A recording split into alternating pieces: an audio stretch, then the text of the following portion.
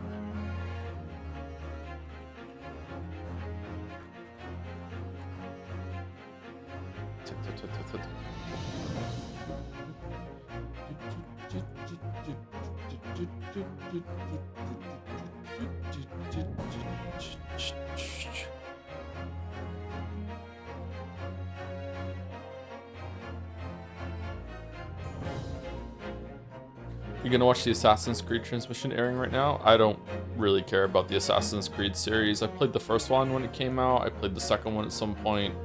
I don't think I even finished the third one. I tried to play Black Flag at some point, and it didn't run very well on my computer on the time, so I didn't get more than an hour into it. Like, eh.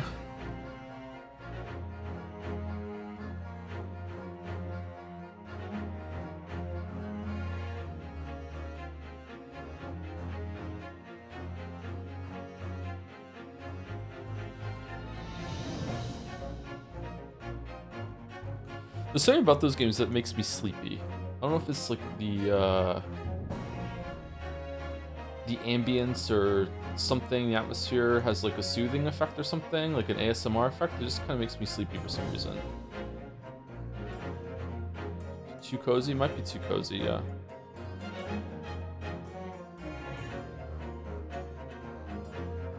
I wonder why some games make you sleepy. I like them. Yeah, I don't think they're bad games or anything like that. I just have never really been heavily into them.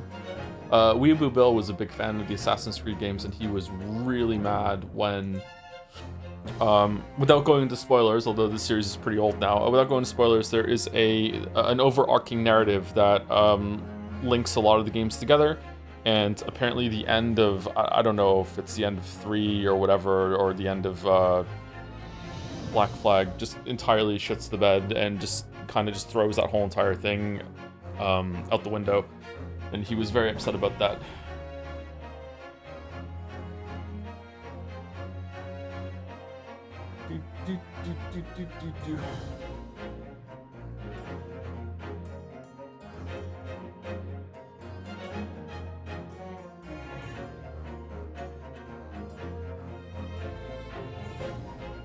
Nobody cares about the overarching stuff. I did, says Masterelia. I did. I like that thing. I like that thing.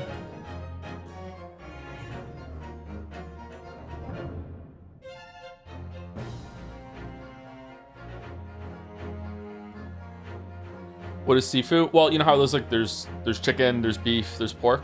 There's also Sifu. Not a fan, to be honest, but sometimes you want some variety. -2s? -2s. Wow. -2s. Sifu is an action game that is kind of like Streets of Rage meets Dark Souls. Kind of. It has a unique sort of mechanic or system in that every single time you die, your character becomes like a year older, and you have to be able to get through the game without becoming an old man, and so like it's basically like a life system.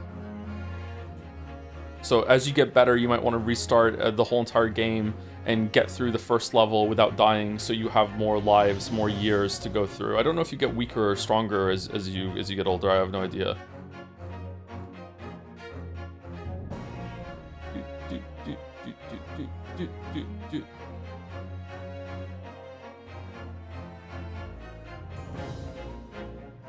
I played it on stream once for 5 minutes as a joke, but I've seen a bunch of people talk about it.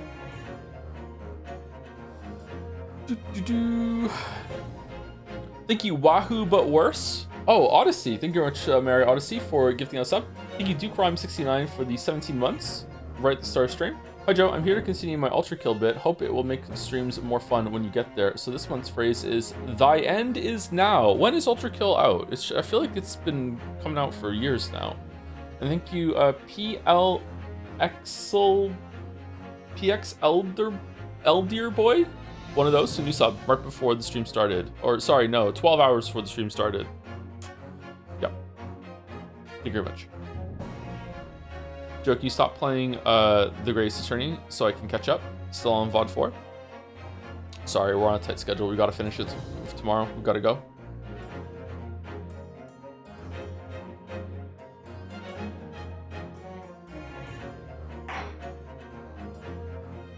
We gotta go.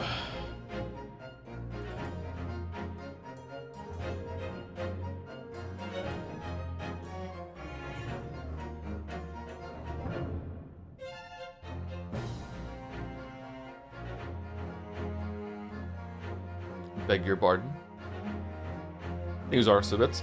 Watch the third Knives Out movie. Might be my favorite of the three, not sure. I still haven't seen it. I should watch it. I like the first two. I think I like the second one better than the first one, but I can barely remember the first one. I like the setting of the first one way more than the second one. I think the second one was funnier than the first one. I think that's maybe why I liked it. I like the puzzle box thing at the bit at the beginning. No, that's a hot take. Is it?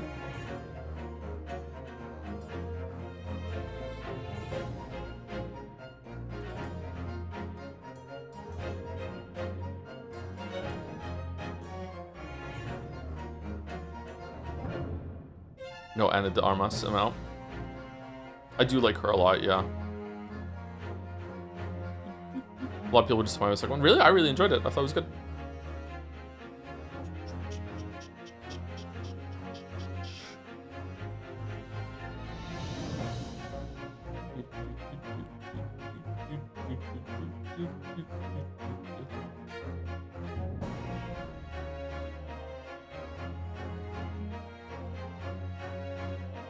Like a freshly microwaved bag of popcorn type of hot take. So it smells good. It's a good smelling take. All right, so let's talk a little bit about stream etiquette. Maybe, I don't know. Oh no. So I went and read some of the feedback from the Pathologic stream, Pathologic 2 stream. Someone on Naja's comment said that I have a Reddit viewpoint of not wanting the stream to become an echo chamber, which is weird because Reddit is an echo chamber.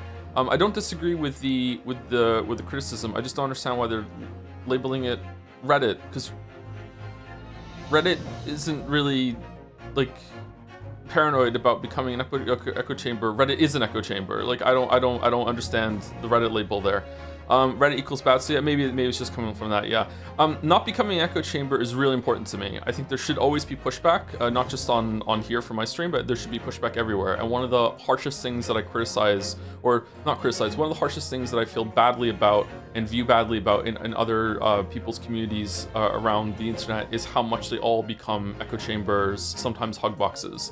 No matter what, you're always going to get accused of having that, but I know for sure that my chat isn't that, and I would like to keep it that way. I think there should always be pushback. I do hear a lot of people saying that they prefer when there's stricter enforcement of backseating. However, in my view, backseating isn't the problem. First of all, it's really funny to me that there's a bunch of backseaters advocating for themselves to be banned because they're backseating how the stream is ran. So if they're backseating that and they want to ban backseaters, then I guess they're first on the chopping block. Let's go. Second, I don't think backseating is the problem. Like people screaming in the chat, do this, do that, do this, do that, doesn't really bother me as much as when something happens in a game that I think is really either unintuitive or it's really unclear what the game is trying to convey, and then some super fan or visiting tourist just lights up the chat with, streamer, you're just dumb, just read, why don't you understand it, no, it's clear, this is on you, blah blah blah. That to me isn't backseating, that's just toxicity, right? I don't know if I agree that backseating is the problem. Like, I don't mind people saying like, hey, like, I still like this part of the game, obviously push back on it, but when it's something that is pretty much close to objectively like, this is not very clear, right?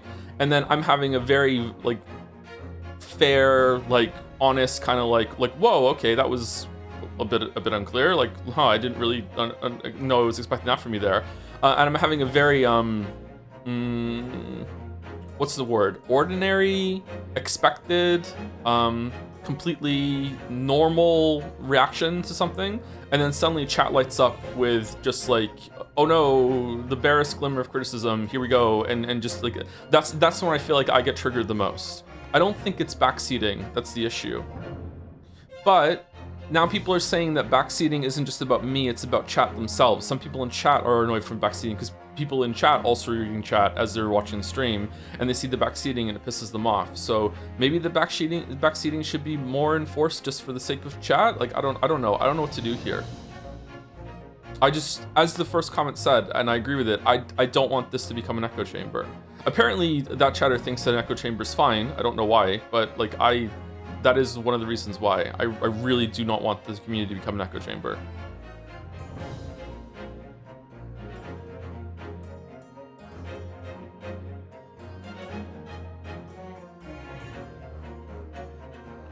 I think being objective or not is a bit besides the point. Finding something intuitive isn't wrong either way. It's by definition about first impressions. I don't know if I agree with that. Like, if the game flashed up with, you know, hold sprint to run faster, and the streamer wasn't looking at the screen when it happened, and then they get stuck on the next fucking part because you have to hold sprint to jump over something, and then the streamer starts going like, well, what the fuck, that wasn't clear. It's like, okay, I think that was clear. I think maybe chat being like, hey, you should still be nice. But I think the chat being like, okay, you just missed the tutorial, right? I feel like that's fine, right? That's not really what we're talking about here. I'm talking more about like the stuff that happened with the surgery, where the game was basically told me to go cut open his stomach, and then it turned out that wasn't the case, so I fucked something up, or the stomach wasn't where it's supposed to be, and then we had to have like this weird anatomy war in chat about where the stomach is on a person, or you know, the getting shot in the leg comment, or everything to do with Erica showing up in Umineko. Like just there's so many moments you can look back and be like, hey, like the streamer is probably even having the valid like experience right now, but hey, we have to push back on it and get really annoyed. Fuck happened in the TGA? What I missed surgery? We're talking about Pathologic 2. We're sorry. When we're talking about Pathologic 2, that's the example that's being brought up. We're talking about what to do about backseating in the streams from now on, because there's a growing number of people want backseating to be hit more harshly.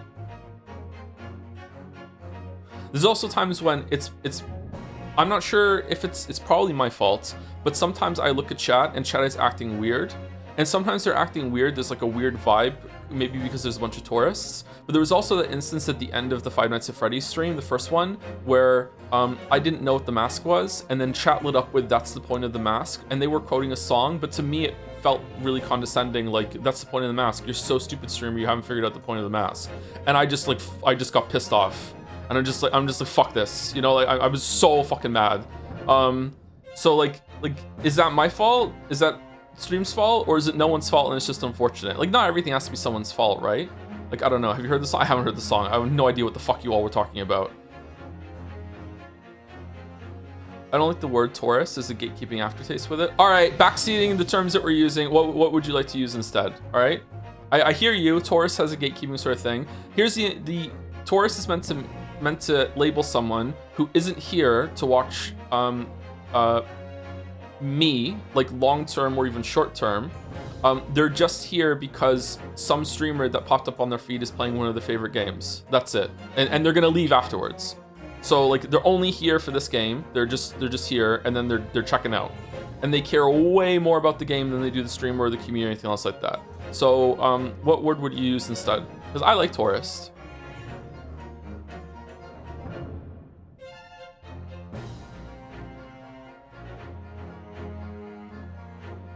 temporary immigrant. Target for ICE. There we go. That's what we're gonna call them from now on. Is that better than tourist chatter? Is that better?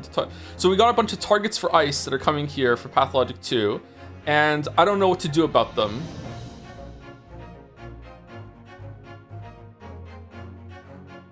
ICE pick. Yeah, there you go. There you go.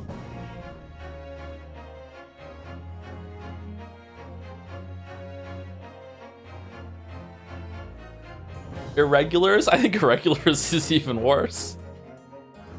Non-humans? We just go full elves. We got a bunch of elves that are here.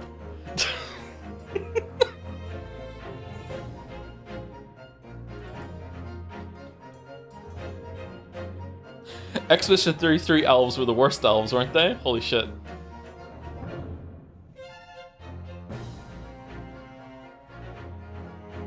Irregular sounds way better. It really doesn't. What are you talking about? Irregular has such a awful, like racist connotation to it. What the fuck? I don't like that at all. Taurus is way better. Elves would be pretty fun though.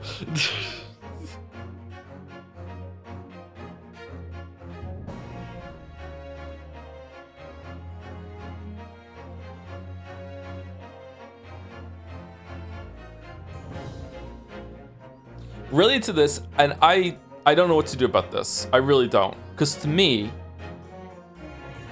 it's obvious when I am asking a rhetorical question.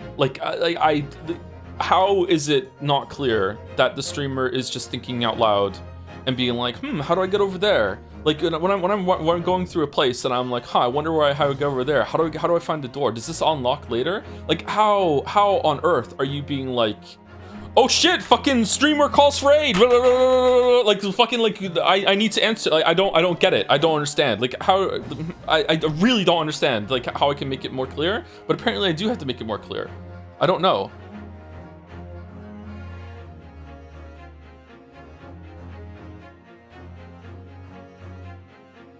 Maybe put it in the title. No one reads the titles. I don't watch a lot of the streamers, so am I uncommon in how I think out loud and voice things?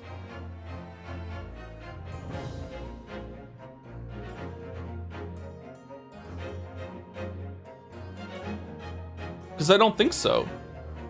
I'm a regular? Fucking hell.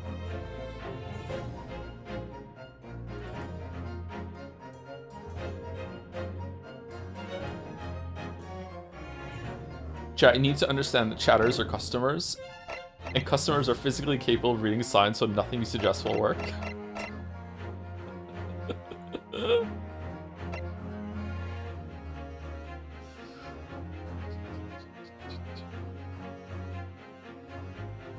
I have some feedback on that. During the Pathologic 1 playthrough, while you did ask rhetorical questions, you sometimes answer and thank the backseat. I think you create a situation where people are comfortable backseat. Pathologic 1 was a special case though, because Pathologic 1 was such an old game that backseating was a lot more welcome and asked for. I don't know if we need to recalibrate after that, but toward the end of it, not a lot of people were showing up for the Pathologic streams, which is fine. Like it's just something I'm playing for myself and I'm streaming at the same time. How much are you willing to do in order to avoid the issue? What do you mean?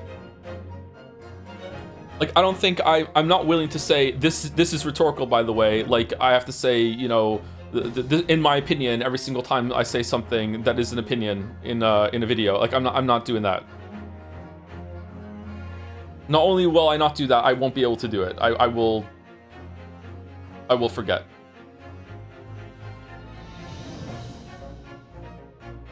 On topic of the game, how are you feeling about Iris? Mayo, we're doing something. I didn't like her as much at first, but warmed up to her over time. In this case, helped with that. She's all right. I don't know. I don't like child genius characters. I don't know. I feel like anime games and anime adjacent games usually don't handle child characters very well. For many reasons, some of which I don't want to get into. But they're doing something with her. She's not just here, you know what I mean? It's a part of the story at least. So, you know, better than at first. Maybe it'll get better as it goes in. Better as it goes on, maybe.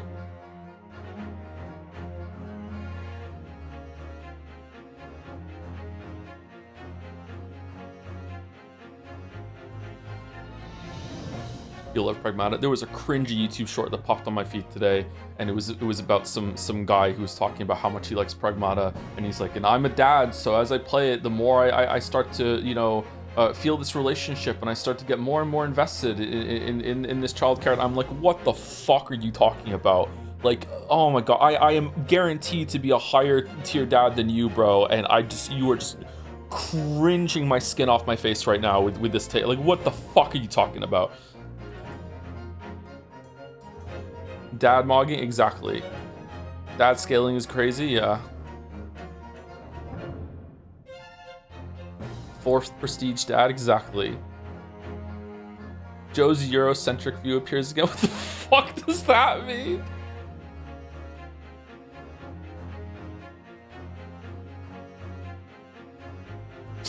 We just start every sentence while streaming Pragmata with as a dad. As a dad.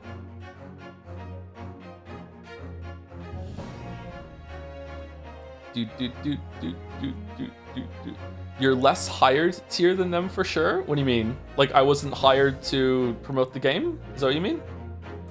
You need to threaten the tourist with sub mode, please. I don't, sub mode to me, sub mode and emote mode are no-goes. Those to me are just like, putting up the flag and we're surrendering. Like, nope, I hate it when we have to go into sub mode and emote mode. That's why emote mode is a no-go. Like, yeah, it's always been bad. It's every single time in the past whenever we've gone to emote mode, my reaction has been instantly, what the fuck are we doing, mods? Get us out of fucking emote mode. Okay, I think maybe there's only ever been one time that slow mode was useful because there was like chat was going like crazy when we did some like the biggest stream that we ever did or whatever, and there was like fucking like 5,000 people here or something like that. Those days are all behind us for sure, but like that has its usage, but anything else is like, yeah.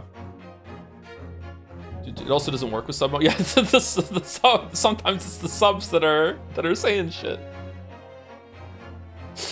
I'm not sure it's a your stream problem, but I think people on the internet are just naturally rude, and it's helpful for us to stomp our foot down and say that's not allowed here. A rude chatter can survive a 10-minute timeout. If they can't survive, then they don't need to be here. I guess so. Just like I don't know, man. I just don't want to make an echo chamber. That's all. But I guess let's try it. There's going to be some growing pains here. There's going to be mods that are just like limiters off. They're going to ban or time out some people that aren't really backseating as they get to know it. So I guess we'll try it. Most streamers who have as many chatters as you end up disengaging with chat or heavily moderating chat. The culture of Twitch is sadly toxic at the moment. Expectation of a lot of chatters is harass the chatter or harass the streamer. You mean? I do think that some amount of bullying is expected. You know, again, I'm being paid to be here, so some amount of bullying is to be, you know, part of that, unfortunately. But there are certain things that trigger the fuck out of me, and whenever someone says to me, you know, just like, oh, like, read or whatever, or like man, oh man, I that really gets my back up.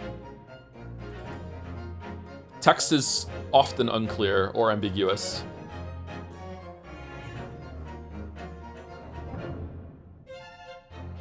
Wait, so it isn't your king? No, that's why I said I wish I had a humiliation fetish, because then I would enjoy it at least. I don't have one. I'm not into that yet. I don't like it. Bro, can you read went wild? Yeah, really it's back to Ace Attorney. The reason why I stopped engaging with Bobby Bob 188, and it's really funny because Merrick picked up on it. I wonder if Merrick's gonna watch the VOD and know this. Bobby Bob 188 was one of the original chatters that said, like, bro can't read and is blaming the game or something because something was unclear in Ace Attorney, and it really was unclear. And then we had to make him main character chatter or whatever like that, and we made it into a joke and we turned it into a fun thing. And then, like, I don't know, like a week or so later, there was a Reddit thread about it on the subreddit, and Bobby Bob like showed up again there and was like, well, to be clear, Joe really was reading poorly in that time. And then Merrick just replied to them with like oh lol, like just reading that with Merrick, and you're like, oh, you're going down with the ship, Bobby Bob. What the fuck is your problem, dude? It's really, really funny. Like, yeah, and now, like, fuck that guy, seriously. Like, what are you talking about? Like, I don't know, man. Like, streaming is not a hard job, okay? It's really not. It's really not a hard job, okay? I get to sit, I get to play games.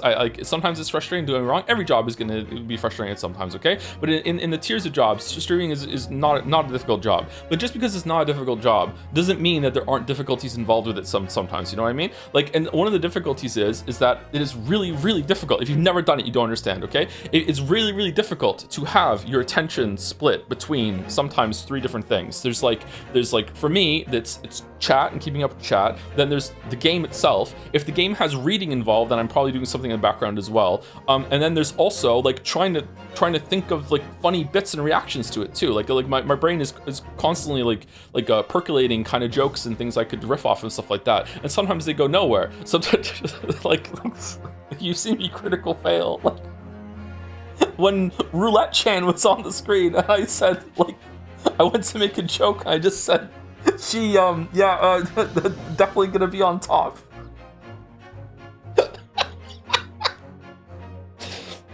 You Can Cure Me. Well, You Can Cure Me was a good one. You know, like sometimes that becomes the funnier bit, right? So yeah, I don't know. It's difficult. It really is difficult. Like yeah, UI blindness, and people come up and be like, it's like Game Grumps all over again. You don't understand what it's like to have to, even just talking out loud. I guess that's the 4th one too. There's 4 different things. Like there's reading chat, there's picking your moment to glance at chat. Did a new sub come in? Like what's the dog doing? Stuff like that, you know?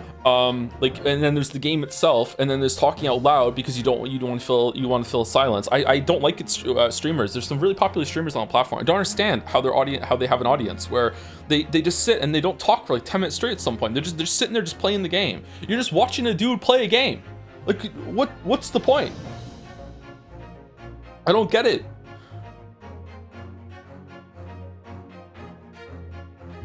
Unless it's like a speedrunner or a competitive thing. At that point, yeah, that's really worth it. Like you're seeing someone flex their mastery. But if it's just like a regular person just playing the game, it's like, I don't know, man. I think moderating chatters who are being rude and condescending is entirely different from having disagreement. Like a minimum bar has to be clear. It's really subjective though, and sometimes the mods have crossed the line, man. Boulder once said something to me that was so rude that I didn't log on the Jads for 3 months. Okay? Like, it's like... So, like... It's like... Who knows, right?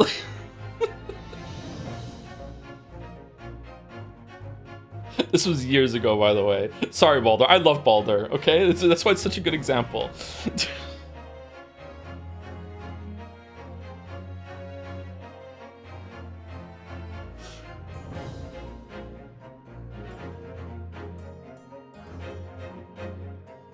Anyway, that's it. Let's just move on. So new. I don't know if anyone wants to type this up for the Twitch mod chat. So there's like new standing orders. Just kill the elves on sight. Sorry. We're gonna be more strict with the backseating, and we're going to be more strict when it comes to timing out people for that backseating and also for people who are being rude and condescending. But I still do not want to go into sub-only mode. I do not want to go into emote mode. But like, yeah, like, please hand out warnings beforehand, like hey, like you're backseating, you know, just let you know, that sort of thing.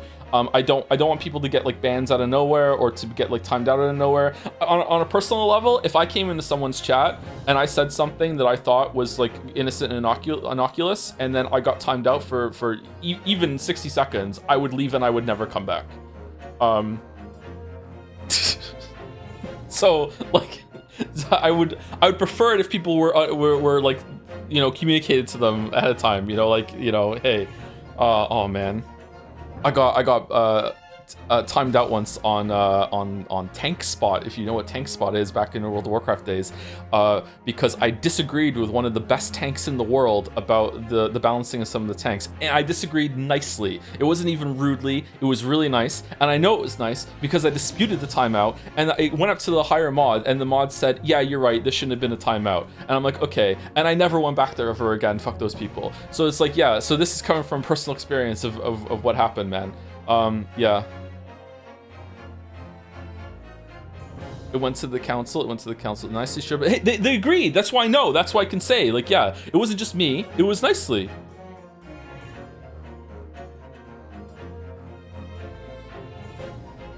I got confirmation, I shouldn't have been timed out for it. Were you right in the argument? I think so, yeah.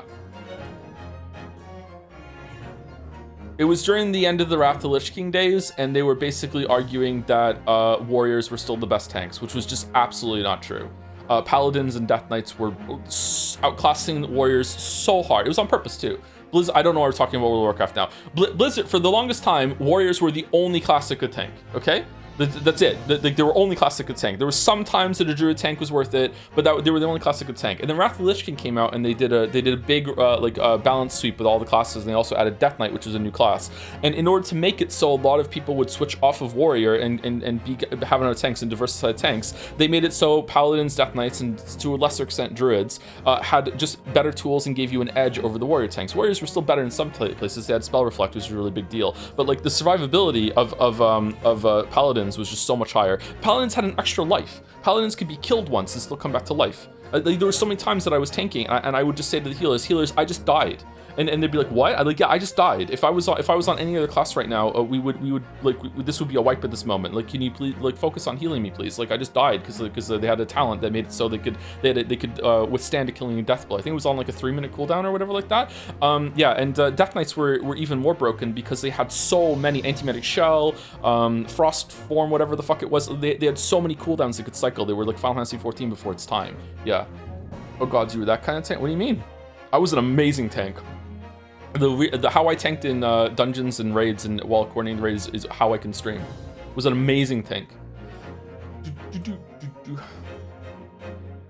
I'm auditioning potential guests to come on my Danganronpa streams. Can you do a Duke Nukem impression for me? I have balls of steel. Balls of steel. Anywhere close? Okay, don't call us, we'll call you. Wow, okay.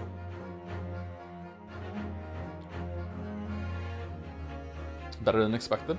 Oh, hey Balder, how's it going? Just saying it to say it, huh? Anyway, let's start the game. First of all, let me say thank you to 3 people. Oh, sorry, mods. Was that enough of a like order refresh, whatever? Was that enough? Do we have to talk about some more or what?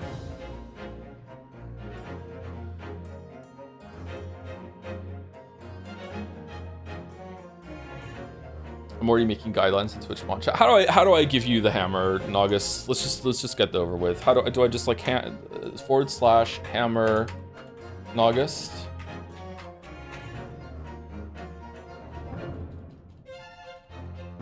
Mod of lead, mod of lead. Fresh orders? Yes, thank you.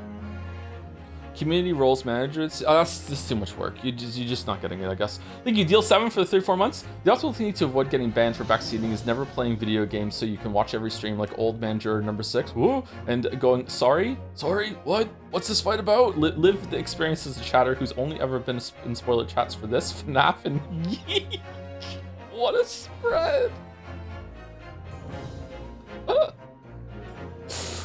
I imagine this is also how Joseph streamed. I didn't even plug it back in. I thought it was crashing my computer, so I unplugged it, and I never plugged it back in. Fuck it. Naja and Balder solved that problem for me, man. No, someone else in chat too was helping me in stream discussion. I forget who it was now. I'm sorry. Rolling back the drivers fixed it, man. That's good. How do you think you and Finn playing Peak together would go? He's he couldn't find the knights that you need to find to make the last boss like fun in Frozen Liam Lois in the Dark Souls 2 DLC. So I'm like telling him, you have to go around again to find them all. And he's like, I did. And I'm like, well, clearly you didn't because you didn't find them. And he's like, I did. I looked everywhere. And I'm like, you have to go around it after you get the snow and the ice away from everything. He's like, I did do that. And I'm like, well, no, you didn't because you didn't find them. It's like he was getting like legit mad. So I, as a high-tier dad, thought this was gold, and I'm just needle him a little bit more. And I'm like, did you go down there? Did you go over here? Didn't go over there. I went everywhere. No, you didn't, because you would have found them if you did. So I think me and Finn playing Peak would go fucking pretty badly, actually.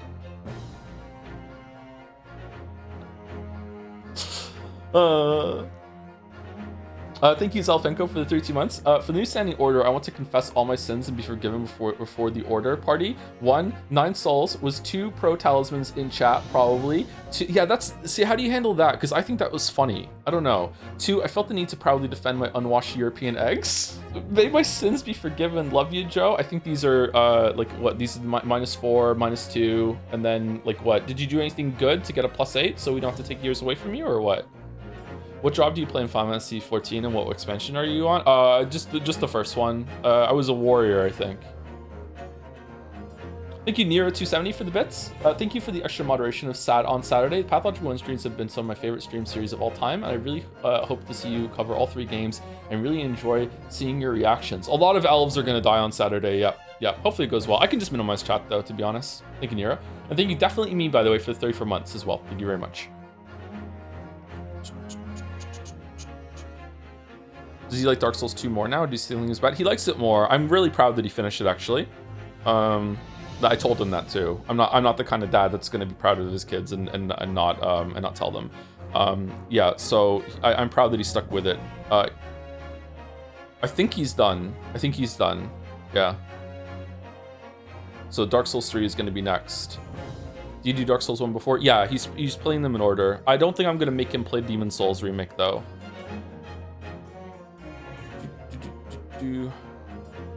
Now, I'm not saying you should click this, but oh man, just hungry for it. Okay, fine.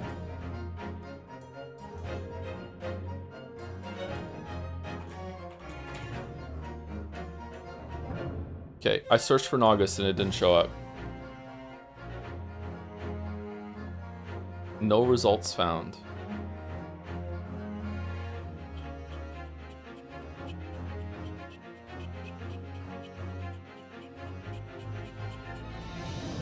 Oh, you can have 10 lead moderators.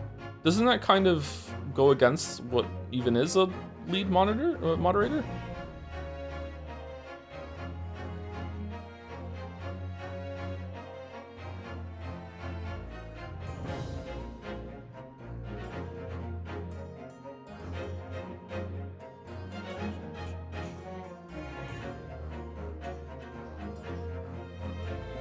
Okay. Alduin Feet Picks could have it too then. Alright, so we have Naugus and Alduin. I would be open to adding more, but let's do it not at some other date. What the fuck says? Am I a lead mod over on your stream, Mouse? Am I even a mod on your stream, actually?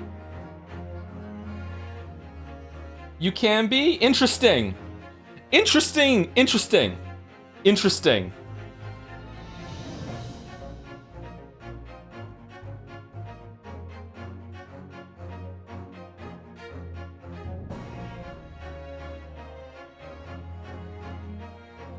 Nova Canoe. Oh, how's Nova Canoe doing? Oh man, I haven't spoken to Nova Canoe in fucking yonks. Holy shit. I hope he's doing well.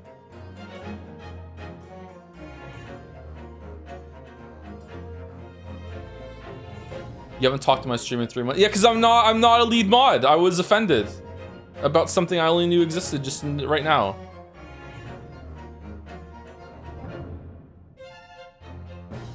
Yeah, no, August is right. Look, give August a hammer and suddenly just on your side. He has been on the stream though. That's true. I've been on the stream.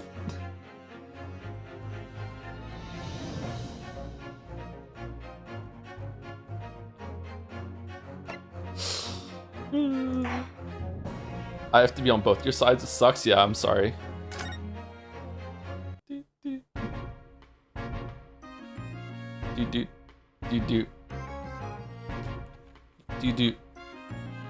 Do we need more mods? We probably don't. Viewership is down, if anything, so I don't think we need more mods right now. Okay, so let's play the game.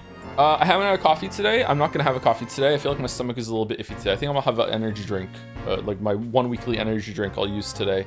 I've been awake since 7. I didn't sleep very well at all. I feel like the gluten I had on the weekend is the effects are wearing off now, and I feel kind of like weirdly lightheaded and faint, but it'll pass. I know what I'm going through, so we should be okay. Anyway, so what happened? I'm gonna get an energy drink like maybe in like half an hour or so, or during the one break. So we might go a little late today because we need to make sure that we can finish the game tomorrow. We might not do fan art tomorrow, so we'll see. So we're going through 7 a.m. or p.m. 7 a.m. Yeah, I'm on a really good schedule right now. I've been on a really good schedule for about 2 weeks. So I'm really happy about that. I've been having very productive mornings.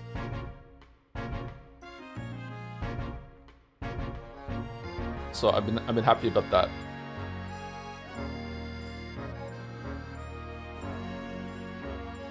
Sound chipper on stream, so that's good. Yeah, I don't like getting up right before stream starts. So yeah, I would like to I like being on the schedule. I hate admitting this, but I'm a morning person. I like getting up in the morning. I'm also a night owl. I like getting things done at night. I'm both, I guess. I'm bi in more ways than one. But in terms of like how I function better, I like getting up before most of the world and getting a lot done and just starting the day off properly. But I also am productive at night it's too, so I don't understand how that works. But yeah, I really enjoy just getting up early. It sucks, man.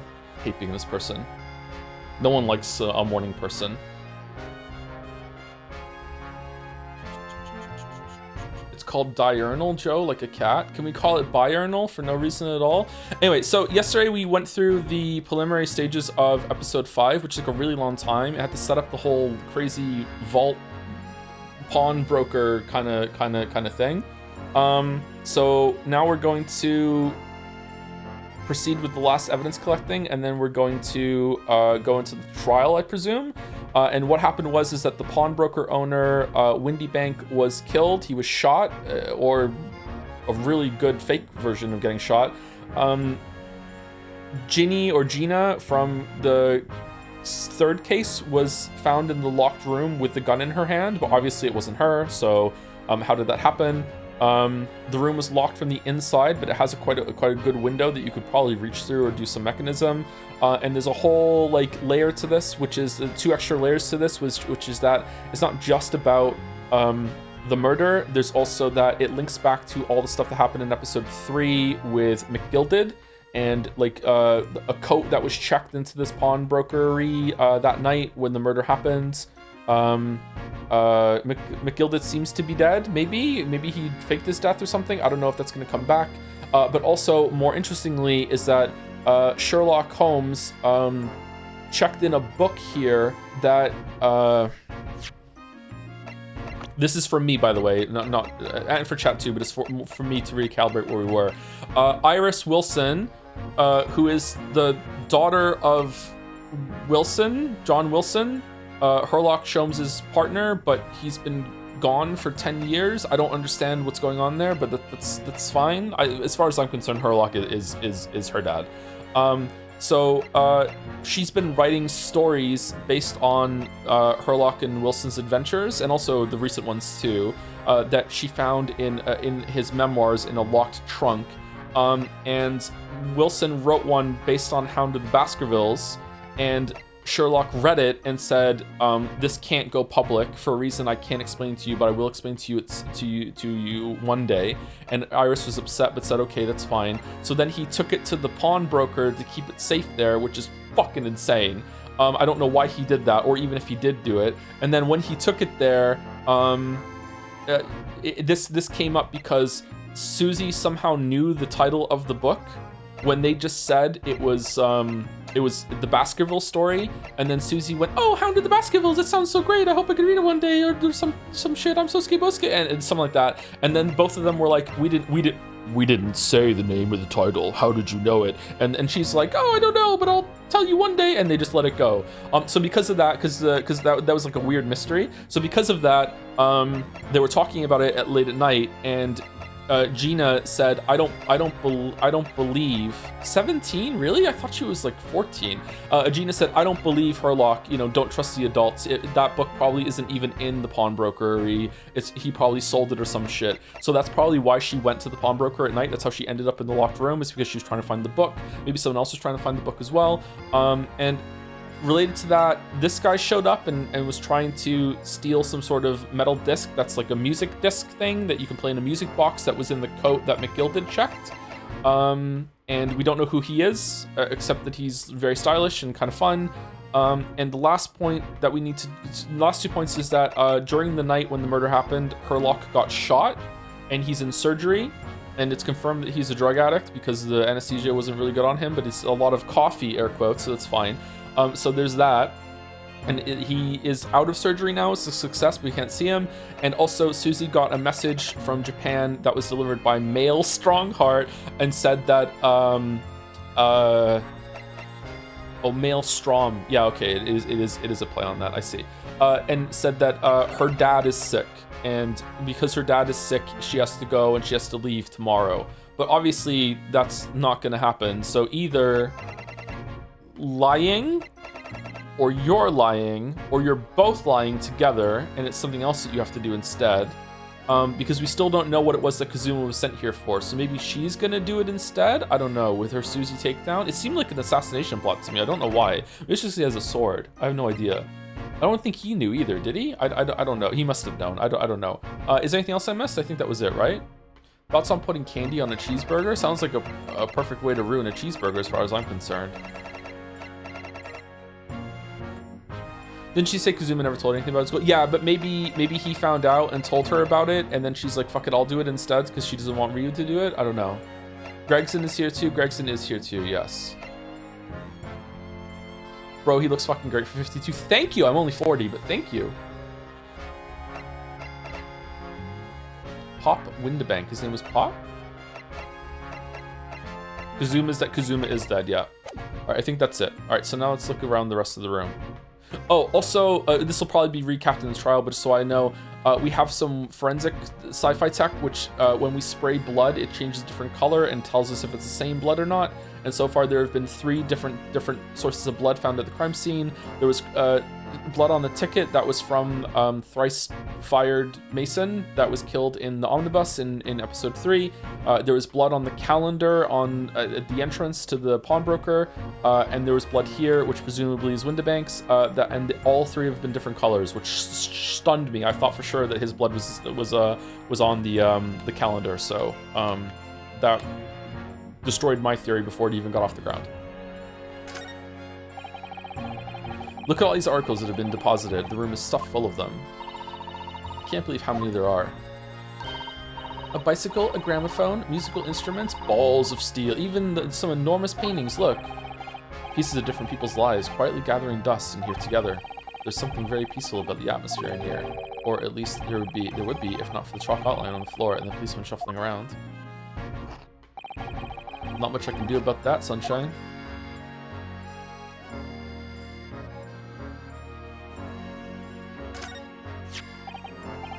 This is a revolver, a real one. Is that the gun that he was putting to his head?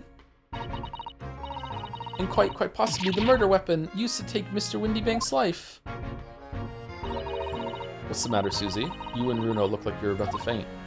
Well, it's just that I've rarely seen a gun in the flesh, and I've had issues with guns in the past. But anyway, we saw Mr. Windabank with this yesterday, didn't we? Never seen a handgun in the flesh. I shall have to take my own life. Which is an amazing bit. I hope it happens every single episode. It must be the same gun. And last night, when I looked through the spy hole in the door to the storeroom here. Oh, I saw. Sorry to just derail us again. I glanced at chat at some point in the past week or so. I don't know who said it, but someone said they were going to a Florence and the Machine concert. Did that happen? Was it good? I love Florence and the Machine. One of my favorite singers, bands, whatever. I don't know what the right terminology is there. Was it good? I feel like her latest album was the best one. It was Arrow. Was it really Arrow? Oh, holy shit. One of his favorite laundry machines? I guess so, yeah. Florence in the washing machine? Florence in the washing machine. Damn, didn't know she was still making stuff? She's been pretty regular about her albums. What do you mean? It was me. It was in Montreal. It was amazing. It was in Montreal? Oh, shit. I should go to concerts. It was amazing. That's good. Did she play The Old Religion? That's my favorite song off of the new album. Thank you, Mew Draco, for the 44 months as well. Hey, Joe and chat. Hope you're doing well as always. Please, more egg discourse. I think the egg discourse has run its course. We cracked it for sure.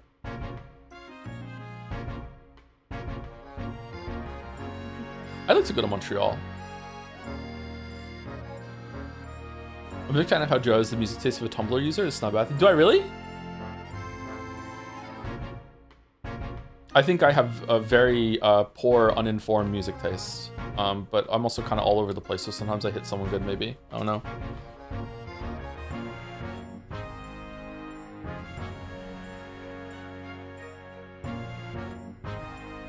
She opened with Seven Devils, and she played Howl, which is my absolute favorite. Those two are really good. Seven Devils is so good. Oh, man, that was a good album. Oh, fuck.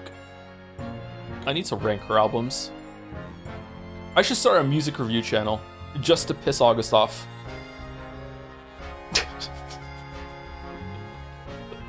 That was the same gun I saw in Gina's hand. Mr. Windybank told us that he only ever had a single bullet loaded in his revolver, didn't he? He did say that. I remember that too, yeah. Well, it's empty now. The one and only bullet he had in his gun has been fired. So we can be fairly certain that only a single shot was fired from this revolver.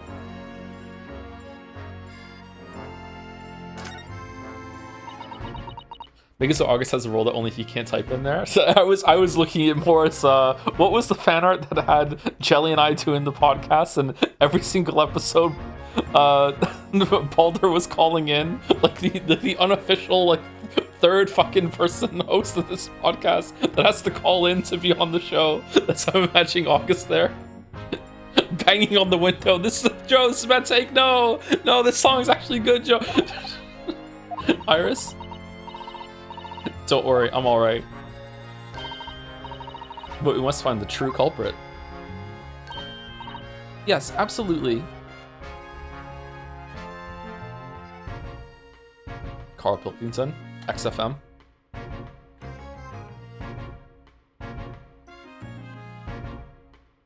Ricky Gervais was like so much more woke during that. I wonder what the fuck happened, man. What the fuck happened? Anyway, sorry, let's not get into that. It's a bad topic.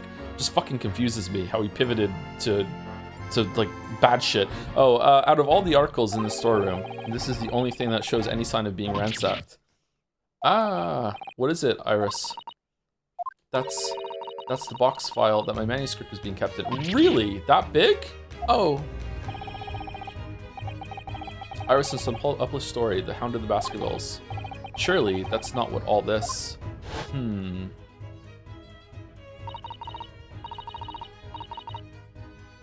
What could possibly be in this story that is... Did Holmes make a deal with the killer to let them get away with it? Was it a rare time that he realized at the end that, this was like a justified murder and he's protecting someone? Or would he even ever think that? Would he ever get ethically involved? Sorry, Arias, but if you ask me, he sold it. Without telling you. Have you read the real one? No, I haven't. I wanted to get into reading them, but I did other shit instead. That it turned out to be way more important, so it's good. But like, yeah, I've been busy doing other stuff.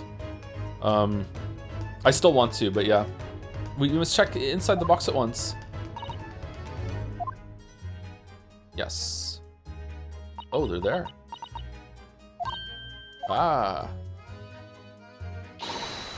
It was there. Iris' story was there. Really? It was? Well, that's good news, isn't it, Iris? Yes. I mean, of course, I believe Hurley when he said he deposited here, but still, it's a relief to actually see it. Maybe it was Herlock that broke in and he put the thing here when he realized that he hadn't done that and he would be a liar or some sort. It's here, really? Is it a fake copy? Really? Because that's not a very well hidden frown. What's going on, man? Iris's manuscript has been entered into the court record. Can we read it? A long unpublished story that Mr. Sholmes deposited at the pawnbrokery of the victim, Mr. Windibank. It's titled The Hound of the Baskervilles.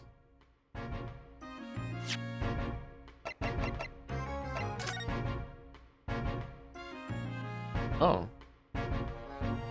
Holy shit. That is quite a part 1 of the Witcher 3 video right there. Holy shit. Can't find anything out of place. Really? The Hound of the Baskervilles? How did Suzato-san know the exact title of this unpublished story? I suppose I'll just have to wait until she's ready to explain it to me. I'm so sorry. Hound of the Baskervilles. Why is no check mark?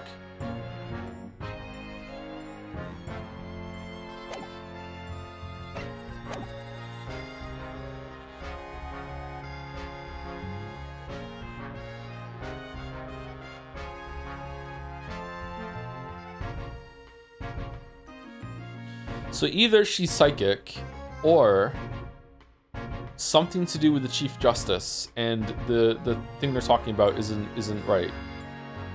How could she possibly know?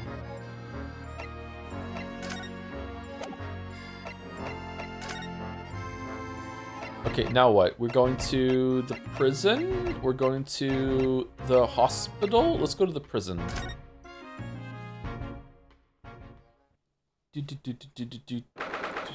16th April, local prison, cell 13. Turns out this was the right place to go. Okay. Jean doesn't appear to be here. I believe she must be in questioning at the moment. Oh, but wait a minute. What is it, Iris? Well, if you examine the scene here carefully, there's another possibility, isn't there? She's solid snaking under the fucking bed? Ginny could have slipped the key from the jailer when he was looking and escaped. Oh my! Why would she do something like that? It would only make her situation worse. Calm down, Runo. I was only joking, of course. Oh. Ugh, you have me worried there. I thought it was a great deduction. Yes, it must be your way with words, Iris. You're so wonderfully persuasive. It's really hard to tell when you're asking a rhetorical question, though. You need to work on that. Perhaps you don't fully understand the weight your words carry. Yeah, fucking make it clear. Oh dear, I'm sorry. I suppose a light-hearted great detective is a contradiction in terms. Well, in the same situation, I'm sure Mr. Sholmes would just have thrown his head back and guffawed. Good word. I'm not entirely sure that's helpful, Mr. Naruhodo. Well, anyway, it looks like we won't be able to talk to Gina for a while. We should try to make progress with our investigation in the meantime. Yes, come along then, Runo. Come along, Susie. Come along, Pond. Matt Smith was the best doctor. I will fight you. David Tennant was good. Chris Eccleston was even better. Matt Smith was the best one. I don't give a fuck.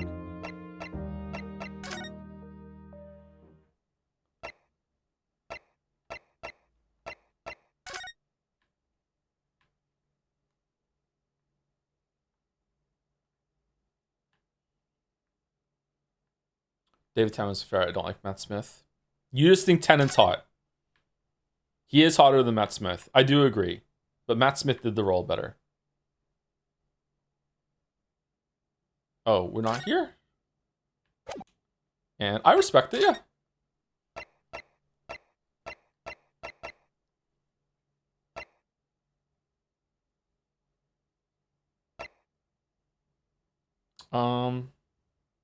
No, yes, the episode of Rose on the Beach and I'll never get over it.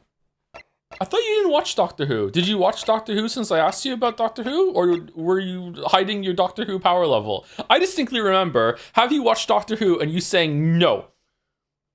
What's going on? Thank you, Doge Wow, for the 2 months as well. Ooh, both Iris Wilson and Iris Sagan are oomphy. Oh, fucking hell. They are kind of oomfies, aren't they? Where are we going? I'm being slandered? Maybe my memory is going. I'll concede. But, Those giant suits of armor are still facing each other menacingly across the room. I just can't understand why anyone would wear things like that in battle. They must be so heavy. I expect you'd invent some special lightweight suit if it was down to you, wouldn't you? Wouldn't you, Iris? I think if it was me, I'd invent a world where people didn't need to fight each other in the first place. Nah, Iris, you're a champion. Well, what do you think? That was a model answer, wasn't it? She's 10, Ryu, 10, and she's leading you around by the nose. Big child genius vibes. Oh my goodness, just look at all these books. Yes, there are books about the judicial systems of all different Western nations. And even for someone like me, it would take at least 10 days to read all of these. Just 10 days? Oh, I was only joking, Runo. I thought it would be fun to play up my genius. It's scarily believable with you. That's the trouble.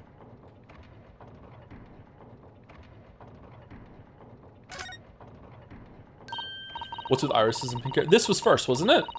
Maybe it's a reference in Somnium. Oh, I've always dreamt of sitting at a huge desk like that and looking important. Why don't you try it then? Discreetly, of course. Alright, I will. Tell me how I look.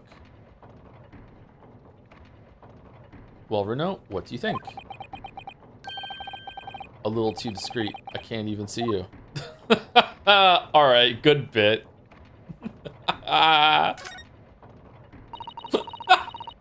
I love clocks and their mechanisms, don't you? I also love clocks. The way all the hundreds of pieces fit together and work as one to move the hands of a single timepiece. Yes, I can imagine clocks are just your cup of tea. When I was little, I used to dream of one day living inside a clock, you know. Then you must be envious of the Lord Chief Justice having his office in a place like this, I suppose. No, not really. Oh. Well, I mean, that's a dream for when you're little. It'd be silly now. Don't let Lord Strongheart hear you talking like that.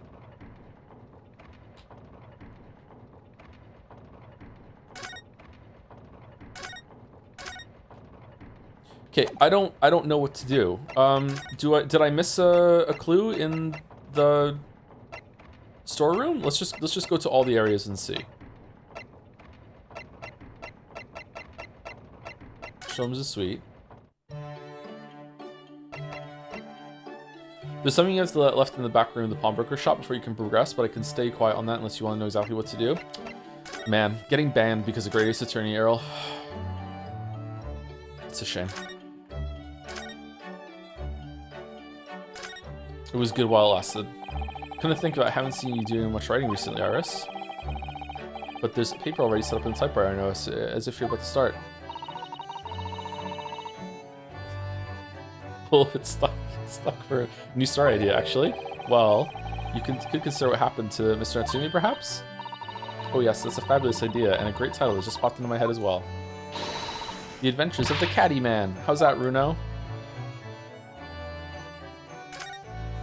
I don't know, the cat and the man would go harder.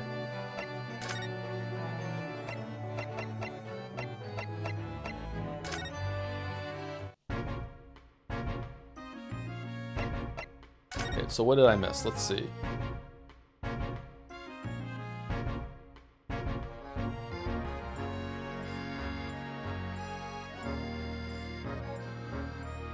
Can I move it? Is there something back here?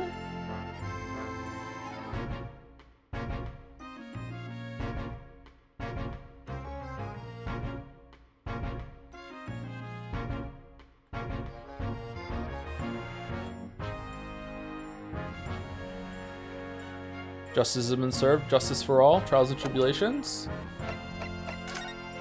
No. Did I misread it? Was it in the Was it in the other thing? Do I have to present something to you? Is that what I think it is? Your ladyship's latest? Yes, my latest story. It's called The Hound of the Baskervilles. A most fascinating title, your ladyship. Fascinating, and I don't suppose. Would there be any mention of my humble self in the tale this time? Good question. I can't really remember. I I see. Well, why would you, your ladyship? I'll just await its publication with eager anticipation. You needn't worry, Inspector. I'm sure if you do appear, you won't be doing anything particularly remarkable. Whoa, you looking to be arrested, Sunshine? I didn't mean like that. And even if I did, you wouldn't have bitten her ladyship's head off, would you?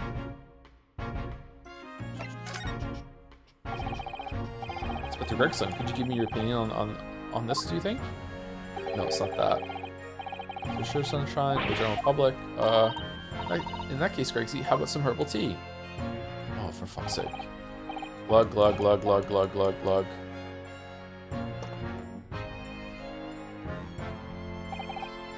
Ah, lovely. Ta very much. Maybe it's the blood.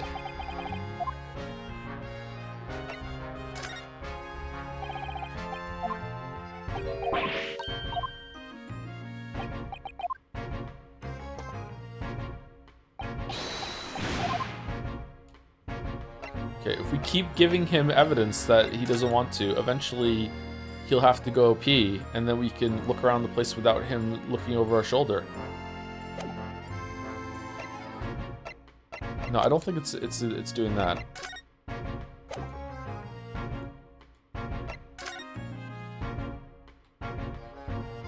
Did I miss something, or is it in the? Did I misread Errol's message and it was outside in the other? Since we've gone in here, we can go back into the other room. Let's go there.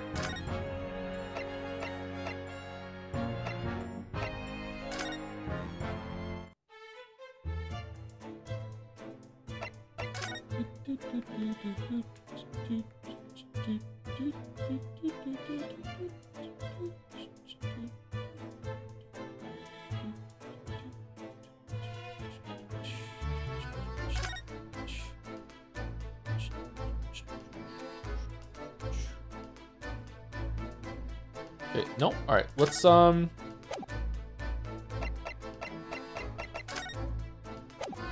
present the manuscript to you and see if you want to talk about it. Oh, my manuscript. Mr. Shum said he deposited it at Windybanks, and he had, but it's so strange. What is it about this particular story? I worked so hard on it. She looks so serious there. Why would Hurley say I can't publish it? I'm afraid I have no idea. All you can do is wait until he's ready to tell you, I suppose. Oh, maybe it's because Hurley isn't in it enough. Maybe I didn't give him enough good lines. Yes, maybe. Wish I could say that definitely isn't the reason, but I can't. No? We gave her this to look at the blood, right? We did that already. Excuse me. Oh, it shows you green, purple, blue, and this one we don't know. Oh, that's really good. I like that.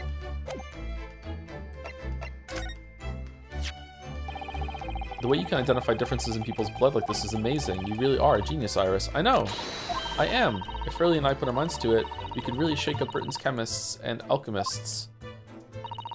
And you could shake up Japan's lawyers and judges, couldn't you, Mr. Naruhodo? Oh, for sure. Even if I didn't intend to.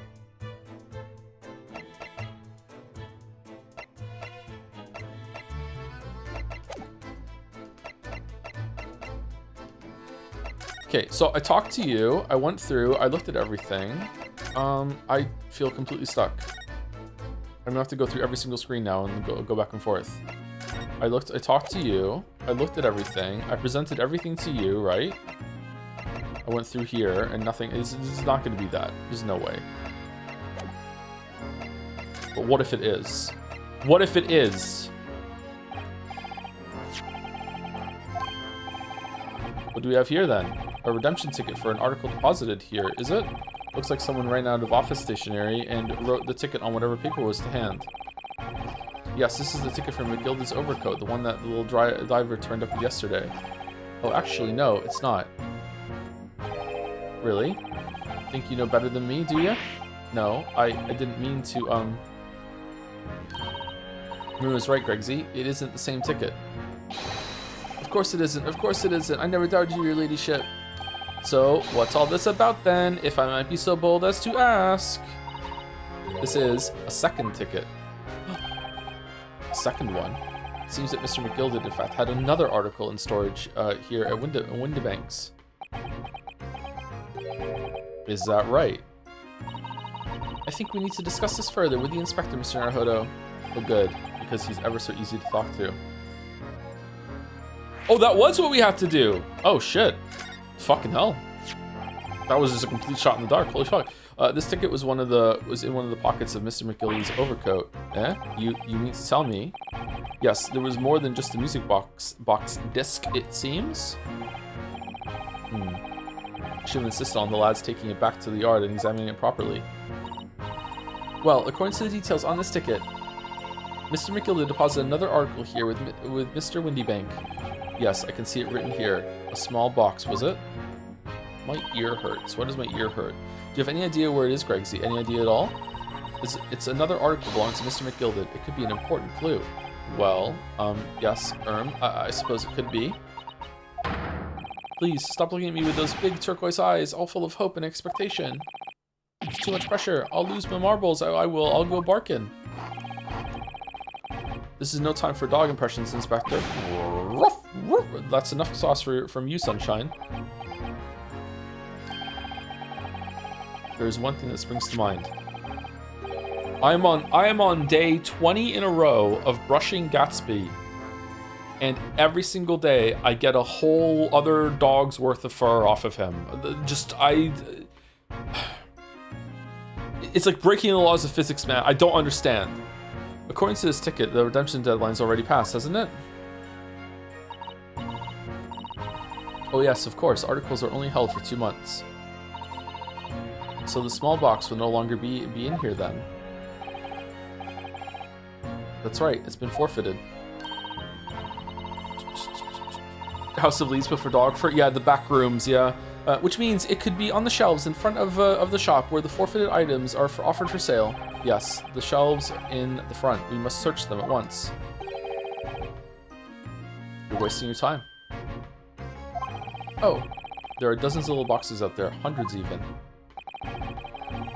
We can't possibly know which one might have been McGilded's. That information is not written in the ledger. Well, I think we should at least have a look, just in case. Of course, your ladyship, of course. Very sensible of you, I'm sure. This is getting old. Yeah, it is, yeah. Bum bum. Bum bum. Dong. Dong. Dong. Balls of steel. Ah, I nearly jumped out of my skin there. How could Mr. Windibank set up such a wicked trap? I doubt he set out to scare anyone. Is that really the time? I think perhaps we should pay Gina another visit soon. What about the box? Oh? Her trial is tomorrow. We must establish whether or not you will be defending her. I think we should ask her one more time. She may have changed her mind. That's true. We only did sign the paper so we could investigate, yeah. Don't you remember, Runo? You told her she could rip up the representation papers if she didn't want you to be her lawyer. Really? Did I say that? Yes, you did. The deadline for submitting the paperwork is fast approaching. In that case, we had better hurry back to the prison and talk to Gina again. I think this might be the second favorite track from the game so far. I like the tense violin music, number 1, and then this one, number 2 so far.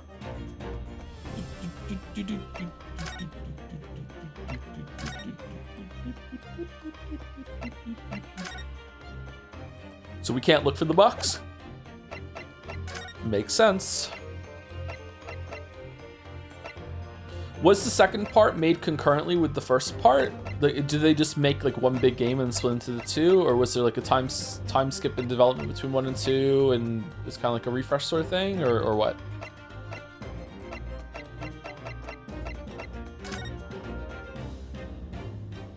Several years between, if I remember correctly. Really? 2 years between 1 and 2?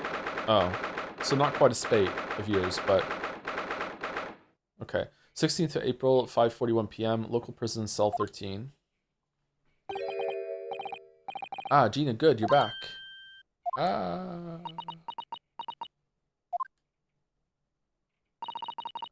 The police must have finished questioning her then.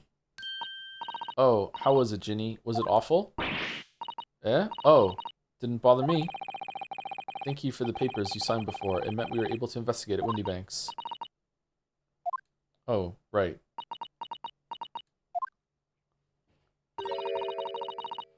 Don't you want to know how we got on? We've been ever so busy. What's the point in asking? It won't change what everyone's saying. That I did it.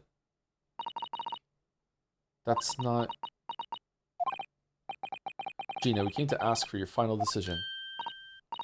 Eh? What decision? About tomorrow's trial. Will you let me defend you or not? I must submit the paperwork now if you'd like Mr. Naruhodo to represent you. Right, I see. She's really lost her fight all of a sudden.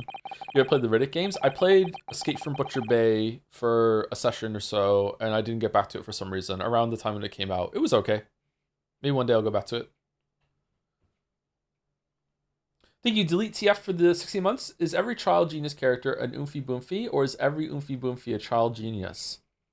Definitely the first one. There are Oomphy Boomfies that are not child geniuses, yeah. Fucking Oomphy Boomfies. But I know what that feels like. The worry is just so hard to bear. I've seen those movies too. The movies are alright.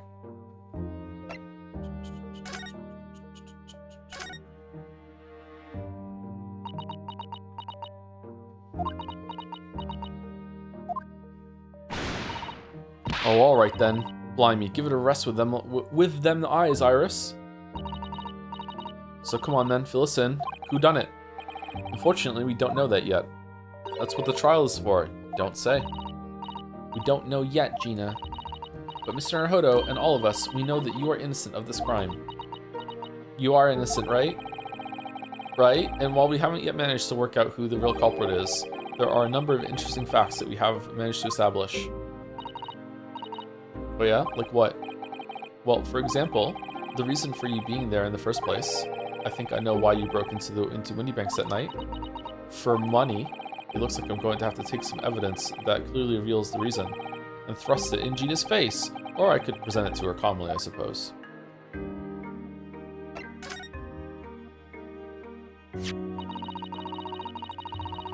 We already have the representation papers and other documents we need. All we have to do is hand them to the court clerk. That is, if you allow me to represent you in court tomorrow.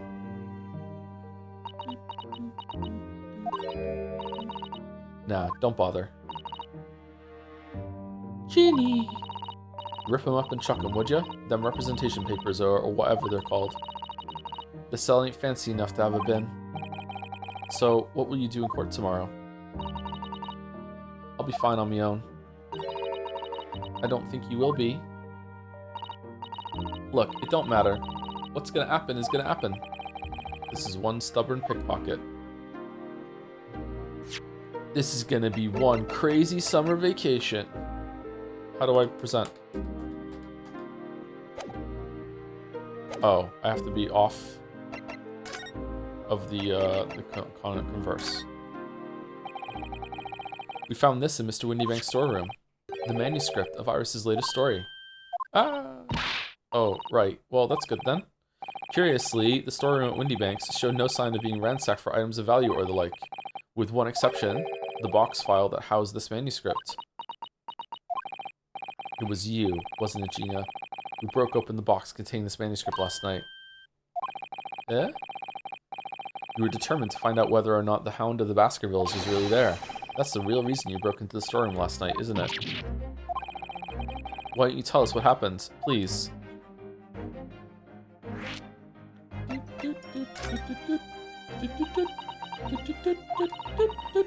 Alright, yeah, this Baskerville story, it's the latest Sholmes adventure, right? But it ain't been printed yet. It's not the latest one. No? So I figured it's gotta be worth a fair few pieces of silver, right? Oh yes, at least 5,000 pounds. What? So you intended to sell Iris's manuscript, did you? No, Ginny, how could you? What? Wait, no, hang on. Of course I weren't gonna sell it. All I wanted to do was find out if the mantle script or whatever you call it really was there or not.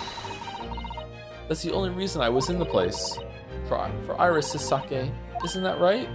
Ah, we knew why'd you done it from the start, Gina. Of course we did. But I knew you wouldn't do anything like that, Ginny. I just knew it. Well, when I saw the manuscript in the storeroom, it reminded me of what you said the night before. Grown-ups do a lot worse than that, believe me. Barefaced liars, a lot of them. You just ain't realized it yet.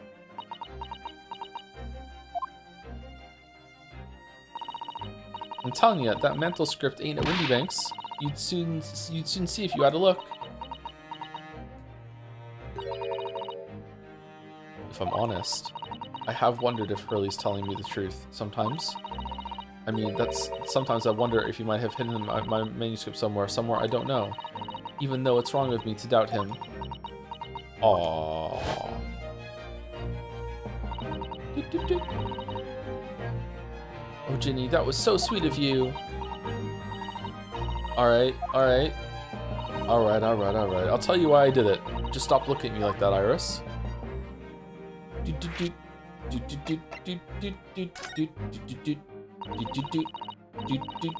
If it weren't because of Iris, that's not why I did it. I just wanted to know the truth, that's all. Oh, okay. You wanted to know if Mr. Sholmes was being honest, if he really deposited the manuscript at Windy Banks? Yeah, that's how it were, like. It's like I told you the night before. I never had a father. Uh-oh, sad music. But Iris's lot ain't like mine. She's got her dad, only she can't see him. And I reckon that's gotta be harder. That's why she writes her stories. They're about her dad, really. That's what it sounded like to me anyway, last night when she was listening to what you were saying. Stories about Daddy? You mean they're not the adventures of a great detective? So much as the adventures of a great detective and his trusty partner? Alonzo's dead. Well, that's how I see it, yeah. You're so thoughtful and so kind, Ginny. Yes, and we never thought any differently, did we? Look. Give it a rest, will ya? I ate all this chummy nonsense. Do you hear? I ate it. I don't trust no one, right? That's how I work. Because if you don't trust no one can let you down. So leave me alone. Go on, Scarper.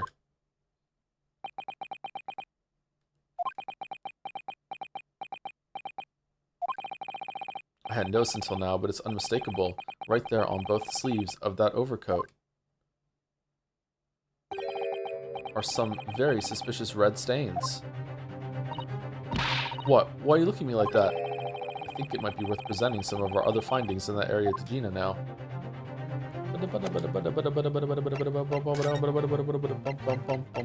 This one, because... No, he wasn't wearing the coat when he... was he wearing the coat when he got the blood on him? Or this one? Let's go blood sample here.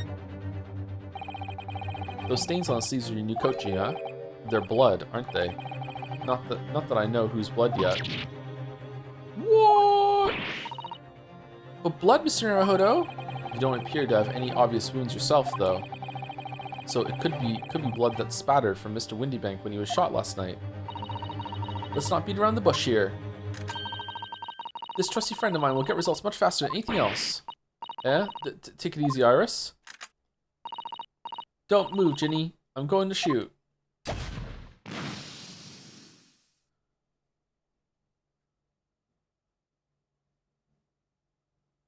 Oh.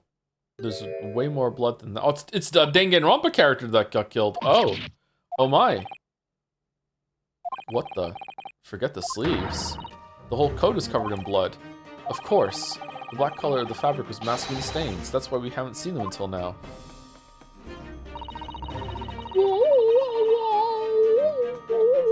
There you go. And a body has been discovered. Will you make the right choice or the dreadfully wrong one? And the blood is reacted to with the chemical to turn a purple color, which matches one of the samples you already collected perfectly. Yes, now let's see. Who had the purple blood? Aha, yes, it was the brickmaker, Mr. Mason, the victim of the murder case 2 months ago. I knew it! What if the purple blood is masking different blood? No, because that happened first. Never mind. What are you all on about? The victim? What do you mean? Did you hear that Mouse hit Cospox last night? Does Cospox happen that early into that? Holy fuck, Cospox was so fucking stupid. Also, I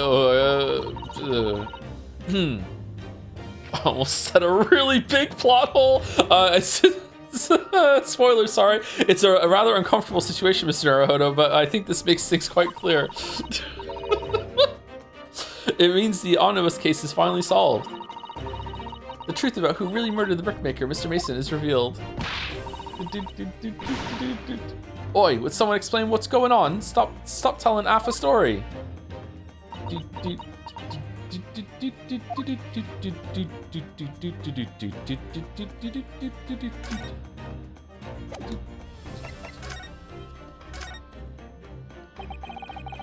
We can see now that the victim's blood is all over Mr. McGilld's overcoat. But in the trial 2 months ago, the defendant said this in his testimony. Now I ask you, what good-hearted soul wouldn't rush to help a fellow bleeding from his stomach? I wasn't about to start worrying about my gloves now, was I? I reached out to give the man a hand. But if you look at this overcoat now, it's clear. These stains couldn't have arisen from Miss McGill trying to pull the victim to his feet. I mean, they could have though? Yeah, absolutely, yes. No, that was what really happened. The blood wouldn't have splashed all over the front of his coat. I think it might have. The only explanation for this pattern of blood, maybe it hit an artery like in Sekiro and it sprayed all over him when he was like pulling him out when the knife came out, is that it splattered all over McGilld's coat when he stabbed the victim in the stomach. I tried to run from the truth for long enough, but there's no escaping it now. The true culprit in that case, Mr. Mason's killer, was Magnus McGill. Yeah, we know! Yeah. Thank you for the appropriate resub, dumb idiot. Thank you very much for the 27 months. It keeps on giving me this prompt a day before I resub. It makes me feel very rude when you read my name 2 days in a row. That's all right. Thank you very much, dumb idiot, for the 27 months. And thank you to that girl named Hannah. Hannah's a good name. Thank you very much for the new sub. Welcome.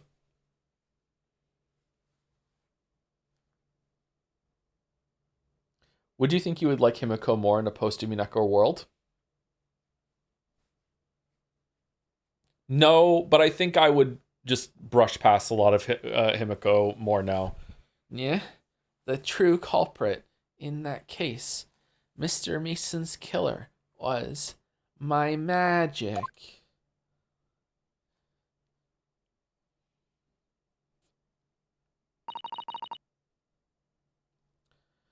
Mr. Naruhodo,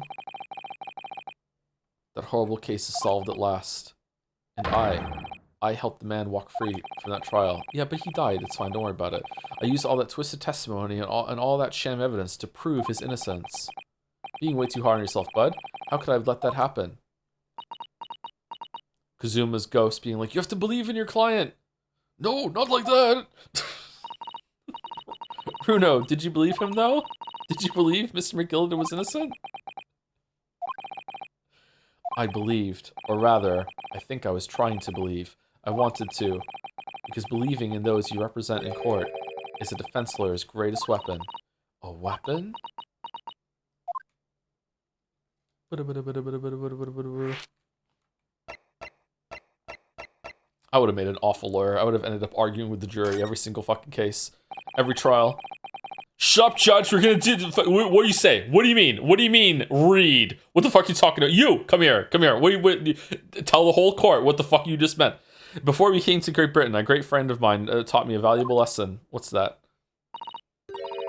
You mean Kazuma-sama? My only friend, yeah. Listen, Ryo Nosuke. We lawyers are only human. We can't know for sure what is the truth and what is a lie. Which is why we must resort to our primary weapon.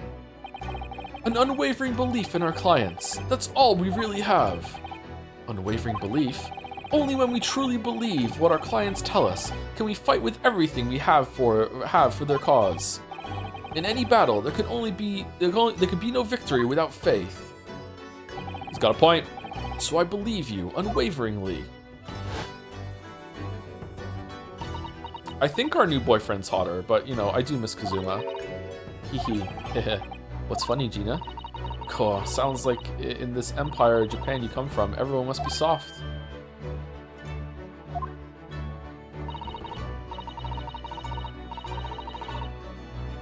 Well, come on, look at the mess it's got you into. Believe in that bog trotter. Yes, I inadvertently helped a murderer walk free. Oh, are they actually going to address it? Okay, interesting. Well, at least you've learned your lesson now, eh? Believing in people's never worth it. Someone always stabs you in the back in the end. As soon as you let down your guard, you've had it. It's true, don't believe anyone. Take a leaf out of my book. Believe no one. Get hurt by no one. Gina, may I ask you something? What?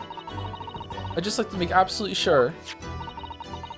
What would you like us to do with these representation papers for tomorrow's trial? Also, did you eat the food last night when you came to the house? Well, of course I did. Free meal. Oh, so you believed that we hadn't poisoned you and you believed that you were safe when you ate the food. Huh, interesting. What do you mean by that? Oh, nothing. I'm just making conversation. How many times do I have to say it? Rip them up and chuck them away. Are you really sure that's what you want? I bet that's what he wants and all now. Mr. I'm a believer lawyer over there. Don't forget it was me in that trial 2 months ago. I led everyone up the garden path, didn't I? Reddit. Is it Redditor? Is it Reddit? It just fucking annoys me when someone is like anti institutions and yet they trust other institutions they haven't just thought of yet. You know, like the food safety's fine. They get in their car and they trust that it's gonna drive. They get into an elevator and trust that it's not gonna fall down. But no. It's a word I probably shouldn't say on stream today. That's the industry that's out for a fuck. Do your own research. Do your own research. Yeah. And you're telling me that you can believe in me after that? Not likely. Well, Mr. Naruhodo, the lawyer's primary weapon is an unwavering belief in his clients. Ultimately, it comes down to whether or not I feel I can trust Gina after everything that's happened. I trust her. They're called libertarians? The people that want a license for tow? Hell no. Gina, let me say it again. Please allow me to represent you in tomorrow's trial. Are you half-baked? Not at all. You've not once admitted to committing the crime, have you? Watching this as superior European food enters my body. A legendary first-time chat message. Holy shit.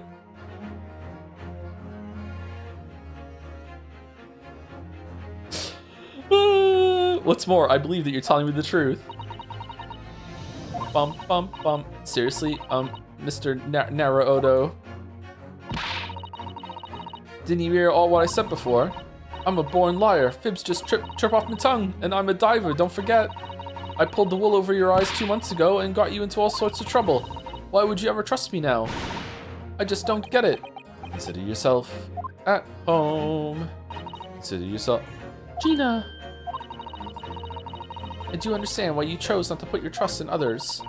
But I assure you, there is more to this life than you yet realize. What do you mean? The world we live in is full of people you would do very well to trust. People who won't ever let you down. Oh yeah? Name more than 5. Eh? It's true that I'm just a student of law and I'm certainly lacking in courtroom experience, but I can promise you this. Whatever happens, and until my very last breath, I am completely on your side.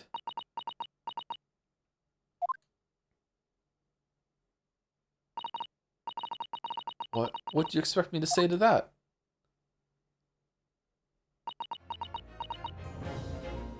When Eggert was wearing the coat and you inspected it, could you have seen the blood?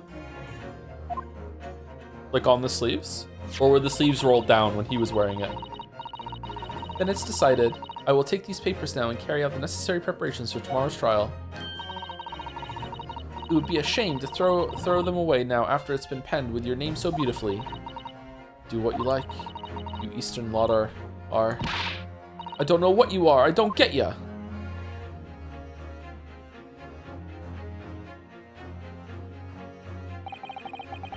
Gina's taken herself off to the back of her cell. She'd never admit it, but I hope she's feeling relieved. That turned out all right in the end, I think.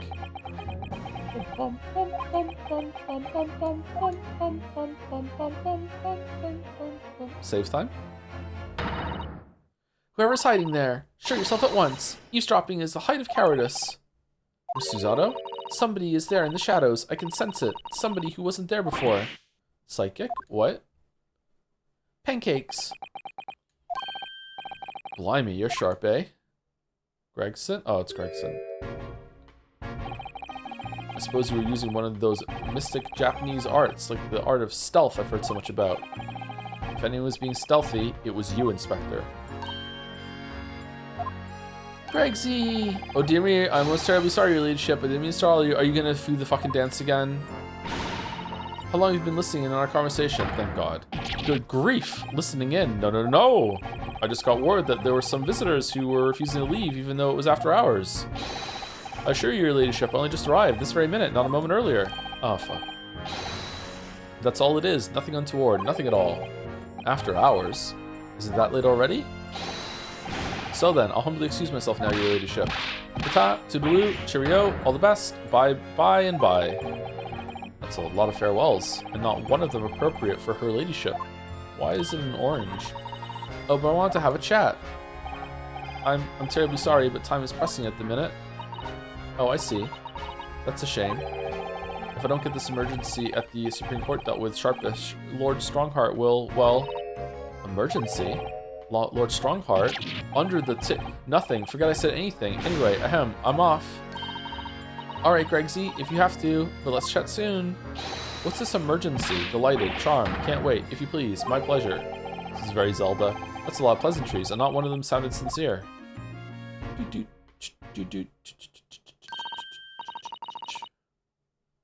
Gregsy's so funny. He says such silly things.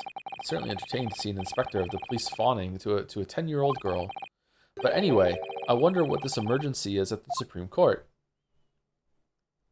For another game! I must attend the court clerk's office now before it closes. Yes, of course. Thank you, Miss Susato. No, why can't we just show up to the trial tomorrow and be like, yeah, we're representing. Like, it's fine. Kindly escort Iris home now, Mr. Naruhodo. I shall meet you there later. And then she died. And so our investigation came to an end. Susato-san went to file the necessary papers for my defense of Gina the following day. And then it hit me. I could no longer suppress the wretched feeling that had been gnawing away at my insides. Tomorrow, Susato-san would be leaving Britain and making her way back to Japan.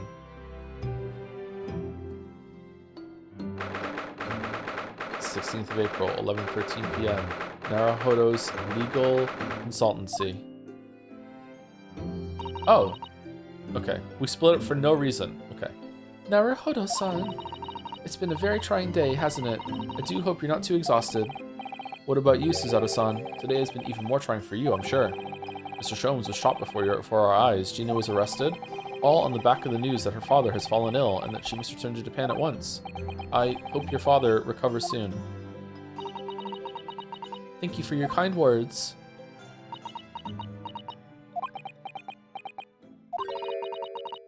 I wonder why it is that so many thoughts rage in my head like a storm, and yet I seem unable to find the words to express any of them. I know exactly what you mean. Anyway, I have one final task to complete as your judicial assistant. Once that is done, I shall make preparations for my departure tomorrow. One final task? Is it going to be to color in the eye on the statue?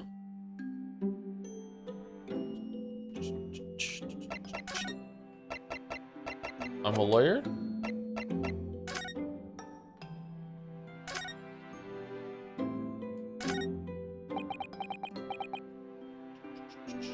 The final task pronounced judicial correctly? Am I not saying it right? Sometimes I'm saying it wrong when it's in a sentence because I'm trying to put all the sounds together. Judicial. What's the matter with me? Why am I examining things at a time like this? This is my last chance to talk to Susato-san before she leaves. Oh. Okay.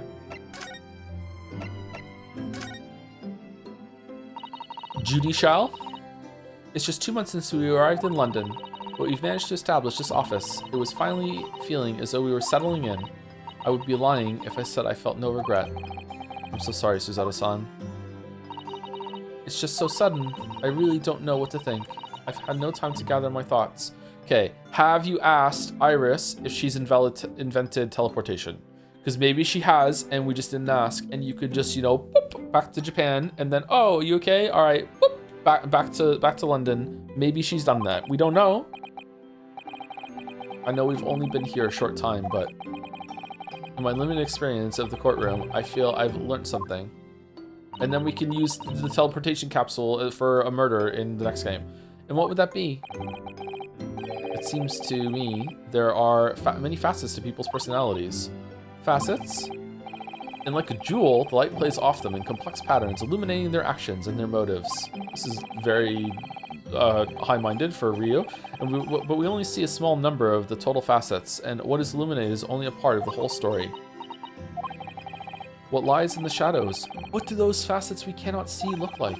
Perhaps there are some parts we'll never lay eyes on for as long as we live. That's so true.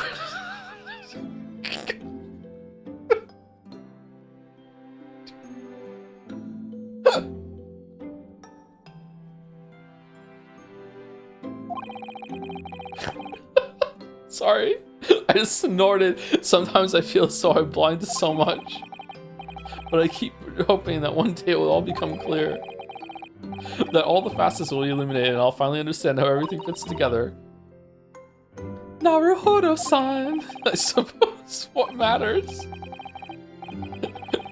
God, someone beg their pardon right now. Is that we keep our eyes open and keep moving forward, even if the way sometimes seems dark. It's amazing to think it's been just 2 months. You've grown so much. Sorry? I've what? Oh no, it was nothing. Unimportant. Oh, are we doing some romance between the two of them? Because I don't get that vibe actually. I would prefer it if they just stayed like partners. Do you know what time you will leave London in the morning? Yes, I picked up my ticket earlier. I shall be leaving here at 4 a.m. Good time to wake up. I see. We'll escort you to the station. Absolutely not. Sorry. I'm sure you realize why I couldn't possibly let you do that. You have a very important day ahead of you tomorrow. Gina's trial. Yes, I know, but every word you utter will have the potential to determine Gina's fate. You must get as much rest as possible. Even though, like me, I'm sure you will find it hard to sleep. But please, for me, do try. Aww.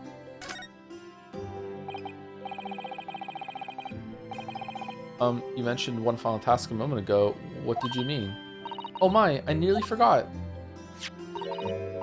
Please, I want you to have this. What is that? Some huge bundle of documents? It's my notes from the case 2 months ago. The murder that was committed on the omnibus. The McGilded case? It seems to me that the case of Mr. Windybank's murder, of which Gina is accused, is very much tied up with that omnibus case, in ways that are not yet completely apparent. I hope we have the same judge then. So I took the liberty of consolidating my writings about the case for you. With everything else she's had to think about, Suzato-san still managed to do this. And all neatly laid out for me in her beautiful handwriting. It was my pleasure.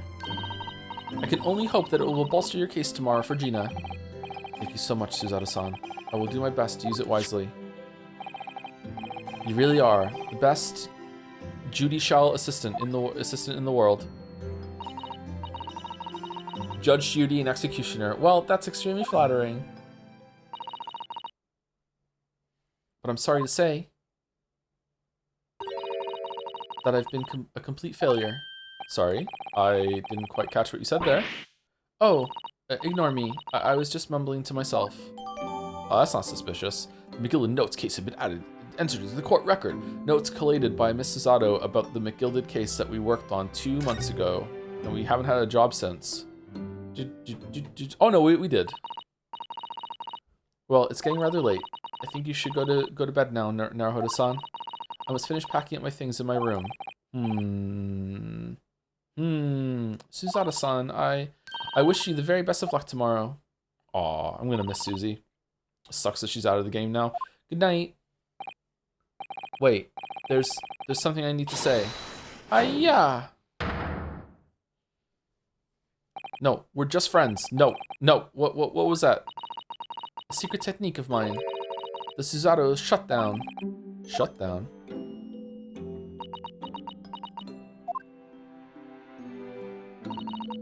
Please, I implore you.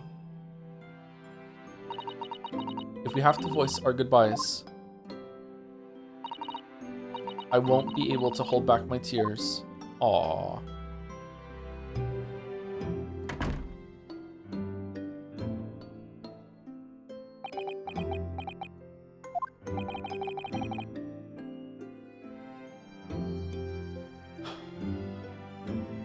Suzada-san.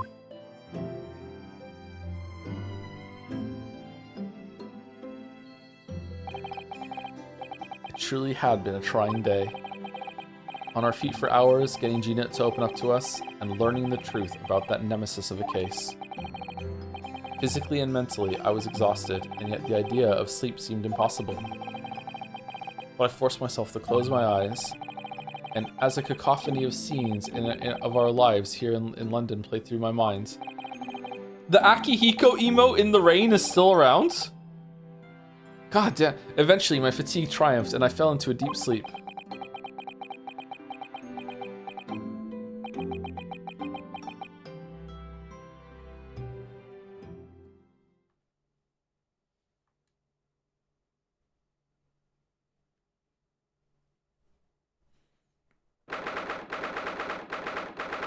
No save there, because it would have ruined the moment? Interesting. 17th April. The Small Hours. St. Siner's Hospital, Ward 3. Yes, I quite understand. That is a great weight off my mind. Evil Herlock. Rest assured, I shall put everything in place exactly as we have discussed. Thank you so much. It has been an honor and a pleasure to be acquainted with you, Mr. President. Mr. Shaw. Oh. On the contrary, the pleasure has been mine. Bro, your stitches. I bid you farewell and Godspeed. My dear madam. Yeah, they're definitely up to something. Was he even shot? Did they do some shit and then he's like, no, it's gotta have to look like I was shot. Pull out the gun and shoot me. No, Mr. Herlock, I can't do it. You shoot me, goddammit. Ah! Save your... Not like that. Save your current progress.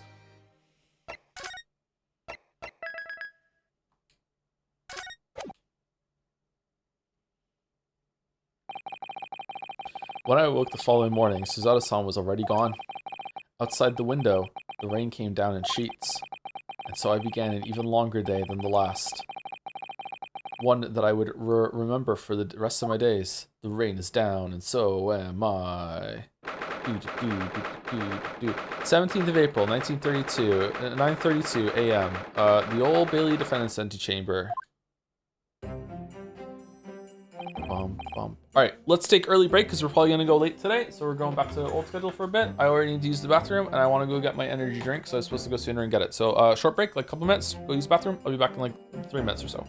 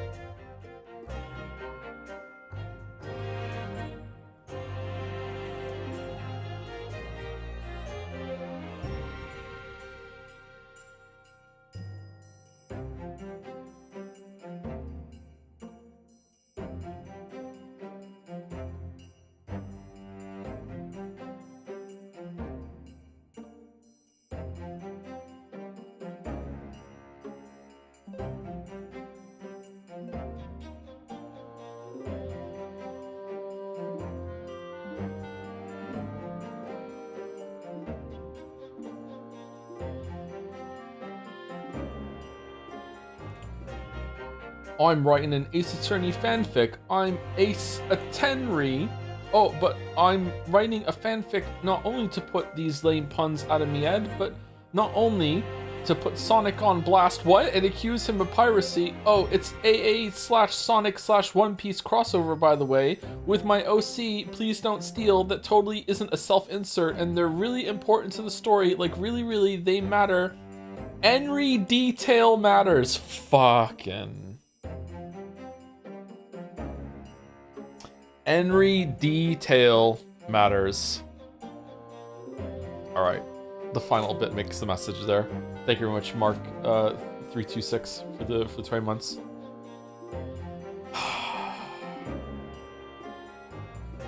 I've got balls of steel. I'm Duke Nukem-Ree. Thank you, Mouse. Thank you, Mouse. Tanking cost box takes a toll, yeah. Any for Prez is eating good right now. The Henry is it's coming back. It's coming back. 6 more months. Can we make Spate Chan that is just twins? Oh, for fuck's sake. Okay, well, let's just keep going. Good morning, Gina. Have another. I'm determined to prove your innocence today. I'm sure we can do it. I want to play Hades 2 to see how they updated Poseidon, getting more excited. So where's your friend then? Sorry, you know, her in the fancy dress. Suzardo, or however you say it. I don't know. Miss Suzardo had to leave early this morning. She was already gone by the time I woke up. You alright with that, are you? Forget about me if you like. Go and see her off. It's fine. It's not as though Miss Suzardo and I won't meet again. One day. Don't know when. Even so. But you, Gina, you only get one chance. One opportunity. This trial today is all we have. Gonna postpone it? Good morning, you two. How are you feeling, Ginny? Did you manage to sleep? Bum, bum, bum, bum. Iris, what are you doing here? A cat in the courtroom. It's a witness. What do you mean? When a friend is in need, we show our support. Isn't that right, Waggy?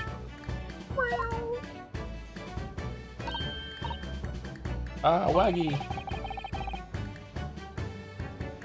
Great way to show your support, kitty. Let him have a nose around. What harm can it do? Oh, that reminds me. I bought a paper on the way here. Now, would you like the good news or the bad news? What do you say, Runo? Ginny? Always bad news first. Oh, well, I think I'd rather get the bad news out of the way first. Yeah, always bad news first. Anyone mentioned giving the new Metopia game a shot? It seems to be a chaos simulator and making a ton of chances of characters would be awesome. Metopia? The kids like Metopia. Is the second one like a JRPG thing too? I didn't know there was a second Metopia. I should get that for the kids. No plans to give that a shot, sorry. Tomodachi Life? Oh. It's a different sort of thing? No, always take the good news first. You might not live to hear the bad. Interesting. Yes, that question always gives away people's personalities. Let's not go there. Alright then, I'll give you the bad news first. A record amount of rain has fallen this morning, and carriages all over the capital are struggling to move. So has the boat been postponed? Huh? The bad news was a weather report?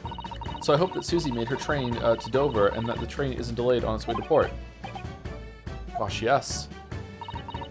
Alright then, so what's the good news? The train was delayed. Well, the rain is forecast to subside this afternoon, so even if the train is delayed, it should be able to make up the time later. Well, this is good. That is good news, isn't it? I couldn't give a monkeys, really. Monkeys. Where's the rhyme there? Couldn't give a damn.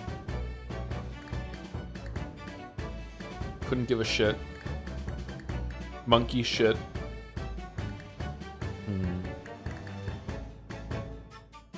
We should have a one-off Tomodachi live stream. Creating chance for the island would be so good. I have no idea what it's about, sorry. Maybe it'd be a good time, I'm not sure. Thank you, Slap Tap, for the 7 months with a heart. Oh, thank you. Hope we're all Slap Tap. Monkey D shit? Okay. Monkey's uncle. If only all good news cancel out the bad. When are we gonna play Pocopia? Because it's gonna get nominated for Game of the Year, right? Pawnbroker perishes in pick purse plunder. Cool name. Cool title, sorry. And look, this trial has made the headlines too. Pawnbroker perishes in pick purse plunder. See, yep. Hey, Gatsby. How'd you like that? Well, let them say what they want. See if I care. I can't because you're covering your face. Don't worry, Runo will soon show everyone that this headline is nonsense. I will. And then in tomorrow's papers, the headlines will be: discharged diver is dauntless do-gooder. Isn't that right, Runo? Oh, yes, let's hope so. I think Gina's going to prison for perjury, you know? It's gonna come out in the fucking court case. Of course they will. I have absolute faith in you. Hey, if you're threatened, maybe it's okay? How was that? I was trying to sound like Susie. Did it work? Did it? It's like she was still here. Today's paper has been entered into the court record. This morning's paper, purchased by Iris, Gina's case features prominently. Good luck then, Runo. I'll do what I can. Obviously, I don't know the law like Susie does, but still. I'll be at your side the whole time, giving you moral support and encouragement. No. How's Hurley? I'm not sure that big thing is as comforting as you think it is, to be honest, but thank you, Iris. That's very kind of you. Oh yeah, Iris. Yes, Ginny? Well, I was wondering is all about Sholmes. Did they fix him up all right?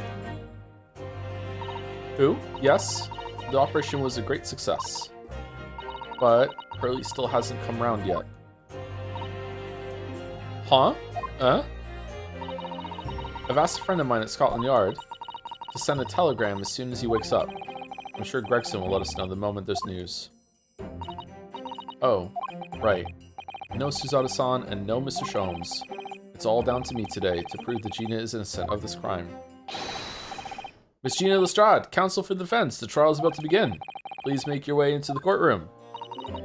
It's time then. Yes, let's go, Gina. Iris. Lead the way, Runo.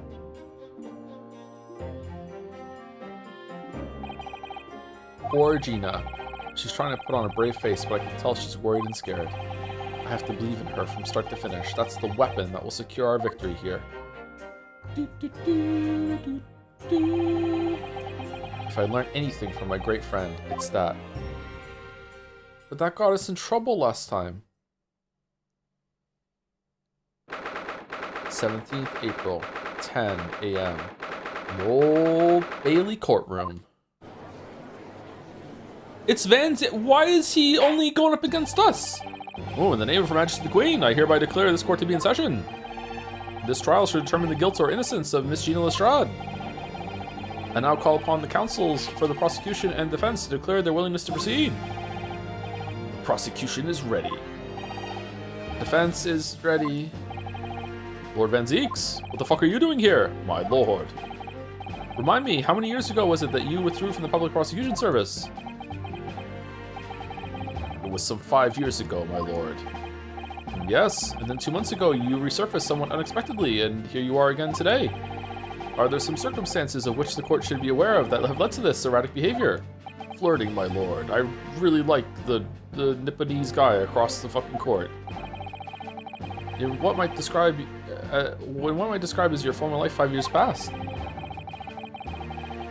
You dealt exclusively in matters concerned with the highest echelons of society and government. Really?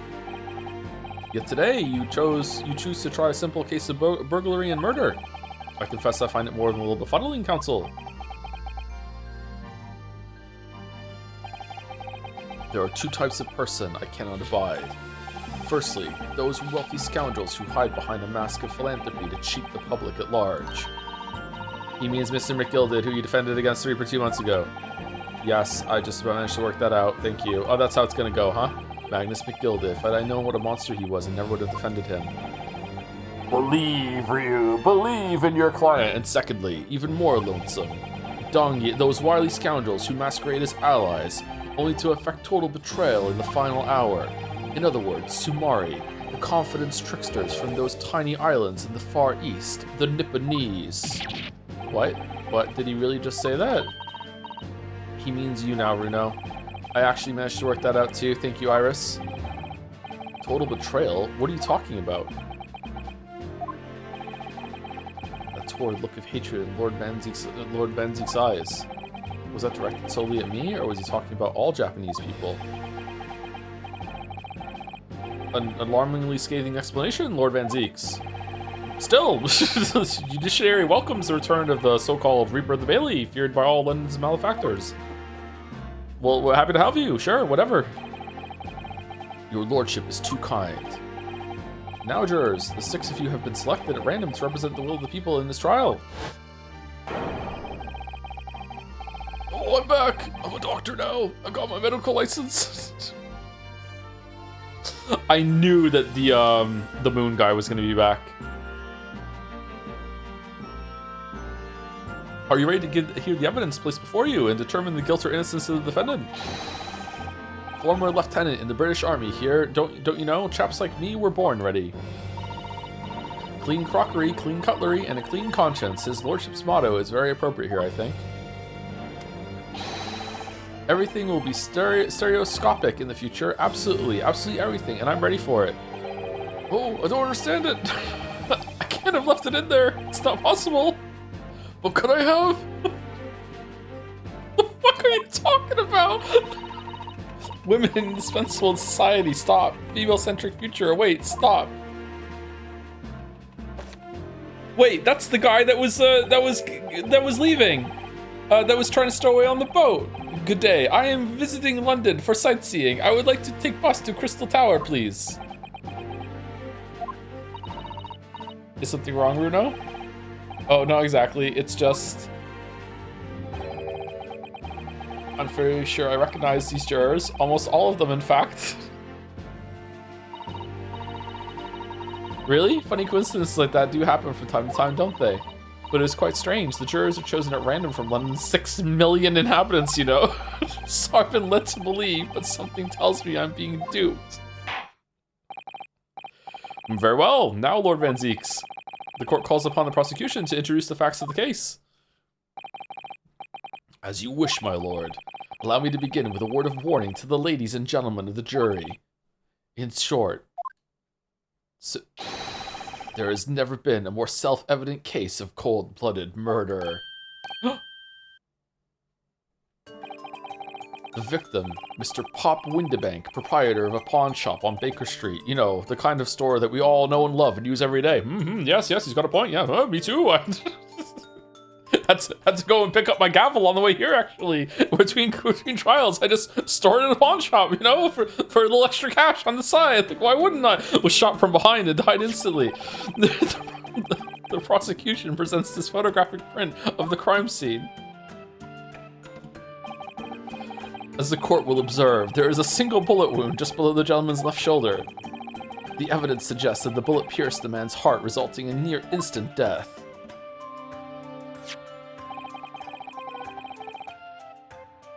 Moving on to the findings of Scotland Yard's coroner. His report states that the bullet entered the body on a rising diagonal trajectory. And what's that supposed to tell us? It means the victim was likely shot by someone significantly shorter in height than himself. Someone like the accused, you might say. Oh! The prosecution wishes to present the autopsy report and crime scene photograph as evidence, my lord. Indeed. The court accepts. Hand them to the bailiff, please. The autopsy report has been entered into the court record. A report prepared by the Scotland Yard coroner that confirms instant death due to a single bullet wound from the back. There are no other signs of trauma. The trauma llama. The photograph of the victim found murdered in the storeroom. It shows a single bullet wound in the man's back. Alright, any other photographs? Don't want to get surprised later. I now ask the court to turn its attention to this plan of the establishment where the incident occurred. The proprietor was found in the storeroom where he kept articles pawned to him. A windowless room with a single point of entry, a door to the main shop that was found locked. In this sealed chamber, there were only 2 persons present.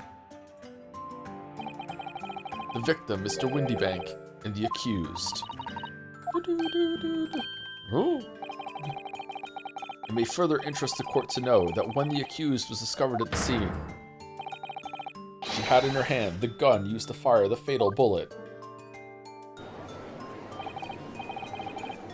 Well, that's that then, isn't it? Nothing more to say. Isn't that grubby little girl a pickpocket anyway? She's one of those filthy drabs that live in the slums in the East End. Oh well, it was only a matter of time before she got blood on her hands then. What are the jurors waiting for? The girl's guilty as hell. We can't jump to conclusions here. We mustn't assume her guilt because of what she has to do to survive. Time for the chalice bit. Objection, it's way too straightforward. There's no way that could be the answer. My learned Nipponese friend, it is you who mustn't jump to conclusions. The prosecution has barely begun presenting its case. Conveniently, this appalling act of murder did not go unobserved. There were witnesses. Good gracious! After their testimony, this girl's true nature will be exposed. Pitiful picked purse or cold-hearted killer. You decide. Here's to establishing the truth. The court will take the floor plan and the firearm as evidence. Hand them to the bailiff, please, Lord Van Zeeks. At once, my lord. The crime scene floor plan has been entered into the court record. Plan of Windybank's pawnbrokery, the scene of the crime. It shows the relative positions of the main shop and the rear storeroom. I miss Susie. Windybank's revolver has been entered into the court record. The gun belonged to the victim, Mr. Windybank, that Gina was holding when she found unconscious. There are signs of a single discharge. This is bad. I feel like the mood in here has turned very gloomy all of a sudden, Runo. I think that's because it has. Whoa, getting this out of the way early. Does that mean more is going to come off later? Let us begin. Bring forth the witnesses to the foul murder of Mr. Pop Windybank on 16th April of this year.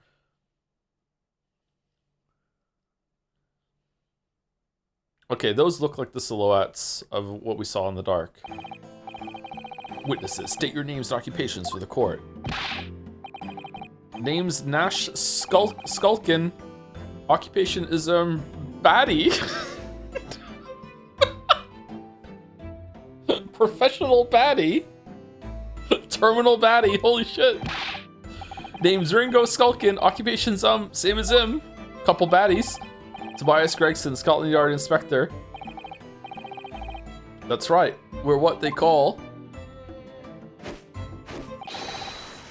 the three Skulkin brothers.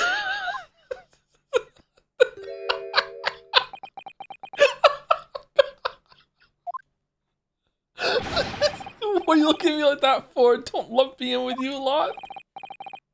Oh, blimey, that's cold. Don't you know what we're going through? It's our older bruv. Lost contact with him, we have, and we're scouring every shady corner of the capital. And then last night, we come across you, the very spit of the bloke. Ain't that right, Ringo? He is, Nash, he is. The very spit of him. So we decided there and then what we's gonna do. We was gonna call you Big Bruv Sulky. Come on, leave it out, you two. Sulky Skulkin. And that's before he's run out of chips. Well then, Inspector Sulky Gregson, thank you. The comments just keep coming. Begging your pardon, my lord, but the name's Tobias. What would I like to know, Inspector, is what you are doing in the witness stand. The Skulkin brothers are currently under arrest, my lord, on suspicion of theft. Even Gregson? Humph, thieves are they, these three? No, my lord, begging your pardon, but please don't let me in with this lot. 2 nights ago, these two brothers illegally entered an establishment with intent to burgle. And in the course of their nefarious activities, they became embroiled in a far more sinister crime. Well, by Jove, you mean to say, what an extraordinary coincidence. Indeed, my lord. While attempting to burglarize the pawnbrokery, they witnessed his proprietor's murder. He's on a box? Order, order! The various trespasses of these brothers is not the subject of today's proceedings, though they will naturally face trial in the very near future. With your lordship permission, I'd like to remain in the stand to keep these gents on the straight and narrow. Of course, Inspector. Skeptical as I am about the caliber of these witnesses, I will permit them to take the stand. Mr. and Mr. Skulkin, you will now testify before the court. Describe the events of the night in question and what exactly you saw. Happy to? Cause a skulkin's never skulkin'. What?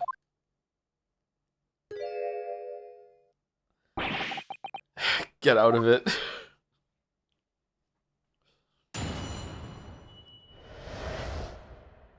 Illegal entry. We was walking down Baker Street in the small hours, and the gaff door was ajar, see? I'm not sure about this voice, by the way. It's probably gonna go, it was like some kind of sign begging for us to go in, it was. But once we got inside, God blimey, Lummy, we heard a gunshot from the back room. We went to see what was what, but the door was locked from the inside. We never done nothing, Governor. We never took nothing. We just left after that, nice and quiet. A terrible coincidence, it would seem. At the precise moment these miscreants entered the property, an even more sinister crime was afoot. The witness's testimony is consistent with the crime scene in every detail. The door providing access to the storeroom from the main shop was indeed locked from the inside, and within, only the victim and the accused were found. I must say, it does appear to be an overwhelmingly simple case. Still, the defense may cross-examine the witnesses now, of course. Counsel, if you please.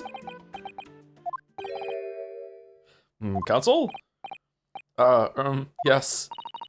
What's the matter, Runo? Sorry, I was just stunned into silence for a minute by the blatant lies being told by that pair in the stand. I know that it's all nonsense because I saw it with my own eyes. Yeah, let's put ourselves on the stand. Hand up. Yes, counsel, what is it? I'd like to call myself to the stand, please, and cross-examine myself. Unorthodox, but sure, go for it. I'll just have to expose their testimony for the pack of lies it is. Dude, cross-examination. Illegal entry. It was walking down Baker Street in the small hours, and then the gaff store was ajar, see? Alright, let's press them. Hold it! The front door of Windybanks was ajar, you say? What time of night was this? Must have been about 1, right, Ringo? Yeah, I'd say so. Right, Sulky? How would I know? The place would have been shut at 1 in the morning, just like every other shop in town. Well, it was pitch black inside, it's true. Ain't that right, Ringo? I'm not so sure, Nash. I seem to remember a little light burning inside. What about you, Sulky, me old mucka? Leave me alone.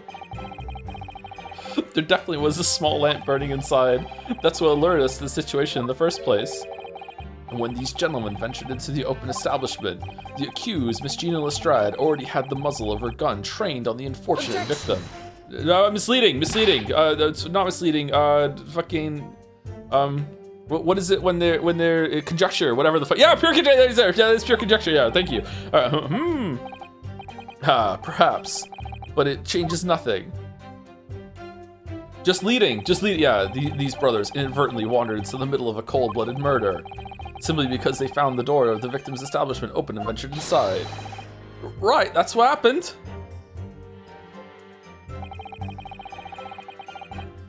Hold it!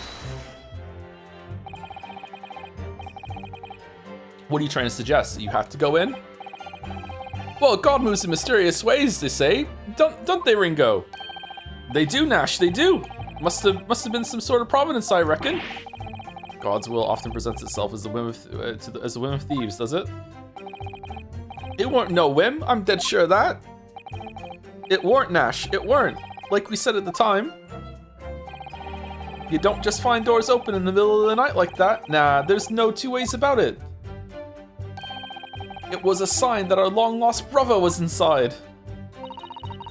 Brothers, they're not very good liars, are they? Well, you can't deny it. It led us to a bloke what just looks like our bruv. I said, cut it out. This is the top 10 reads. Those chips are getting chomping today. I could murder some chips right now. But once we got inside, core blimey lummy, we heard a gunshot from the back room. A gunshot, you say? Just the one? Are you sure about that? Yep, just the one, governor. I can swear to that.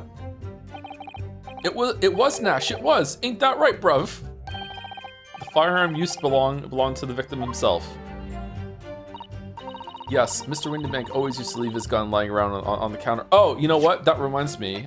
It's a good policy to actually look at all the stuff that we get.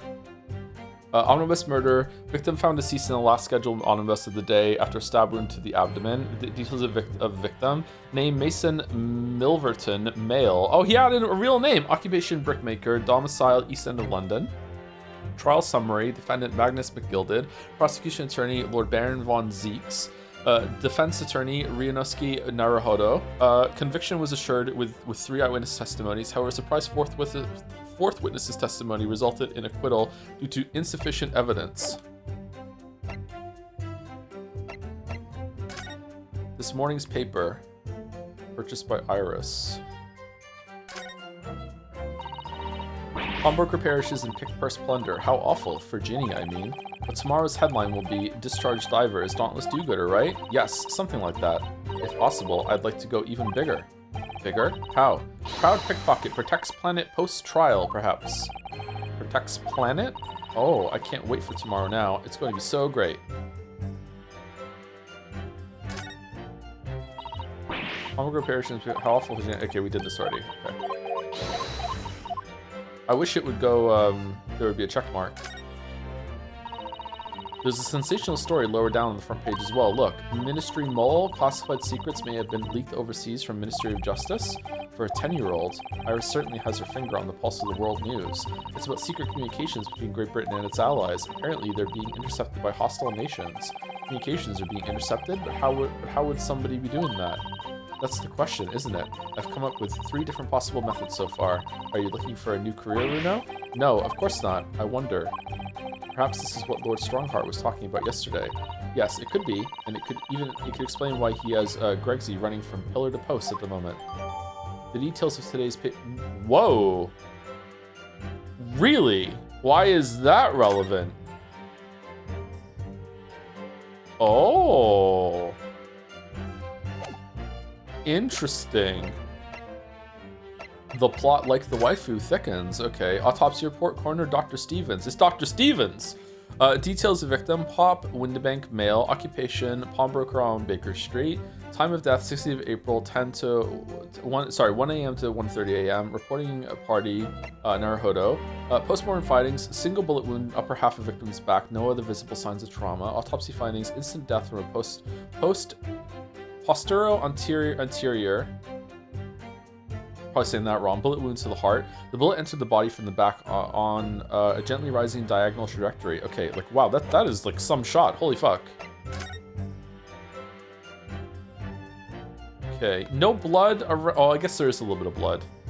Okay, so there's no blood coming down, so that means the bullet went all the way through. Where did the bullet go?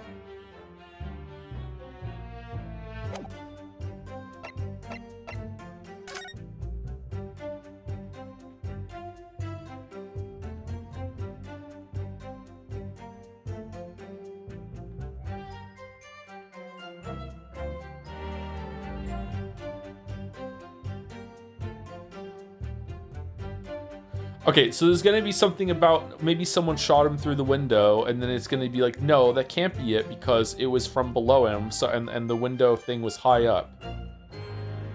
No, the killer put his whole entire arm down through the window and then pointed the gun up from in there, and then shot it.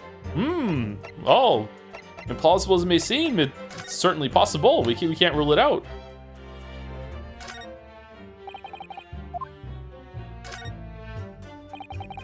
This is Mr. Windybank's gun. The cylinder is completely empty. Mr. Windybank always used to keep this gun to hand on his shop counter.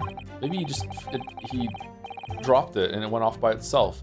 Yes, but only ever with a single bullet loaded, I understand. That's right, to keep all the pawned articles that were in his care safe.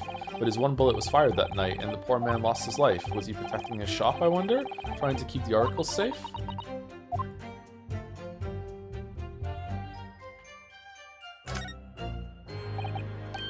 Okay.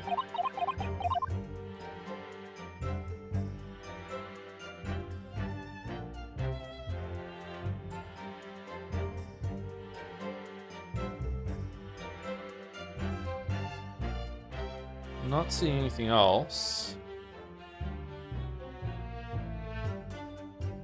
Okay. Yes, Mr. Running always used to leave this gun lying around on the counter. Right, I remember. When we examined it, we found the revolver was completely out of rounds. That makes sense. Mr. Windybank always used to say he only ever kept a single bullet loaded. Maybe he was lying, though. That's true. I remember him saying that as well. So we can say with considerable certainty that only a single round was discharged from the firearm used in the murder weapon. We're just guessing. Yes, my lord. We can't. No, we can't. Okay, whatever. And I should remind the court that the firearm in question was discovered in the hand of the accused. Wonderful. We went to see what was what, but the door was locked from the inside.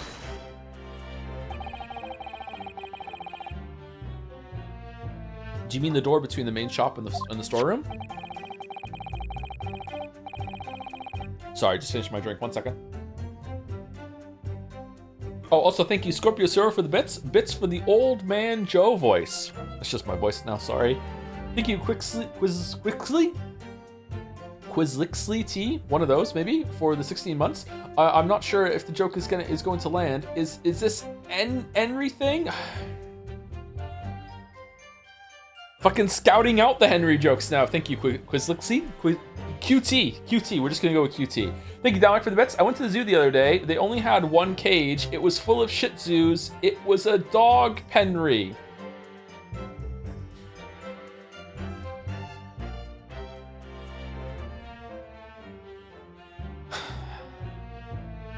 That's terrible. Thank you, Kaylee, Gal, for bits too. How is this all Henry bits?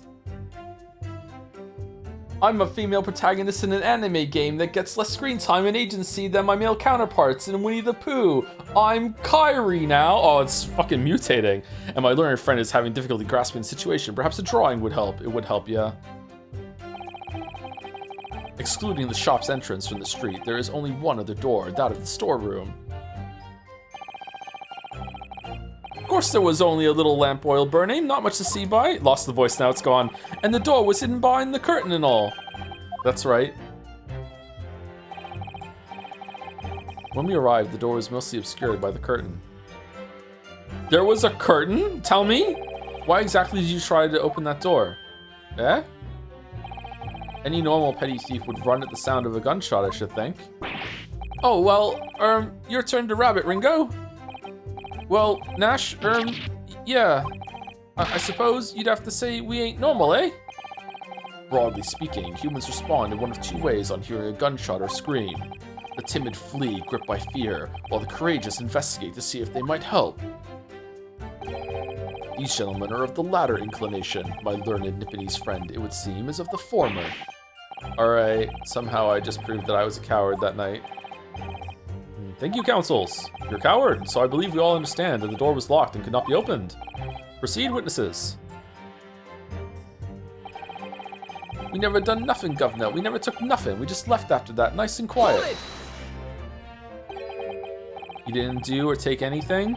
Is that your story? Well, it was bedlam soon as, weren't it? Simple as. It was, Nash, it was. Didn't even have time to pull me dukes out of me Lucy lockets. So with no time to take your hands out of your pockets, you just left nice and quietly, you say. Ryu is acclimating. That's right, governor. Nothing we ate more than violence. Peace-loving nibblers we are, not bludgers. We are, Nash, we are. Never even pulled me dukes out of me Lucy lockets. So, you clearly like us to believe. Eh? Come again? As you fled from the pawnbrokers that night, did you not run into anyone else? And did you not fire a gun at that person? Saints alive, they fired a gun, you say? Ah! Blimey, governor. You ain't telling us it was you in the doorway. It was. Why the bleeding Nora? Didn't you mention that before? You were armed with a gun. Oh, the violin's back. And as you fled the scene, you fired that gun at London's greatest detective, Sherlock Sholmes. Oh, well done, like leaning into that. I did hear that. Actually, there's a rumor he'd been rushed to hospital. The great Sholmes? That's beyond the pale. On the night in question, this pair were arrested by the police within minutes of the discovery of the crime scene. Their suspicious countenance rapidly gave them away. And when searched, a firearm was indeed found in their possession. Furthermore, the barrel shows signs of a shot having been fired from it. What?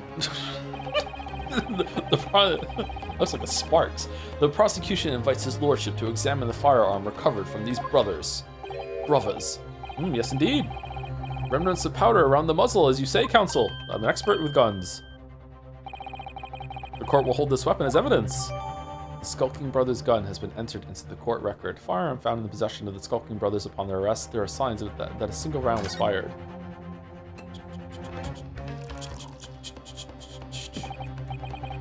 Now, my learned Nipponese friend.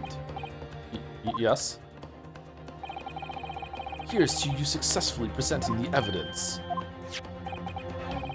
For yes, there are telltale signs of spent powder on this gun and a single bullet missing from the cylinder. But the prosecution demands evidence that it was fired at the scene of the crime under scrutiny in this trial. Well, I don't need evidence, because I was there. Objection. However, the rest of us in this courtroom were not. Well, what the fuck is the whole point of fucking eyewitness testimony then, fucking, Big V? What the How do they get to just say shit on the fucking, if the defense fails to provide evidence in support of its rash claim? We shall have no choice but to toast your incompetence and move on. Evidence that these two fired that gun before they left Windibanks that night. The court demands that all claims are affirmed with clear proof. What evidence shows that these witnesses unloaded a firearm at the pawnbroker shop that night?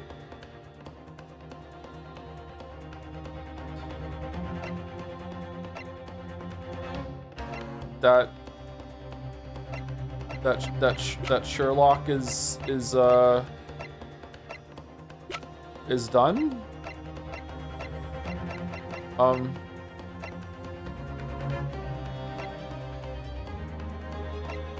I guess it could be the bullet in the calendar, but that wasn't Sherlock's blood. I guess it has to be that. Can we just present that? Take that! The evidence is in this portfolio. What on earth do you have there, counsel? During the course of our investigations, we discovered a number of bloodstains. Not trusting the police to do the job they're trained to do? How arrogantly Nipponese of you. Wait, there was no blood on the floor where Sherlock was shot.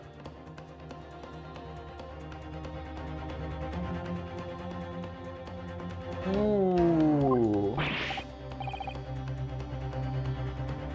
Well, anyway, we analyzed all the blood samples we found and recorded the results in this portfolio.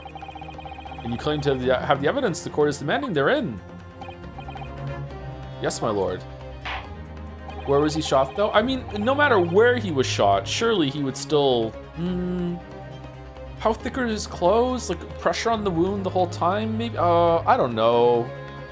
Gotta be some blood on the floor, right? There's no way you can get shot and not bleed a little bit. Something... I don't know. No more dallying then, counsel. Present the pertinent evidence at once. What do you have in your portfolio that proves these witnesses unloaded a firearm at the scene? Okay, so it's gotta be that one, but I mean that's not true. Take that! What does that explain? It's a photographic print taken at Windybank's pawnbroker on the day of the incident. From the scene of the crime, is it? Is that a bullet hole? And if my eyes do not deceive me, it appears the bullet is still lodged in there. Slam dunk, well done, counsel. Yes, well done. Yes, as your lordship noticed, the bullet pierced Mr. Windybank's calendar. The date shown being the 16th of April, the very day of the pawnbroker's death. The incident occurred at 1 hour after midnight. But this indicates that a separate shot had been fired sometime after the calendar had been set to the 16th. Okay, but like maybe he doesn't do that until the morning. Like I don't know about that. That's right. And while it isn't irrefutable, the defense believes that this is credible evidence that the witnesses did fire a round from their gun in the pawnbrokers that night. Ah!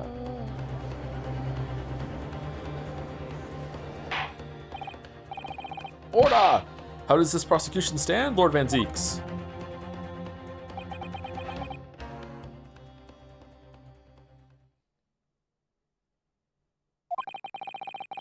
If that is the direction my learned friend wishes to take, the prosecution has no objection. What? But you'll forgive me for flinging my hallowed chalice aside in disgust at the repugnancy it exposes. Yes, on the night in question, these brothers, entered the pawnbroker illegally. And like the bold baddies they claim to be, opened fire on the new arrivals before fleeing back onto the street. Take it easy there, governor, you're gonna land us in the soup. We had a deal, you weren't gonna get into them details. Tell him, Sulky, set the bloke straight. I have nothing to add. So he knew, did he? Van Zeeks knew their testimony would almost certainly expose the extent of their crimes. It would seem now that I owe my learned Nippy's friend a word of gratitude. Oh, 1 trial, 3 arrests? Nice. 3 sentences. What do you mean? What I mean is that you have helpfully confirmed an important fact. To what fact do you refer, Laura Van Zeeks? Share with the rest of the class. As has been established at the point of their arrest, a single shot had been fired from the brother's gun. Uh-oh. However, if that shot found its target in Mr. Shomes, then clearly these witnesses cannot be accused of the fatal shooting of the proprietor and victim. Ah! In other words, sumari, these 2 men have no material connection to the murder of Mr. Windybank at all. So that's it. Well, they still could have fired the other gun and then placed it in Gina's hand. Nice. Are they meant to be kind of like Mario and Luigi in a weird way, or that's it? We didn't have nothing to do with it. We didn't, Nash. We didn't. That's why, I reckon. Your crimes include unlawful entry, intent to steal, perjury, and let us not forget attempted murder. Quite a catalog, yeah, fellas? We're in for it now, bruv? You'll be in the jury next game. Don't worry about it. Now then, let us take a moment to consider the aforementioned great detective, Mr. Herlock Shlomes. It would seem the man patronized the pawnbrokers in question somewhat regularly in a bizarre need to just store things, even though he didn't need the money. Where's he going with this? Mr. Shlomes appears to take pleasure in tinkering with eccentric machinery.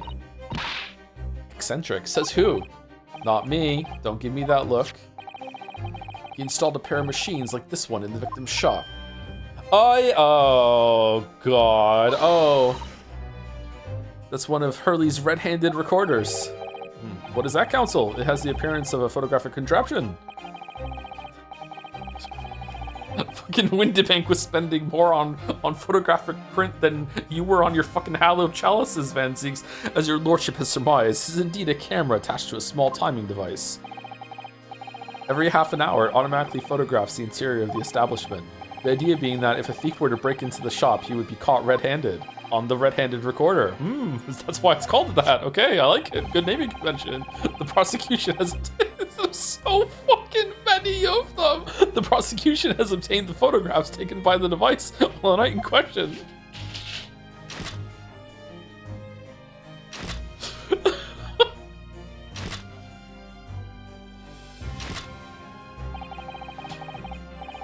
court will observe, copious identical prints are produced in quite desultory fashion. Rather prodigal, I feel. In fact, there are 2 such devices in the victim's shop. Oh no, are we gonna have to do some stupid stereoscopic bullshit? If I may refer to the court to the plan of the premises, their respective positions are here. And here.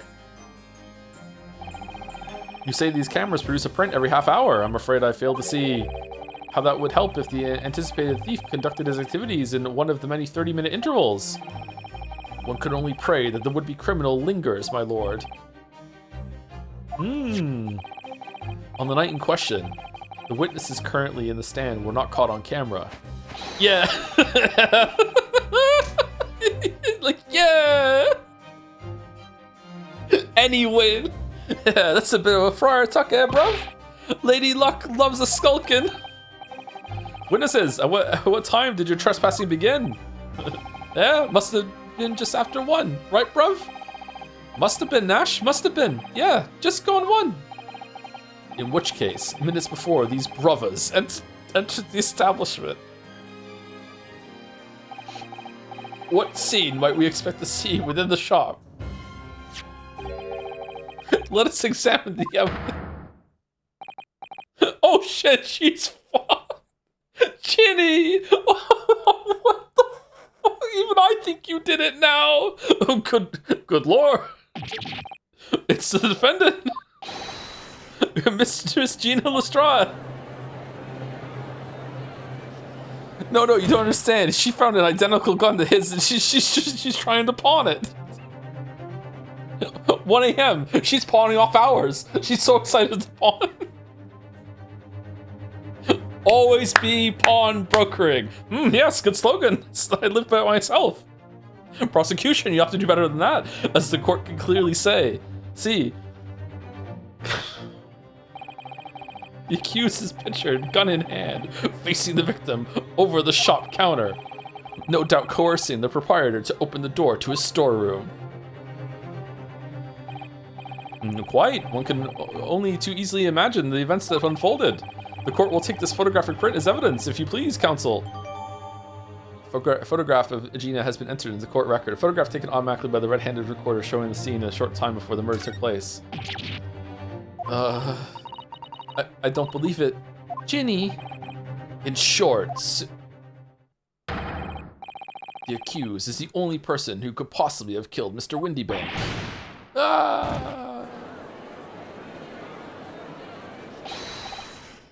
I say, my lord.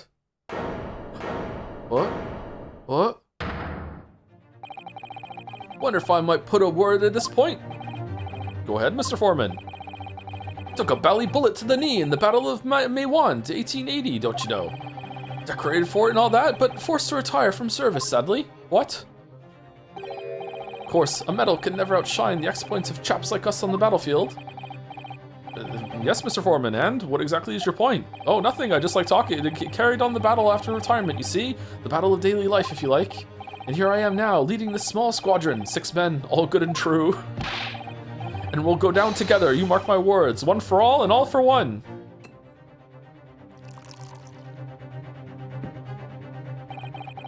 The ladies and gentlemen of the jury have reached agreement, have they? Is that what we are to understand? Well, Mr. Foreman, is that correct? Examination summation bullshit again? In a matter of speaking, yes. This is the Garadeb Squadron's position, sir. Dally ho? What? No, it's too soon. No, status report for the court, men? On the double? His lordship insists on promptitude at all times, and that goes for making decisions too. Oh god, I have to do that. Fuck it. I think you'll find the truth as clear as day now. I could reach out and touch it. What? I wouldn't have left it in there. I just wouldn't. But in all honesty, I can't actually remember. What the fuck has happened? The situation clear, stop. No room for doubt, stop. Truth now undeniable, stop. Is he the doctor that took the bullet out of Sholmes? Like, what the fuck is good? I'm very sorry for brothers. They are unlucky. Very well. Very well, very well. I now call upon each member of the jury to state his or her leaning in this matter. Announce your considered verdicts to the court. Guilty. Guilty. Guilty. Guilty. Guilty. Guilty. Guilty.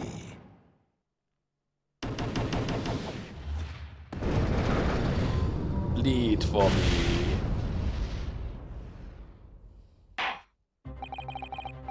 It does indeed appear that the jury is unanimous in its leading already. Also, thank you to Double Jumper for the 500 bits. Much appreciated for cheering up a randomly bad mood day with a hug. Oh, you're welcome. Oh, 2 hugs. Oh, Simple from Jads has a message to you with, I'm an overused bit now. I'm 6'7"ry. Fuck, have we not had that one yet? Holy shit, how did we get this far without 6'7"ry? Fuck. That photograph. It must be the definitive evidence that Gregson mentioned. But Ginny didn't shoot him. No, of course not. I'm starting to think maybe she did, my lord. The defense wishes to assert its right to a summation examination. The 4th one. Very well, the court grants permission. So, you refuse to admit defeat again. How unsurprising. Zeeks, we won last two times. Fucking twice prized lawyer over here. We shall proceed immediately with the summation examination. Mr. Foreman, are all members of the jury ready? Absolutely, sir. Always ready for action, my chaps. Very good. Ladies and gentlemen of the jury. You will each explain on what grounds you have determined the defendant to be guilty.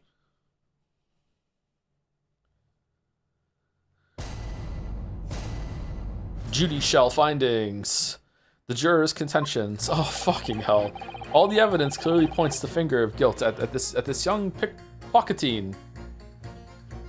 Okay. As a housemaid, I should like to see all filthy eyesores promptly and rigorously eliminated. I think you'll find that if you look at that photograph in stereo, the truth will just pop out. If I have left it in there, I should think there'll be repercussions by now. Mind made up, stop. Global radio transmission, a verdict to follow, stop. In Motherland, we say never judge by clothes, judge by head. I am convinced brothers are innocent. Alright. Dr. Nanjo. The circumstances of the crime and the evidence do indeed implicate the defendant rather comprehensively. The storeroom, locked from the inside, in which the victim and the accused were discovered alone, and in the accused's hand, the fatal revolver, the firing of which was heard by these witnesses. Not to mention, this print. I'm the judge now. Take it from a chap who's seen action on the battlefield. That young girl's on the verge of pulling the bally trigger. Thanks a lot, Mr. Sholmes. Oh dear, Hurley's cameras were supposed to help, not hinder. I'm afraid I think you have an uphill struggle ahead of you, but I'm rooting for you. Shoot, Mr. Windybank. Which means there's more to the situation that we've yet to see. Agreed. I'm Miss Susie. You have the floor, counsel. Proceed with the summation examination.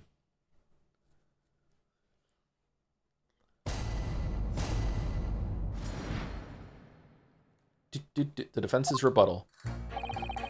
All the evidence clearly points to the finger of guilt at this young pickpocketing. Hold it! You're Mr. Natsumi's landlord, Mr. Garadeb, aren't you? We really must stop meeting like this.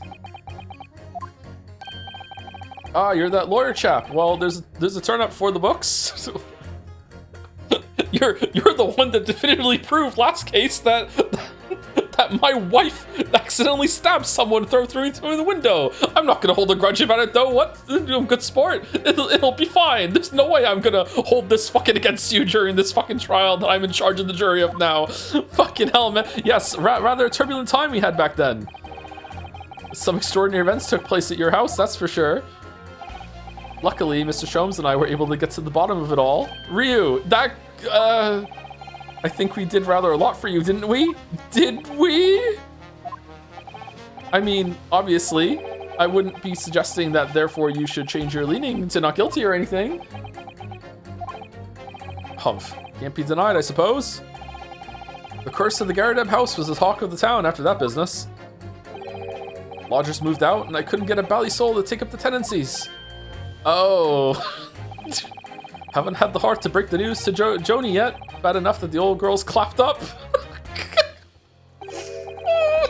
Yes, can't be denied. You did do rather a lot, but not for us. That's for dash certain. Also, now everyone knows I'm lower class because I don't have a pretend maid living with me now. That was so important. I suppose not. Of course. There could be no suggestion of that being the reason I'm leaning toward guilty here, obviously. Obviously, but honestly, I really wish you'd pay more attention to the trial and less to juror number 2. Oh, I got the eyes for another maid, huh? Okay. As a housemaid, I should like to see all filthy eyesores promptly and rigorously eliminated. Polishing the bench, I see. Again. A maid's work is never done. Not a blemish must remain. What exactly do you mean by filthy eyesores? On my way to market for his lordship, I have to pass through the East End. The place is full of beggars, pickpurses, and crossmen, the scum of the earth. A little harsh, perhaps. Let me be plain. If it were up to me, all those back slums would be made spick and span or eradicated. Ooh, at least we have people like the great detective working to achieve these important goals. You're referring to Mr. Herlock Sholmes? That's right. I'd like to keep abreast of his exploits by reading Rance magazine in between my duties. He does wonders cleaning up London streets. In my opinion, he should be declared an honorary maid of the capital. Mr. Sholmes, a maid? It's really quite unforgivable. Gutter scum having the audacity to shoot our very greatest detective. Minor detail, it was the 2 brothers in the stand who shot Mr. Sholmes, not the defendant. A minor detail indeed. They're all gutter scum as far as I'm concerned. Whoa, well, it just might be an idea to get our facts straight anyway. Yes, alright. I shall amend my statement. Oh, okay, do we press her on that then? Those brothers are the scum of the earth. They should swing for shooting the great detective. They're not even on trial! Juror number 2! Like, what the? That's not the guilty... I agree with you, the shooting of Mr. Sholmes was an unforgivable act. But the purpose of this trial is to determine who shot the pawnbroker, Mr. Winterbank. Oh, I was not aware of that. I'm afraid you're splitting hairs, sir. Sorry? Whether it was the thieves or the pickpurse, it was still gutter trash that shot the pawnbroker in the end. Filth that should be cleaned up and eradicated, in my considered opinion. Juror 1, are you hearing this? You still in? Desperate times, old sport. Yeah, thanks so much for sharing. Changing this maid's mind isn't going to be easy. Bruno, it was one of those 2 brothers that shot Hurley, wasn't it? Yes, without question. Well then, I'll never forgive them. Oh, Iris. Perhaps we can use this maid's statement to help us somehow, do you think? Yes, maybe. Let's listen carefully to what each juror has to say first. Okay, so that's a hint. Okay. I think you'll find that if you look at that photograph in stereo, the truth will just pop out. What do you mean, look at the photograph in stereo? Sorry, what? Don't you know? If you look at the photographic print normally,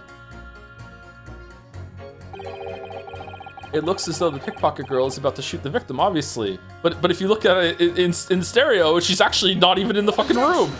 Yes, okay, thank you for the update, but there's no indication the defendant ever fired the gun. All I'm saying is that if you look at the same print in stereo, it could reveal all sorts of new information. By any chance, are you a fan of stereoscopes? Oh, how did you know? Let's call it a lucky guess. It never gets old seeing the 2 prints merge into one before your eyes. It's extraordinary, it's captivating, it's the height of modernity. Of course. Oh yes, I think you'll find that the stereoscope is here to stay, giving us new perspectives we could only dream of before. It's the greatest invention the world has ever seen. Okay, John Blow. If only it could give me a new perspective on this case, I might agree with you. Oh, fuck. If I've left it in there, I should think there'll be repercussions by now. Juror number 4, what the fuck are you talking about? What exactly have you been muttering about all this time, sir? You keep talking about having left something somewhere or something like that. What? Oh, so sorry. As you can probably tell, I'm a surgeon. You're a surgeon now? A surgeon? That totally passed me by.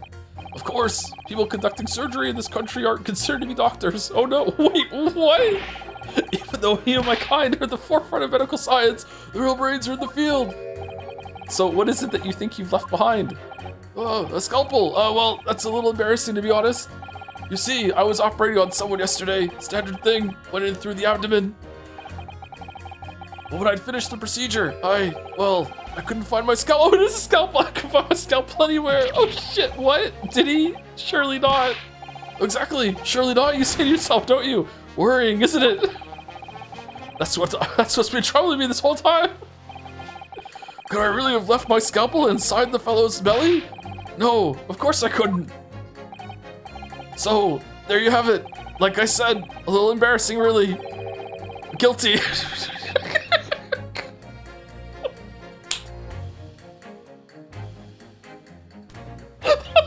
That's one way of putting it.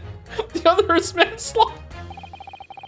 That's exactly my concern. And seeing as this case appears to be all but sewn up, I need to focus on trying to remember exactly what I've sewn up elsewhere. Now, I'm sure I made sure everything was back as it should be. Well, as sure as you can be without being sure. I'm sure you need to be more sure. That's it. Mind made up, stop. Global radio transmission averted to follow, stop. Hold it! Sorry, radio transmission? What do you mean? Are you from the Far East? Stop. Yes, from the Empire of Japan. All communication with Far Eastern nations used to take place by mail. Royal Mail steamers take more than a month to complete the journey. So she was the one that was here last time with the book, right? Now she's upgraded? But now we have the electric telegram. We can send messages using electrical signals. Thousands of miles of cables have been laid along the ocean beds, connecting the entire world. Thousands of miles of cable on the ocean bed? It makes my head hurt just thinking about it. You're well informed, young lady. Hee hee. But cables will soon become a thing of the past. Stop. And yeah, okay. And just when I started to catch up. Radio transmission is the future. Stop. Messages carried all over airwaves to four corners of globe. Stop. Excitement growing. Stop. Atmosphere electric. Stop. Right. Try not to wear out your fingers. Era of wireless telegraphy. Stop. Driving technological revolution. Stop. I'm still using undersea cables to talk to people in Europe right now. Stop. And people say inventions like the stereoscope are the height of technology. What utter piffle. I can't understand it. I really can't. They're just silly toys. Oh. All right, let's continue and see. Don't spare any feelings, will you? It's not like there's anyone here who likes stereoscopes. So why exactly do you think the defendant is guilty? It's quite simple. We haven't been shown a scrap of evidence to suggest that she isn't the culprit. And just as radio waves dash through the skies faster than the eye can see, so we should dash to the conclusion of this trial and stop pandering to indecision. Maybe +2, not sure. Hold it! If I hold B, will it stop automatically on the interruption?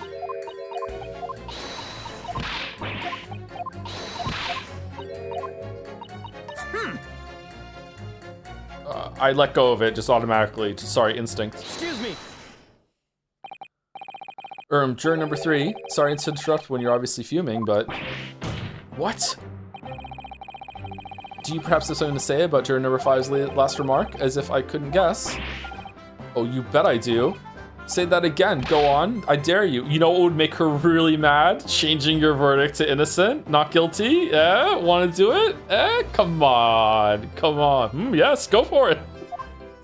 Jury fight, yeah. Goodness, are you talking to me? I think he just might be, yes.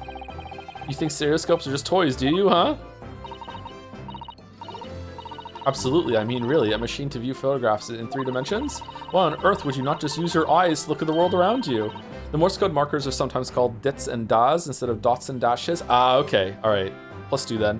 Why on earth would you just not use your eye? Okay, it's all 3-dimensional. What a great way to appease the man. No, I'm sorry, stereoscopes are of no practical use at all. Uh-oh. You just don't know! Pardon? I think you'll find that viewing a photograph through a stereoscope can unlock all sorts of possibilities. I'm obviously going to have to demonstrate. What sort of possibilities? Well, take a crime scene for example. If you had a pair of photographs from a crime scene that you could view through a stereoscope, it could reveal hidden clues you'd never even noticed before. What? Have you got any, Bruno? Any prints we could look at with a stereoscope? Yeah. How about this print here? It should do the trick, I think.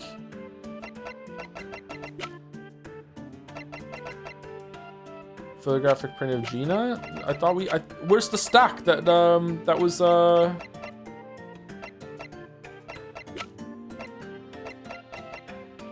Take that! Alright then, juror number 3. Are you saying you can do this with any 2 suitable photographic prints? Of course I can. Very well then, I'd like you to demonstrate. I'd be delighted to. Just give me 1 more print and I'll amaze you all.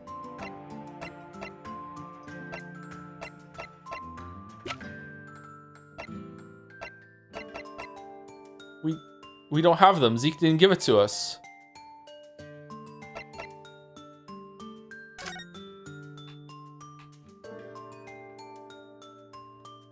Cat is still there. The gun. Skull. Dog. Neutralize. How's that?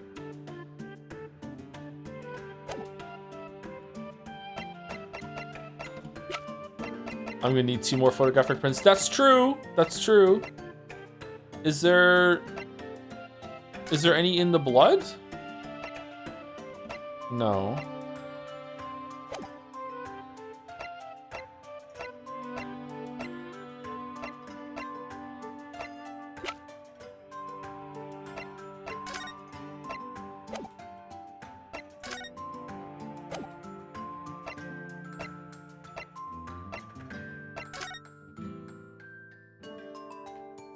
Yeah, I don't have him. He didn't give him to me.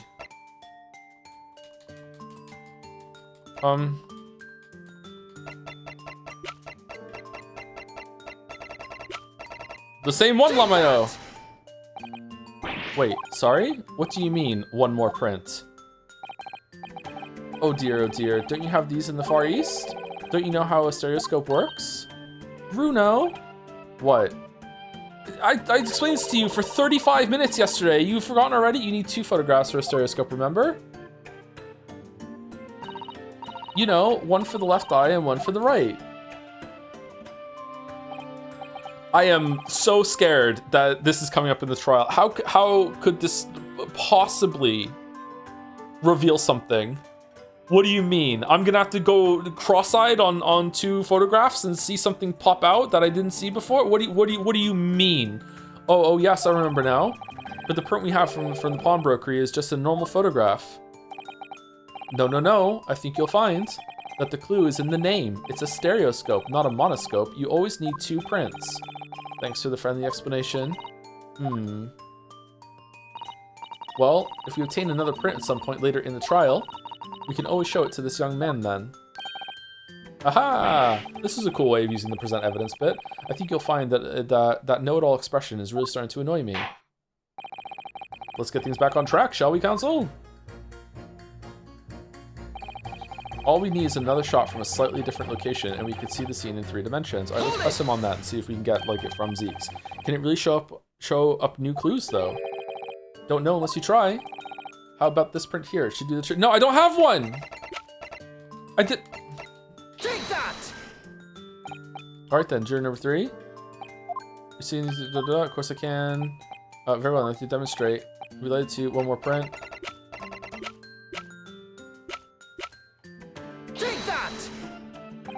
Thank you, Hermit with a banjo for the 15 months with a Joms. Thank you very much.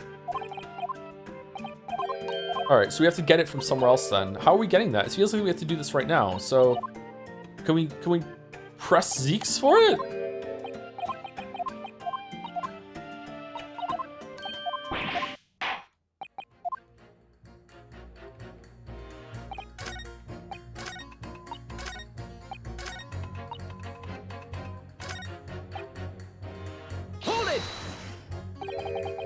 Please tell me you're not villain Bolshevik? The Russian revolutionary? Revolutionary? Niet. Da. I believe there is such a rumor. It's just a rumor. As you see, I have unfortunate appearance. I look like vicious criminal. It's the ballerina. Her disguise just better. Your words, not mine. I just want to point that out. People call me revolutionary, murderer, autocrat. And which glove fits? All. Good day. I am visiting London for sightseeing. I would like to take bus to Crystal Tower, please.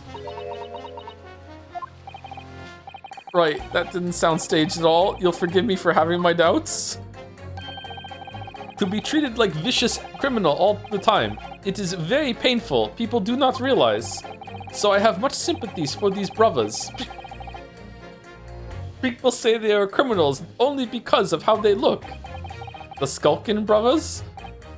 Da, maybe they went inside pawnbroker's shop, but they have done nothing wrong. That is all what I want to say. The Skulking brothers did nothing wrong that night? Alright, well, first of all, you're wrong. Second of all, maidenless, that's one nuts a little misunderstanding I'll need to clear up straight away. Tell me something, Iris. Alright, so we pit the maid against him, I'm guessing. What is it, Runo? The jurors are chosen at random from the inhabitants of London town, aren't they? Yes, it's amazing, isn't it? In that case, how is it that there's a Russian tourist sitting among them who looks for all the world like a revolutionary? I wish I knew.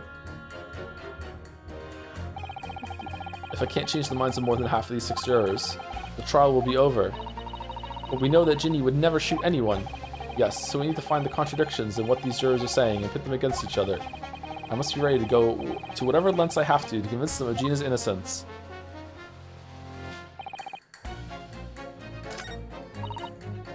Okay, so let's pit you against you. Objection! Those two statements clearly contradict each other. Oh, good lord! Counsel, explain yourself. Oh my statement? Contradictory? Contradict. C-O-N.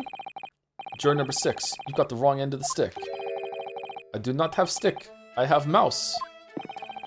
Mouse. As juror number 2 said earlier, when the Skulking brothers fled the scene on the night in question, they fired a shot from their revolver. Yes, they shot poor Mr. Sholmes in the abdomen, I understand. Surely you're not going to tell the court now that you didn't hear. Abdomen, abdomen, A-B-D... B-E, sir? Sorry, my English is still learning. You are telling the court you didn't hear? Forgive me, I did not hear. Not guilty. Ah, here is word. Abdomen, part of person's body containing stomach and other vital organs. If this is what you mean, you should say in plain English, I am Russian, not native speaker. Who thought it was a good idea to let this man be on the jury again? So, you are telling me these brothers who look like criminals were lying. They said before, we never done nothing, but truth is, they shot detective. This is double negative. Yes, that's exactly right. Lying is wrong, especially when lie is said by person who look likes criminal. Coming from you, that seems surprisingly prejudiced. This means, when they said we never took nothing, maybe it was also big fat lie. Oh, is this true? Oh, we didn't even think about that. Well, according to the police report, no stolen goods were found, so... Enough, I trust no one now. Gina nodding in the chat. It's not the mouse's fault though, sir. I must see with my own eyes. I must investigate crime scene myself. Okay. Trial adjourned. Go for it, juror number 6. We'll wait. What do you want for lunch? Yes, it is, Bruno. Easily. Sorry. With the prints from Hurley's red-handed recorder. Ah, if you compare the print that pictures Ginny and the next print from half an hour later, you'll be able to see straight away if anything was taken or not. Cooey, Mr. Prosecutor. Tut-tut. Calling on the prosecution in the middle of a summation examination of all times. The print showing the accused threatening the victim after she broke into the shop is this one. Following this, the victim and the accused moved into the storeroom. Meanwhile, the Skulking brothers entered the shop and summarily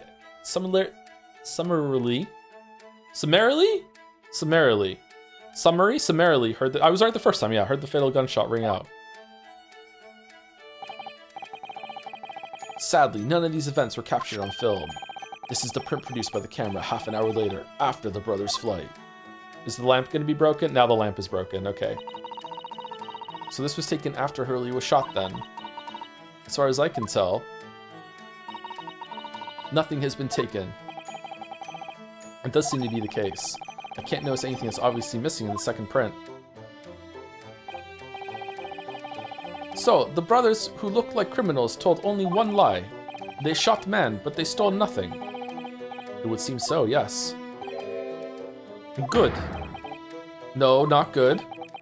You were right. I did not understood situation. Now I know brothers have lied. Brothers, I think it is very, very important to continue with trial.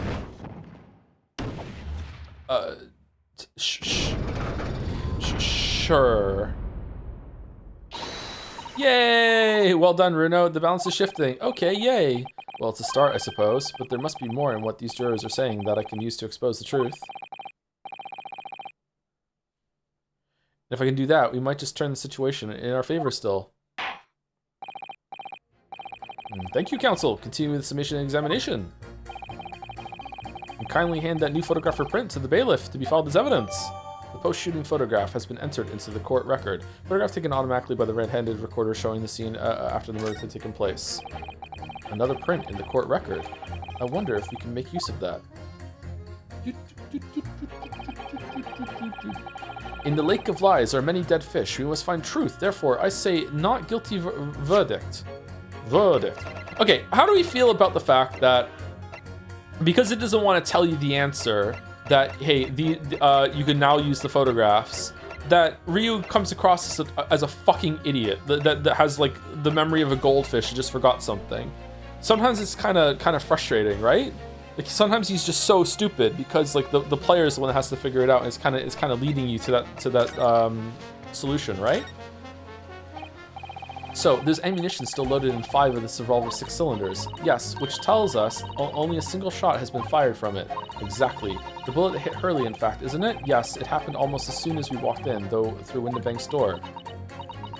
I'll make those brothers pay. The brothers. Brothers.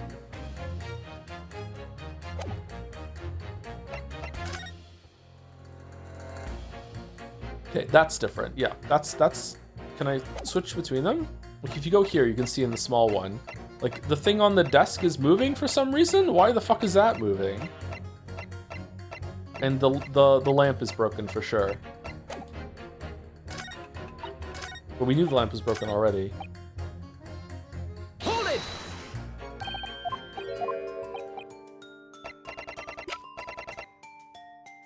Take that!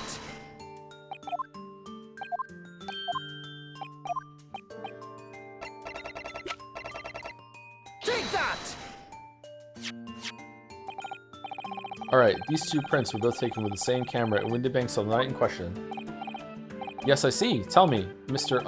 Lawyer, do you know how stereographic images work? Do you understand the principle? Someone used to say, hey Joe, can you make the I actually kin Kokichi bit? This is an on-demand streamer bit service, right? Is that what it's called, bits? I don't mind doing it on demand, but I don't think I can do the growl snort thing right now without killing my voice. My voice is already starting to hurt a little bit from doing all the voices today, and I don't want to push it. Sorry. But you can have a token for me to do it on another stream if you'd like. Yeah. Nor did. Well, I think so. I did have a lesson only yesterday. The left and right images need to be the same, only with a slight shift in the positions of some objects. And then when the brain merges the 2 images together inside your head, it notices the shift as if it were depth. Are we really doing all this just to see that the lamp is broken? Yes, exactly. It's that small shift between certain objects in the 2 pictures that's really important. So what happens if you use 2 photographs that are exactly the same then? No, obviously that wouldn't work at all. Not for seeing the scene 3-dimensionally anyway. Oh, of course, now I see. Ah, I think the young girl has discovered the secret. It's a secret. I have. Can you uncross your eyes before you tell me? Have another look at these 2 pictures from Hurley's camera, Runo. Go on.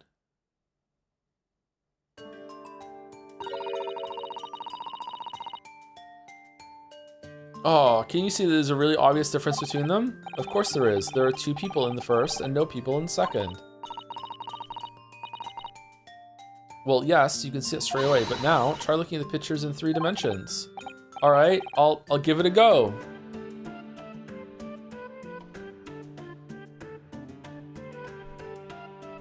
Okay, I see nothing. That doesn't help at all. So to start with, you have to cross your eyes and then try to make the 2 pictures overlap exactly. Oh, my eyes hurt now from doing it. Let's see, if by crossing my eyes, I can make the quill and pens for each picture overlap in the middle. Wait. Well, did you manage to see it properly, Bruno? Yes, I saw it.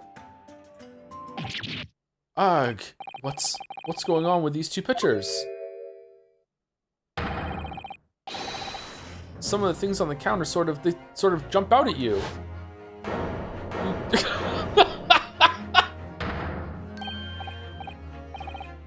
Yes, that's it, you see? That's the other amazing power of stereoscopes. Other amazing power? Is someone going to explain this? Black magic, eh? Why the deuce do some things on the counter seem to jump out at you like that, I think you'll find that if you consider the basic principle of the stereoscope, you'll answer your own question. Basic principles of the stereoscope? As I said before, if you try to look at 2 identical pictures using a stereoscope, it won't work at all. It's the slight shift in the positions of certain objects that lets you see pictures 3-dimensionally. In other words, Sumari, even though at first glance it seems the objects on the counter haven't moved at all between the 2 pictures, it shows that actually there must have been a slight shift in their positions. Yes, there must have been. Oh, the clutter's been moved! Now hold fire there, sir. Got a reasonable grasp of this whole cross-eyed business now, I'd say, what? But why the devil does this shift between the 2 prints exist in the first place? Well, what's the answer, fellow? Come on, you're the cross-eyed master. What? Me? I haven't the first idea. Sorry, I'm humbly deploying my one-time artist fast pass. This was cleared before? Oh my fucking god. Okay, give me a second.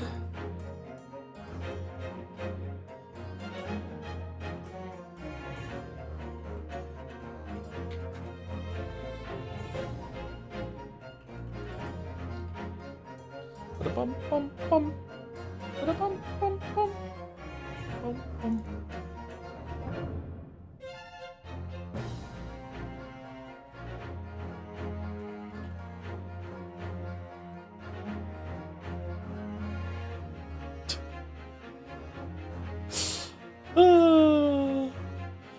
Victorians have no idea what lawyers go through. What's my favorite technological curio? Oh, that's elementary. Why, it has to be the delightful little apparatus known as the stereoscope. Seriously? You've never heard of the stereoscope? It's only one of the most fascinating modern inventions for novel home entertainment ever made.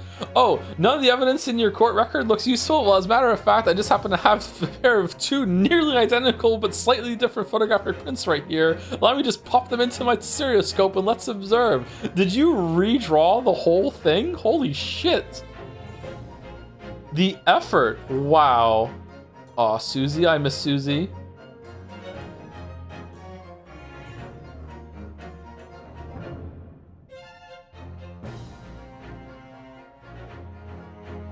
The juror as well. Holy shit. Amazing. Thank you, Earl.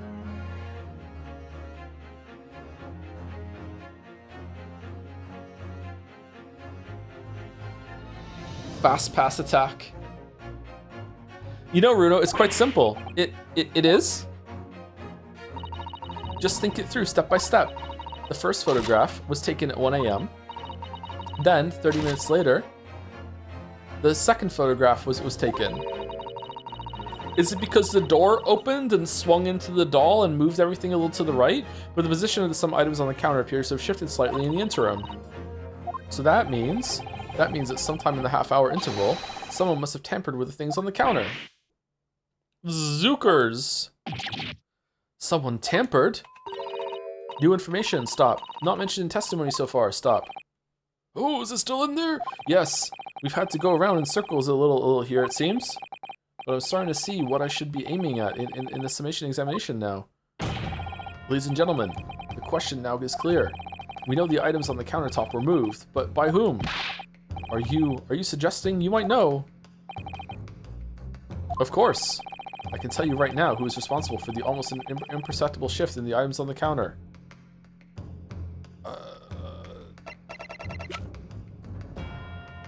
I mean, I want to say it's these guys because they went rifling to steal. But I mean, it's probably Pop Windabank when he opened the door and he moved. I don't know. It was Barrack Von's. He's only 32.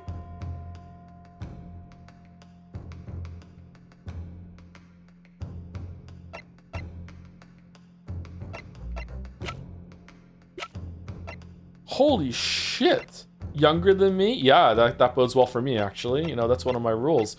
Okay, I guess we go with, I don't know. My instinct is telling me that it was Pop Windabank that opened the door when they went to the storeroom after Ginny made him open it, and that moved it. But that doesn't prove anything when it comes to moving the trial forward or making him not guilty. It's like, yeah, of course, yeah, she let him in there. Of course, like that's what it was. So I guess we have to say it was these two to say that they went rifling for something. I guess I don't fucking know. I'm probably gonna lose a life here. Take that! It was the witnesses currently in the stand, the Skulkin brothers. Wait, this does not agree with what brothers said in testimony before. They said they did not even have time to pull dukes from Lucy Lockets. My phrasebook says dukes is meaning hands, and Lucy Lockets is meaning pockets. But is this another lie? Is this what you are saying? Yes, I'm afraid so. Hold on there a minute. You can't be sure of that. I quite agree. The accused is a common pickpurse after all. It's perfectly possible that she went through the things on the desk to see what she might steal. But they moved exactly back. There's no way that they put back everything exactly there. It must have been the door opened or someone pressed the doll. Oh, but he works there, so he would open the door not that far and know it. So it's like when they went in there, they opened the door further and moved it a little bit. It's gotta be something like that. I think that's unlikely. And why exactly? As you can see from this photographic print, the defendant was pointing a gun at the victim. It would seem, as my learned friend indicated, that she was coercing Mr. He's pulling that back. Mr. Windabank to open the storeroom door. In other words, Sumari, Mrs. Stroud's interest lay within the storeroom, not in the main shop, giving her no reason to touch anything on the counter. All of which points to one thing. The Skulking brothers have omitted key facts in their testimony. But the accused is a pickpurse, common gutter trash. Why look any further for the wrongdoer here? Because the Skulking brothers are thieves, madam. No better, in fact, worse than a pickpurse. Oh my God, you're right. I hate them even more. I believe that these brothers were looking for something on the victim's counter that night. Ladies and gentlemen of the jury, if you would condemn the defendant on the grounds that she's a pickpocket, would it not be at least be right and proper to thoroughly scrutinize the testimony given against her by two thieves? Well said. I, for one, would like to hear more from that shady pair.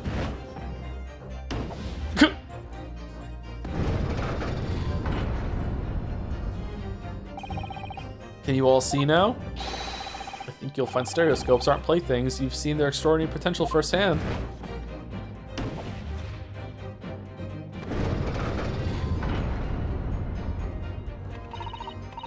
Wholeheartedly agree, stop. Must purchase after trial, stop. Will return home via Regent Street, stop. Oh, she's convinced.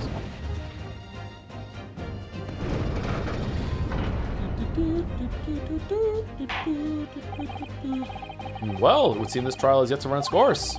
Ladies and gentlemen of the jury have declared their inclinations via the mighty scales of justice. I hereby call the summation examination to conclusion with the balance altered in the defendant's favor. 2 lean to guilty, 4 lean to not guilty. Accordingly, the judge is without consensus. And I order this trial to continue. The jury is without consensus, sorry. Yay! Okay, yay, well done. Oh, by the way, what? You should hold on to this for now. You never know when it might come in useful. Twice in one trial would be unusual, surely, but alright. No, she's Iris, a folded device that allows anybody to enjoy seeing things in 3 dimensions simply by looking through the eyepieces. Stereoscope has been entered into the court record. I love that the Von Zieks was too dignified to cross his eyes and instead used the device. Lord Van Zieks, you will instruct the witnesses that the court demands additional testimony from them. Whatever, my lord. I'm sure it won't spoil the bouquet to do so, my lord.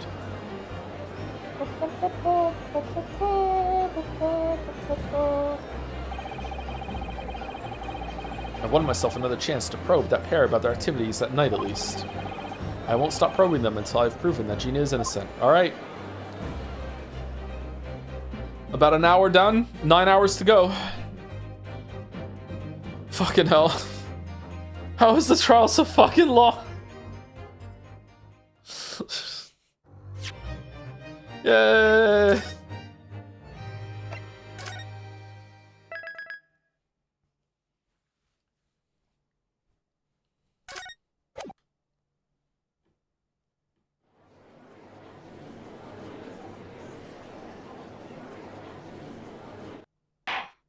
Order! Please, let's resume proceedings.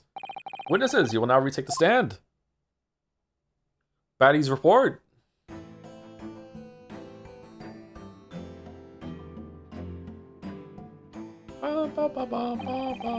I presume you heard the defense's counsel summation examination.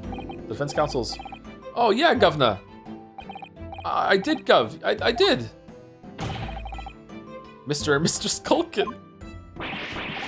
God blimey. This is going to be hard work. Earlier in this trial, you gave the following testimony about your actions after you entered Windibanks. Well, it was bedlam soon as, weren't it? It was, Nash, it was. Didn't even have time to pull me dukes out of me Lucy lockets. However, that was a lie. You actually can't, you brothers. Oh, cool, blimey. On the night in question, you rifled through the items on the victim's counter and then put them back exactly in the orientation that they were, but just ever so slightly to the right. Perfect, except just like fucking half an inch off. Like, you know, we've never done nothing of the sort. How'd you figure that out?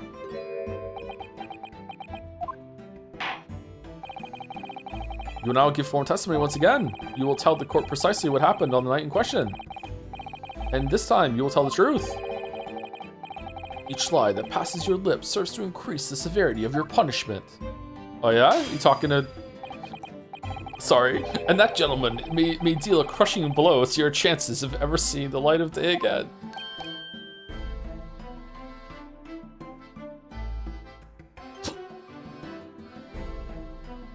That's possibly the worst D20 I've ever failed. Oh my god. Holy shit.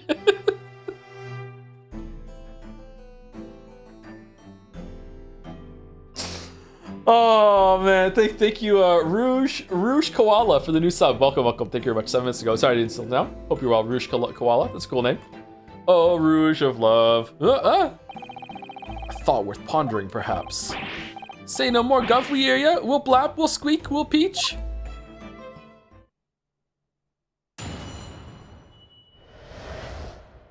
Illegal entry. The whole truth.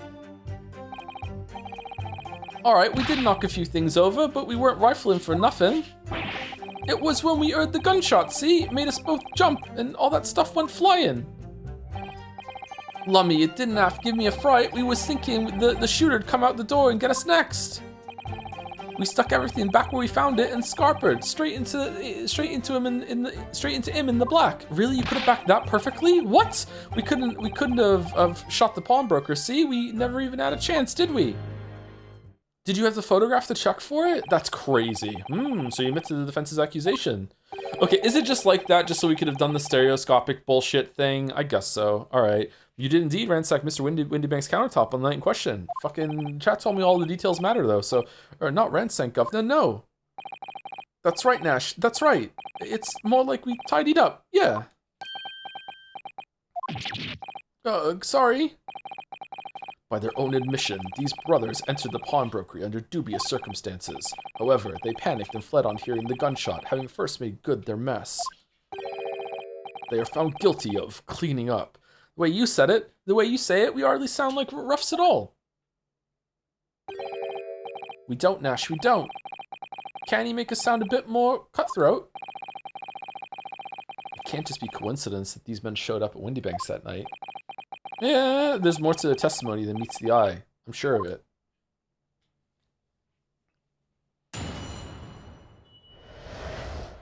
Illegal entry, the whole truth. Alright, we did knock a few things over, but we weren't rifling for nothing. We weren't rifling for nothing. If that's the case, then why didn't you testify to that effect in the first place? Well, you know, we ain't exactly squeaky clean, are we? We ain't, Nash, we ain't. If we admitted to something like that, people would think we was up to no good. Well said, Ringo, me old China. We'd only land ourselves in even more trouble. And in fact now, as a result of lying in your previous testimony, that's exactly what you've done. Landed yourself in even more trouble. Ah, well, that's rotten luck, says the rotten apple eater. Ugh. Witnesses. Explain your actions to the court. Why did you ransack the victim's counter? We never ransacked nothing. Right, Nash, right. More like we tidied the place up. Sorry. It was when we heard the gunshots. See, made us both jump and all that stuff went flying.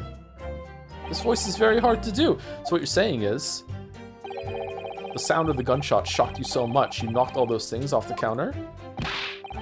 Well, it shocked one of us that much, yeah, this bag of nerves needs to learn to keep his shirt on.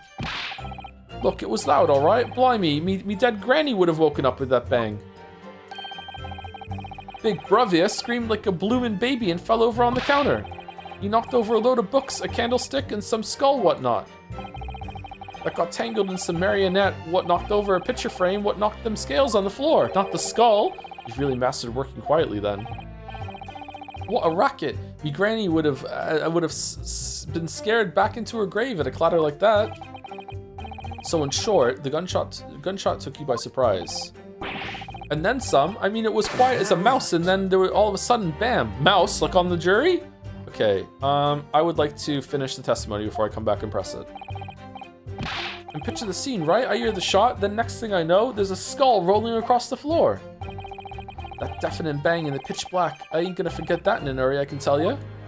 Wait, how did you know everything where it was meant to go back then, if it was pitch black?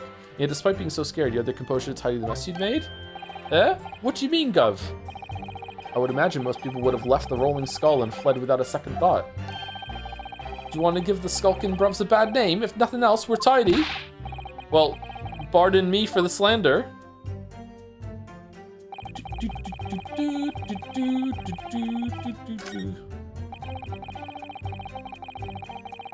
Hold it!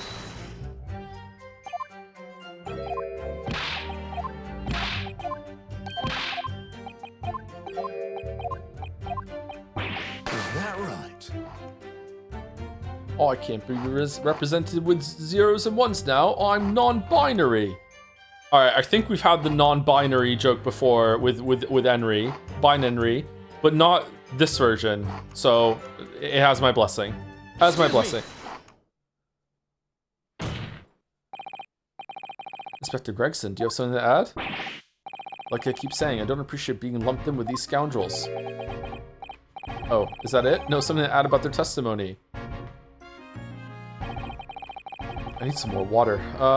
Okay, half an hour. I think I can go half an hour, then we can take another break. Okay. You seem to react just now to what Mr. Skulkin said. Did it make you think of something? It's probably nothing, of course. I wouldn't even bother to mention it, only...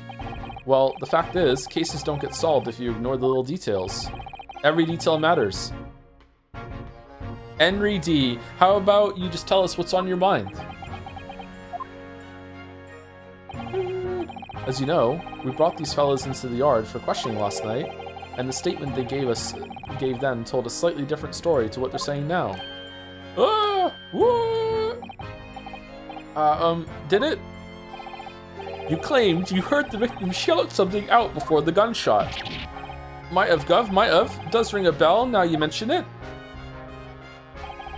Come on, Judge, these two aren't reliable. Granted, it's only a minor detail, but still, I can't help but feeling like perhaps you've been a bit sloppy with your testimony here, fellas? If I discover the witness's testimony has been any more sloppy than it has hitherto proven to be, I shall be forced to bring the very harshest punishment to bear against them. Easy, easy. We'll get it right this time. That's it, yep, it's all coming back to me now. Then speak. Supplement your testimony with whatever details miraculously return to your questionable mind, sirs. Also, thank you for the resub, Fifi the Fee Fessel, for 32 months. I am a VOD boy at this point, so I won't see this resub message for a while. Joe, if you could really diss me, I would appreciate hearing that in like a month. A diss? I don't think I can do it. I don't think I can do a diss right now. Sorry. I don't know. A diss?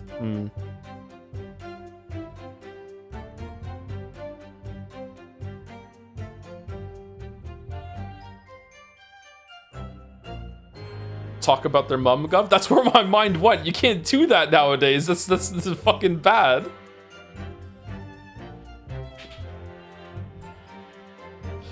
I'm the king of dissing. Call me Eminemry. All right, there we go. All right, chat saved me. Holy shit. Right you are, Gov. Just before the gunshot, we heard a voice yelling out, "Give me that gun." Right before Wakaba died, she told me, I think I might die. So in fact, you heard the voice and the gunshot almost simultaneously? We did, Gov, we did. Although, I suppose if you're being honest, we heard a kind of wavering voice before the yell and all. If you don't want to get shot... Give me that gun! Bam! Oh damn, the pantomime. Kind of thing. A career in acting tragically missed. And where were the voices coming from? Could you tell? Of course we could. From the other side of that door behind the counter it was. From the storeroom where the victim was found dead. The voice you heard, it was that of the victim, Mr. Windybank. On my granny's life? Of course it was. On his granny's life? Of course it was. So, that would mean... But you just said your granny's dead! That you both knew Mr. Windybank in the sound of his voice. So that would mean what? What, Nash, what? Any ideas? Yes, Counsel, indeed it would. Nah. We didn't know the geezer. How am I supposed to deny it when that bloke and all the fancy cobblers giving us the evil eye? If you value your lives, you will ensure your testimony is accurate and true.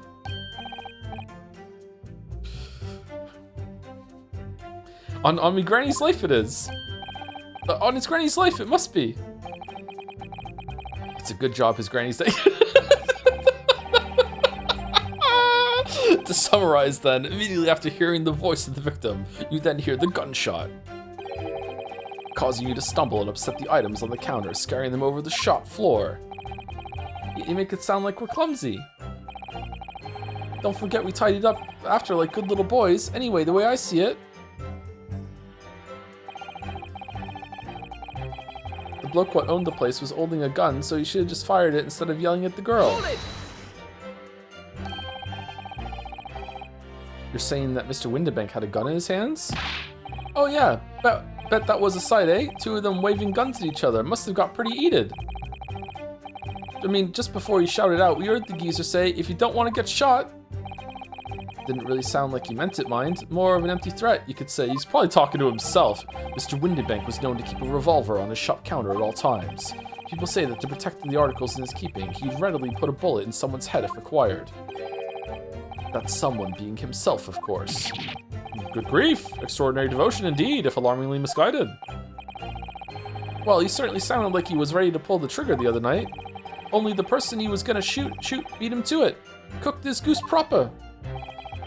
Bet he wished he'd squeeze the trigger instead of wasting time shouting, give me that gun. And it was directly after those words that you heard the gunshot? It was more or less at the same time, Gov. Give me that gun! Bam!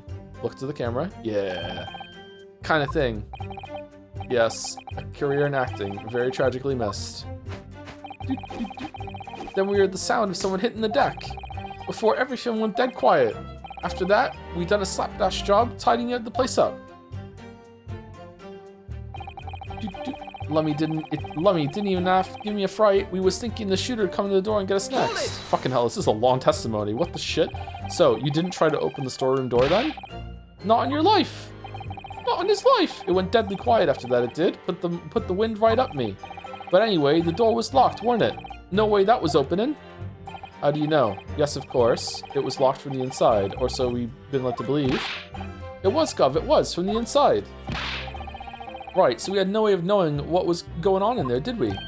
Unless there was some other way to get a view of the inside of the storeroom. Like through the keyhole or a spy hole, perhaps? Don't ring no bells, don't light no lights. No light, no light. We had to cut and run before we noticed anything like that. We're still cutting our teeth in this game, see? But one day, we'll really cut the mustard. Fucking Greg being there is so fucking funny. Please cut it out. But as we know, behind that door was the victim's lifeless body, with the accused not 2 feet away. Yes, unfortunately. Gina was in there, unconscious, with the gun in her hand. To confirm, would it be correct to say that neither of you set foot inside the storeroom? That's right, Gov. That's right. Couldn't have, even if we wanted to. We stuck everything back to where we found it and scarpered straight into him in the black.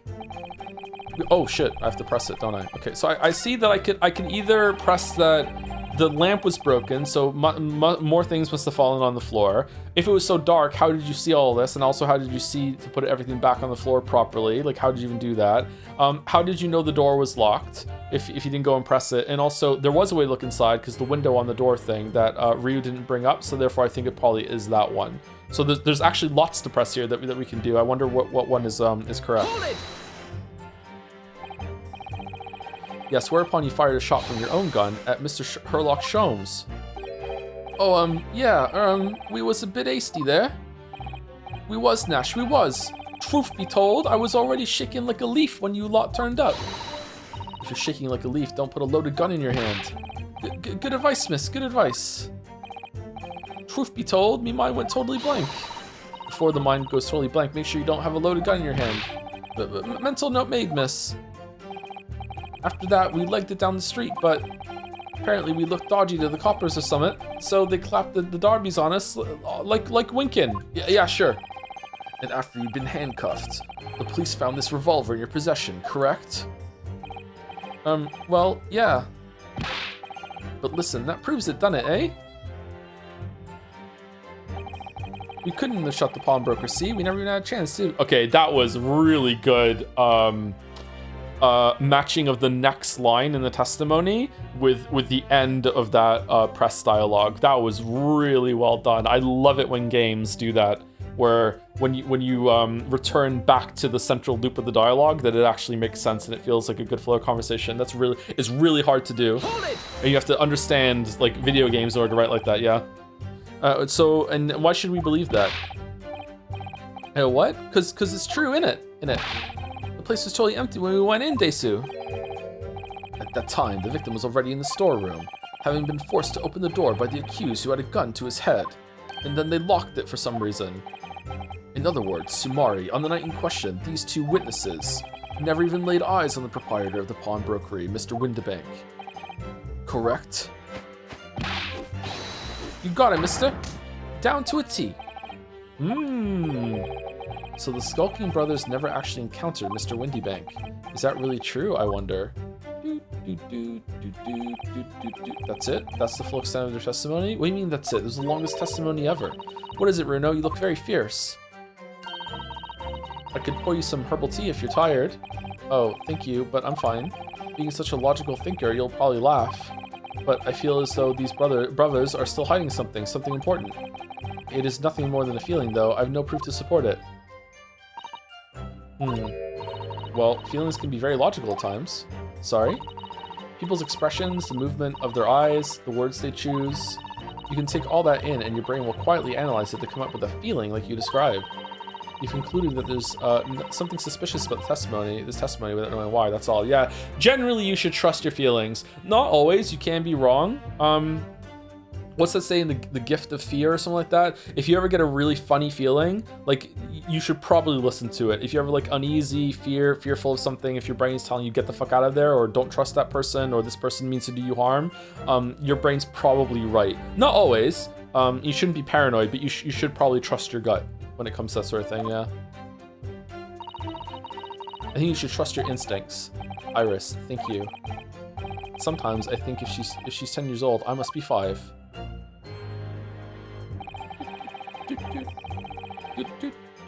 All right, we did knock a few things over, but we weren't rifling. Okay, so what are we pressing? What do we have to present? We have I'm a lawyer. We have the pawnbroker thing.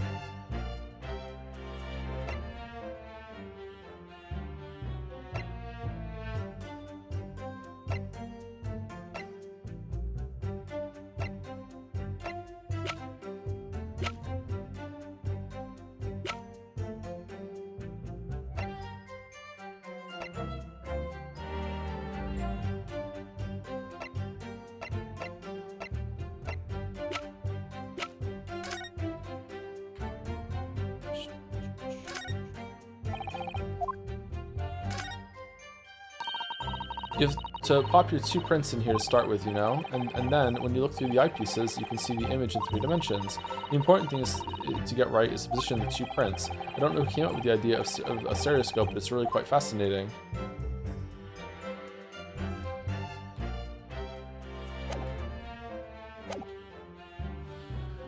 Knock things over, we weren't rifling or nothing. Just before the gunshot, we heard a voice yelling out, "Give me that gun." The bloke what owned the place was holding a gun, so he should have just fired it instead of yelling at the girl. Okay, how did you know he was holding a gun if you couldn't see in? How do I do that? Lemmy didn't have to give me a fright, because what we was thinking is shooter come to the door and get us next. We stuck everything back. We found it in Scarpa's right into the man in black. We couldn't have shot the pawnbroker, so we never had a chance, did we? That's it? Okay, hold on. Can I press him again for more information? Because sometimes you can do that, right? I feel like it's that one, but I don't have anything that can contradict it. Hold it!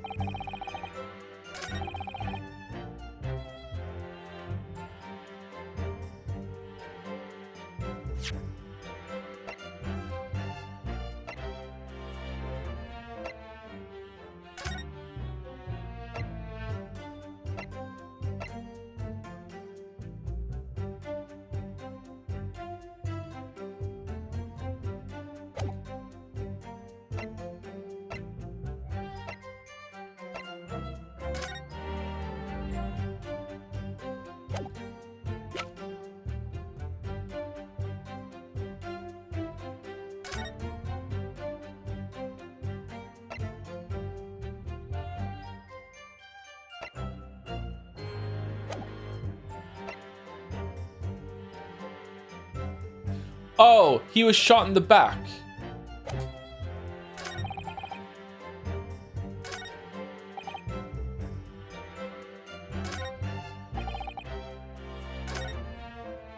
Shit.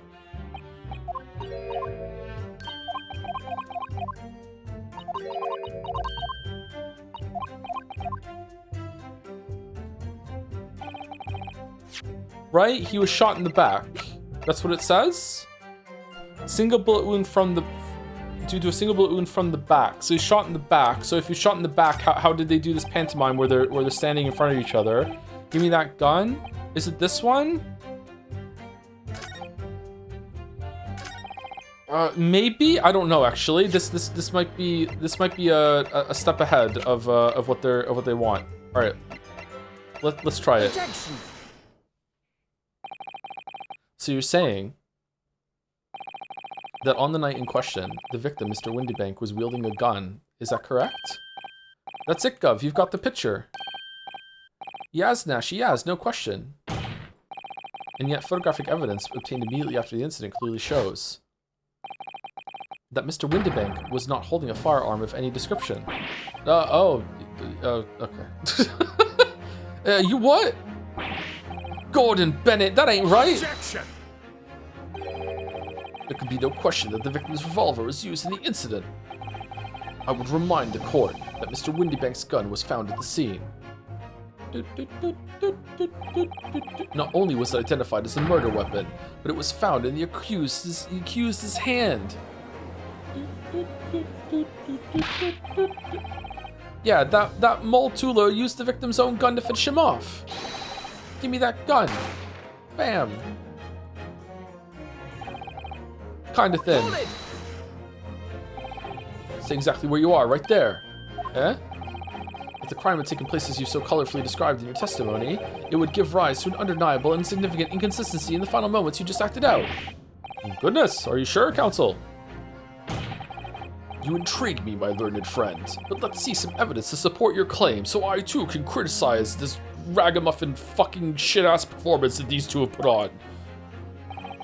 Where is the proof that demonstrates this inconsistency in the witness's portrayal of the victim's final moments? All right, so it's the autopsy that says that he was shot in the back. Take that! According to their testimony, the witnesses claim to have heard a shout of "Give me that gun," followed by a gunshot. Indeed, with the two events happening almost simultaneously, or so we've been led to believe. Yes, that's right. Now, if that testimony is true, it would mean that at the moment of death, the victim and his attacker would have been facing each other.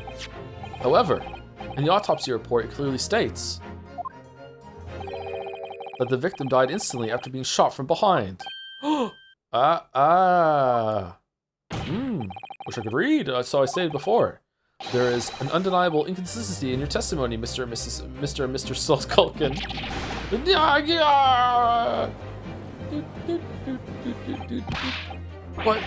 But it's the God's honest truth.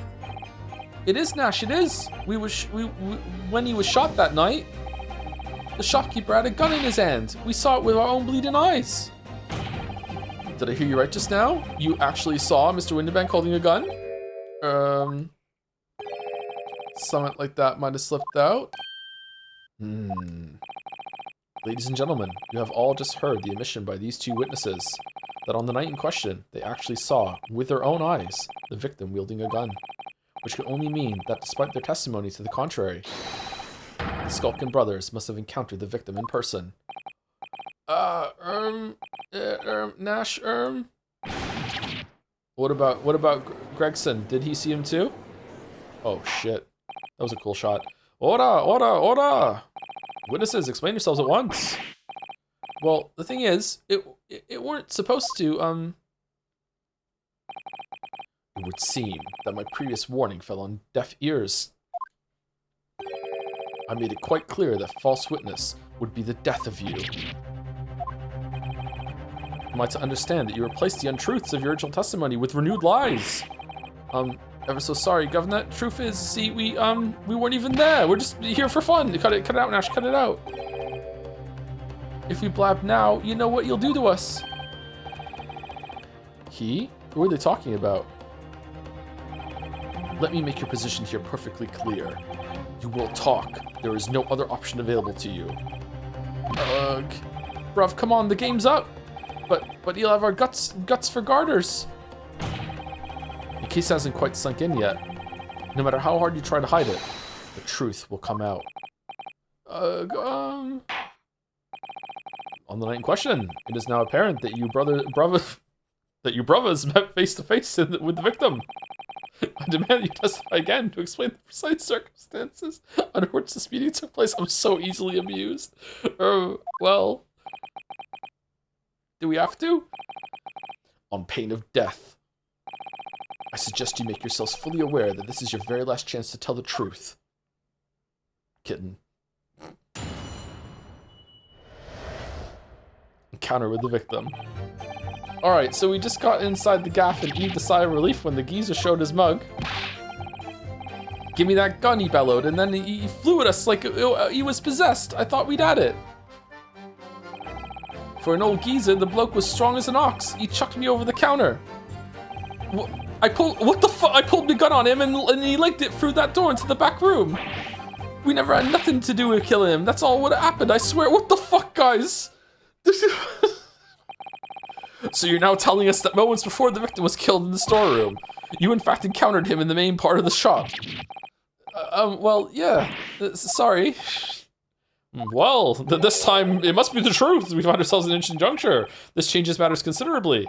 But honest, Governor, this time, Nash, this time, we ain't got nothing more to hide. Very well, counsel for defense, you may proceed with your cross-examination. Oh, what's the fucking point, my lord? This is it. The moment I've been waiting for.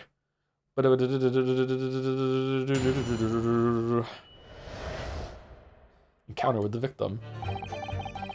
Alright, so we just got inside the gaff and heaved a sigh of relief when the geezer showed his mug. Maybe it was Gina doing weekend at Windy Banks. I don't fucking... When you say geezer, I presume you mean the victim prior to the shop, Mr. Windibank? Well, sorry, I mean, that's right. We was keeping a close eye on the entrance to the gaff, obviously, but we never thought no one was gonna come out of that back room like that. The back room being the pawnbrokery storeroom? Yeah, that must be where he popped up from, only place he could have been.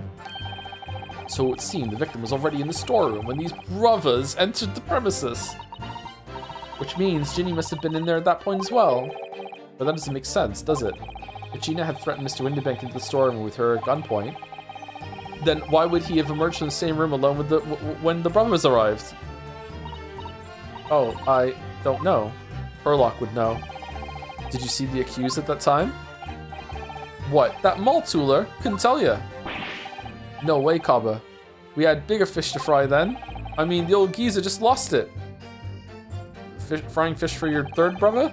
Give me that gun, he bellowed, then he flew at us like he was possessed. I thought we'd had it.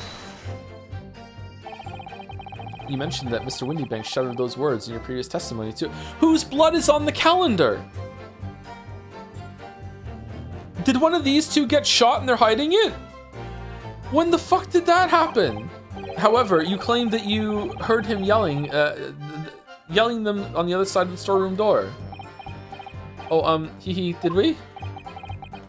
But the truth is, he was shouting those words at you, wasn't he? Well, yeah. Was the victim Mr. Windibank, wielding a gun at the time? Was he ever? Blimey, lummy, a great ugly barrel he had, pointed straight at me frontispiece. Oh my god, not your frontispiece. So what you're saying is, you definitely saw Mr. Windibank with the gun at that time, is that right? It is, Gov, it is, spot on. Then all of a sudden, he came at us, he did. It was Bedlam. I didn't know who was going for who. We were clearly all going for each other. Like Nash said, we thought we'd had it. I mean... For an old geezer, the bloke was strong as an ox. He chucked me over the counter. Well done again. Good job. Wow. Yes, I know that you mentioned the counter in your previous testimony, too. Well, yeah. Of course we did. He knocked over a load of books, a candlestick, and some skull whatnot. It was him. Interesting. That got tangled in some marionette, what knocked over a picture frame, what knocked them scales on the floor. And then he tidied it up. So in fact, it wasn't the sound of the gunshot that shocked you and made you knock those things off the counter. Well, Big Bravia went flying over that counter like a gunshot, I can tell ya. Then the old geezer pinned him. Holy shit, he did, Nash, he did. If you hadn't been there, the bloke would have flattened me like a bloomin' pancake in seconds. At the time in question, the alarm was raised at the local police station via a secret cable from the pawnbrokery. There was a button under the counter used to activate it, which was presumably pressed by the victim. That's right. When the brothers fled the scene and back onto the street, they ran straight into the arriving police, didn't they? Dude. Poor Mr. Windybank, he did everything he could to protect his shop. And then Ginny killed him. I pulled my gun on him, and then he legged it through that door into the back room. Were you intending to shoot Mr. Windybank? Nah, never. I was just, looking out for my bruv, weren't I? He was being flattened, don't forget. It's true, yeah. He was a foot taller before that by a man whose shop was being burgled, yes. And then the man fled into the storeroom when you pointed your gun at him, is that it? Yeah, that's it. He shoved me away, then ran off through that door and shut himself in. Dude, there's something about that last remark. Something that doesn't quite ring true. Dude, I wonder why Mr. Windybank ran away into the storeroom. What? Well, according to what everyone's saying, Ginny was in there waiting for him with a gun. Ah, yes, that's right. Gina allegedly used Mr. Windybank's gun to threaten him and force him to open the storeroom door. In which case, how did the gun end up in Mr. Windybank's hands again? I have no idea, but that is strange, isn't it? This little inconsistency could be significant. I should make a mental note of it. Maybe, after all this went down, the Getcherbubs went to the shop to pawn something in the middle of the night and then had a fight, and then she started throwing things again, and she threw a gun through the little slot in the window that went through, and then it went off and shot him, and then it rolled and landed into Ginny's hand. Done. She's a menace. She has to be stopped. Look, the point is, me and me bruv here. That's right, Nash, that's right. Me and me bruv here. I have no idea what Irish just said. I was on my bullshit. I was huffing it. We never had nothing to do with killing him. That's all what happened, I swear. You say you had nothing to do with it? Nothing at all. Nothing, Gov, nothing. The old geezer went and shut himself in the back room, didn't he? Locked it was, from the inside. We know it was, because we tried to open it. But it's a decent door, that one. Good and strong, wouldn't budge an inch. So in the end, the situation remains unchanged. Inside the storeroom with the pawnbroker, there was only one other person. The sole person who could possibly have shot the victim, the accused, Miss Gina Lestrade. It would indeed appear so. What say you to that, counsel? I don't know. Was there anyone else apart from Gina who could have possibly shot Mr. Windybank? Yeah, there could have been. Mr. Skulkin. Every time. What? What's that look for? From the moment you admitted that you'd encountered the victim face to face that night, the course of this trial changed completely. It did? What is your point, my learned friend? The question we must answer is, who could have shot Mr. Windybank? And it is the belief of the defense that the defendant is not the only possible answer at all. Okay, I hope I'm not going to have to point to someone, because I don't fucking know, so you have my attention. Uh-oh. In that case, let us return to this plan of the premises. The victim was killed in the storeroom, which was locked from the inside. Those are the facts. So pray, what other possible answer to the question of who shot the man could there be? I hope I don't see green. Counsel, you must now provide answers to the court in respect of two conundrums. 2, my lord. Twice as many chances to be right, maybe? Indeed. Namely, from what location did the culprit shoot the victim? And furthermore, where was the victim at the time? Understood, my lord. Are you alright, Runo? I'm not entirely sure, but there's only one thing I am sure about. If I can prove that there's a credible new alternative to what happened, it would change Gina's prospects hugely. Bigly, even. So now, time for some clarity. Show the court on this plan the answers to the questions posed by his lordship. If you believe someone else could have killed the victim, indicate from where that person could have fired the gun. Here, through the flap in the door. Take that! The defense believes that the culprit could have shot the victim from this location here. Well, that's not right. Uh-oh. The answer to that second question.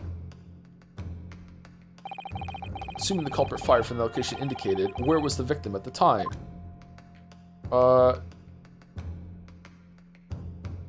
here. Take that! The defense believes that the victim would have been in this position here. Objection! What your answers in fact show is that your own position is as absurd as those you have indicated on the plan. What are you saying? What Lord Van Zieks is saying, Council, is that your answers are clearly flawed. Ah, okay, I don't fucking know then. Like, why? If he got shot and he died instantly, he has to be there. And if it's not in the storeroom, then it has to be someone shooting through the door, right? Was I just a little off? Does it have to be a little right to the door or what? Well, I knew it's twice as many chances to be wrong. So the questions are from where did the culprit shoot the victim and where was the victim at the time? Well, I don't see why we can't show that someone other than Ginny could have done it in the storeroom, don't you? Yes, that's right. That's the right way of looking, I suppose. Someone other than Gina in the storeroom. What's the best move here? Should I try again or gather more information first? Oh, do I have to press something, maybe? Okay, I'm a little annoyed that wasn't acceptable because, like, not bigly annoyed, just a little annoyed because he could have been, like, crouched on the floor. Like maybe Gina got knocked out and he was, like, crouching down to pick something up or something, and then, like, someone opened the flap and just shot him in the back. Okay. That's possible to me. Anyway, I don't know if I should try again or if I should leave it and try and press something. It's giving me the option to leave it, and that makes me think that possibly I can press for more information from the testimonies. Let's do that for now. My lord, I would like to consider the situation a little more before giving my answers again. Consider the situation as much as you like. The answers do not exist. Very well. The court will hear from the witness again while you deliberate, counsel.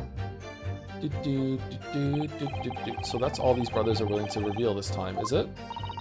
They're still hiding something, don't you think? Yes, I'm sure of it, and not just a minor detail either. It was almost certainly because of those two that poor Windybank. Well, you can't let them get away with it, Runo. I know, but I get the feeling that there's even less evidence at my disposal this time to prove that they did it. We've come so far. Now it's time to finish them off. Well, I'll do my best. Alright, so we just got inside the gaff and heaved a sigh of relief when the geezer showed his mug. Okay. Give me that gun, he bellowed, and they flew at us like he was possessed. I thought we'd add it. For an old geezer, the bloke was strong as an ox. He chucked me over the counter. Whoops. I pulled my gun on him, and he legged it through that door into the back room. We never had nothing to do with killing him. That's all what happened, I swear. Okay, this is the one. I think that's the evidence that Iris and Ryu said there's something off about the statement, right? So maybe this is a clue. Can I press it again? Let's see. Hold on.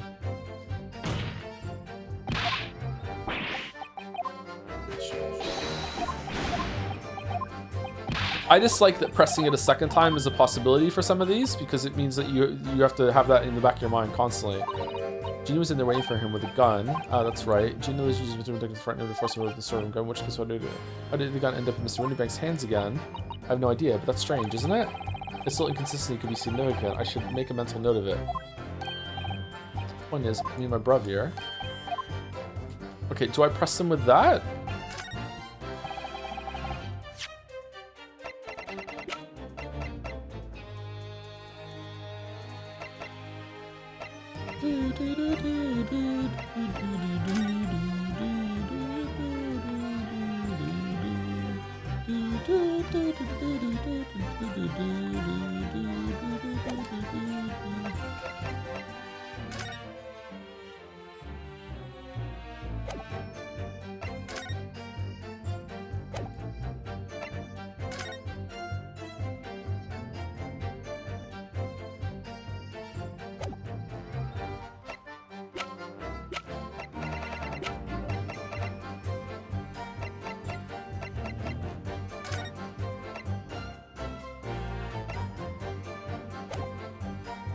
Okay, I really don't know. Maybe present the gun and be like, why is the...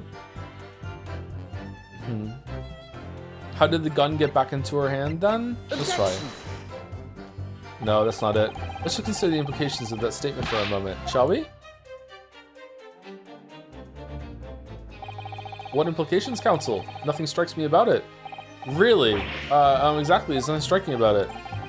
What strikes me is your propensity for the inane, however. No, that's wrong. Shit. Okay. Ugh, I need to clear my head and come at this again from a different angle. Alright, so it's not that then. Is it just going back to the room and putting someone in the room like Iris said? Let me save it. I don't want to lose too many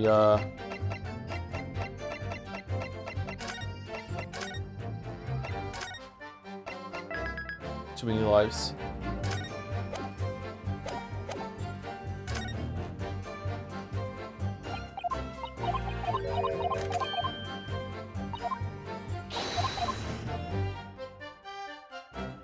Huh? Oh, I have to press the last one in order for that to work. That was the last one. Fucking hell, sorry. We'll take break after I solve this puzzle, so you know, maybe 30 minutes.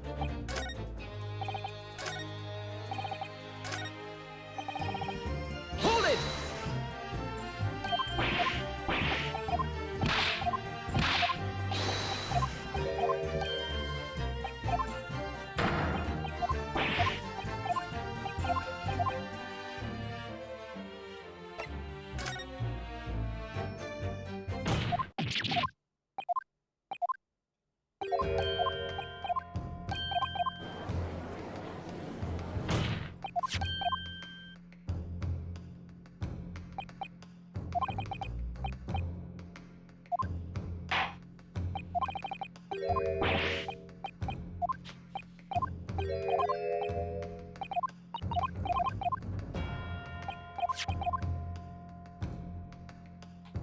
Okay, I would like some clarification. I'm actually asking. I wasn't just like...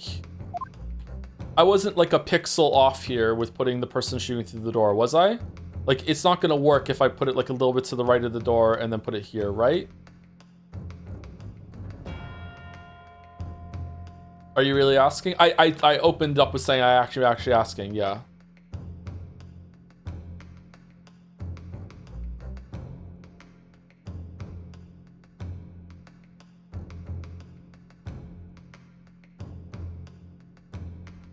So like putting the person here and then the corpse here isn't gonna do it, right?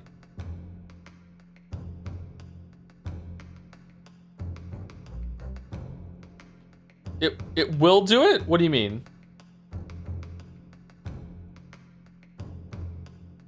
Why are you telling me I wasn't? That's what. Huh?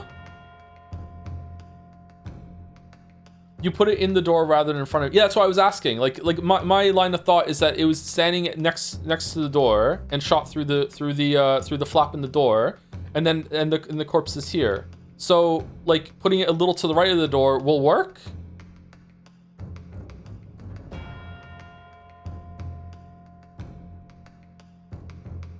Oh.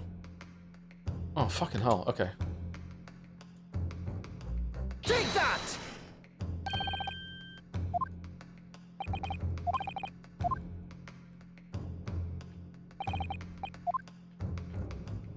And here, right? That's where he Take was? that!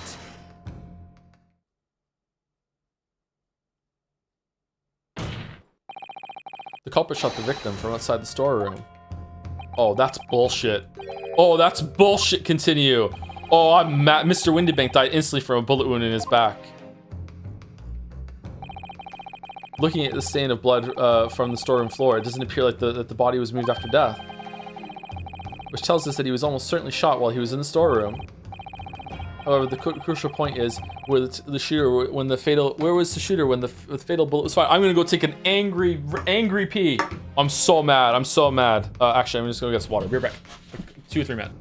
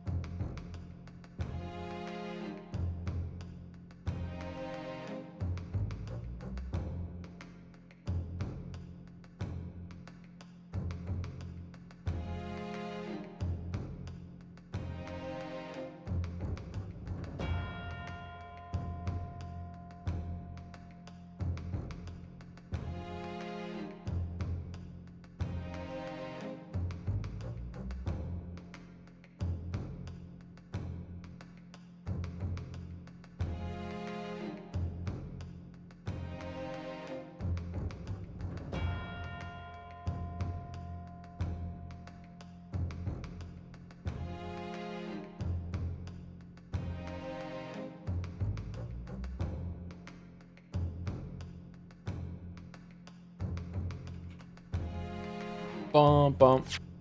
Oh shit, wrong button. What this needed was, I understand it can't cover everything. Can you see the mouse? It needed to just, I don't know if you can see the mouse or not. Yeah, you can see the mouse. It just, like, it's really, like, natural to put the person here because they have to be close enough to actually hold the flap in the door open, right? That's the thought. Maybe the door was open when the shot happened and then they just closed the door, but if that's the case, I don't understand what the deduction is. So like putting it here, it just needs to, like, I don't know, like the acceptable area just needed to be a little bit, like, I'm guessing the acceptable area is here, like a box is here. So it just needed to be like just a little bit over here. Just to make sure that, you know, the estimation is like it's covering that whole entire area. That's very annoying, IMO. But not worth dwelling over.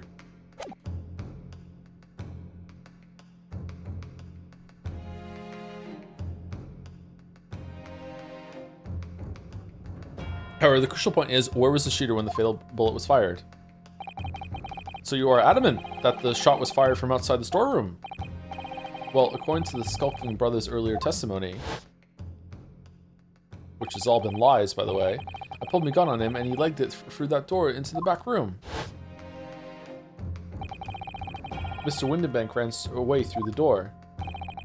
We have to assume that the door was open at the time. Ah! It was at precisely that moment when the victim was fleeing for his life that these brothers had the perfect opportunity to shoot the man in the back once he was inside the storeroom. Daga!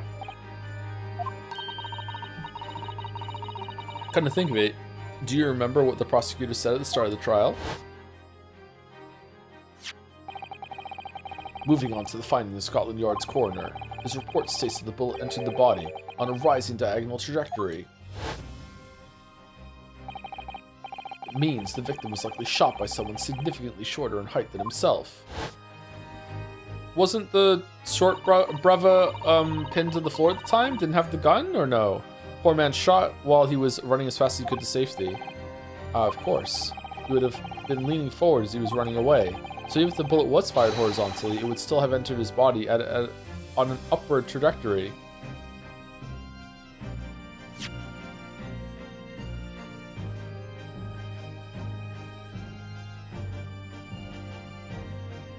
Thinking time.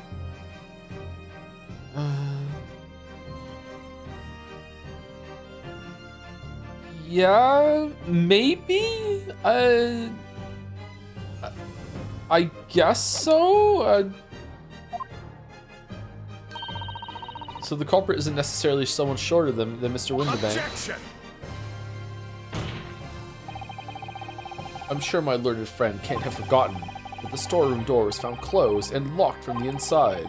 You claim the victim was shot as he fled into the room. Do you also claim his corpse was dexterous enough to turn the key in the lock? Yes. But...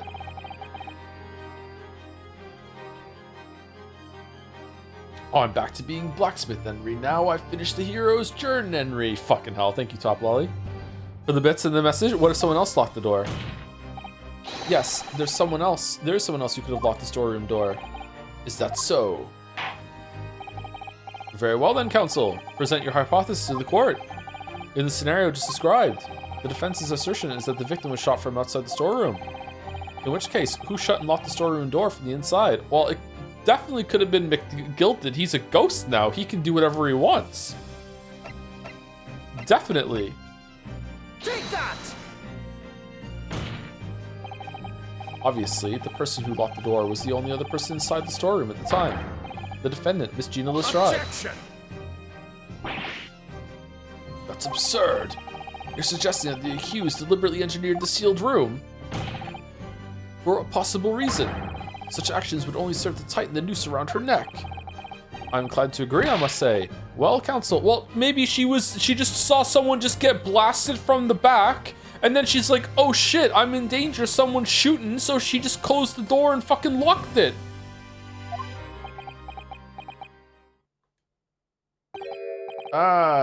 Yes, that's a tricky one, that, isn't it? Half-baked notions have no place in my courtroom, counsel. Remember that, please. But of course Ginny would have locked the door. It almost goes without saying, doesn't it? It does?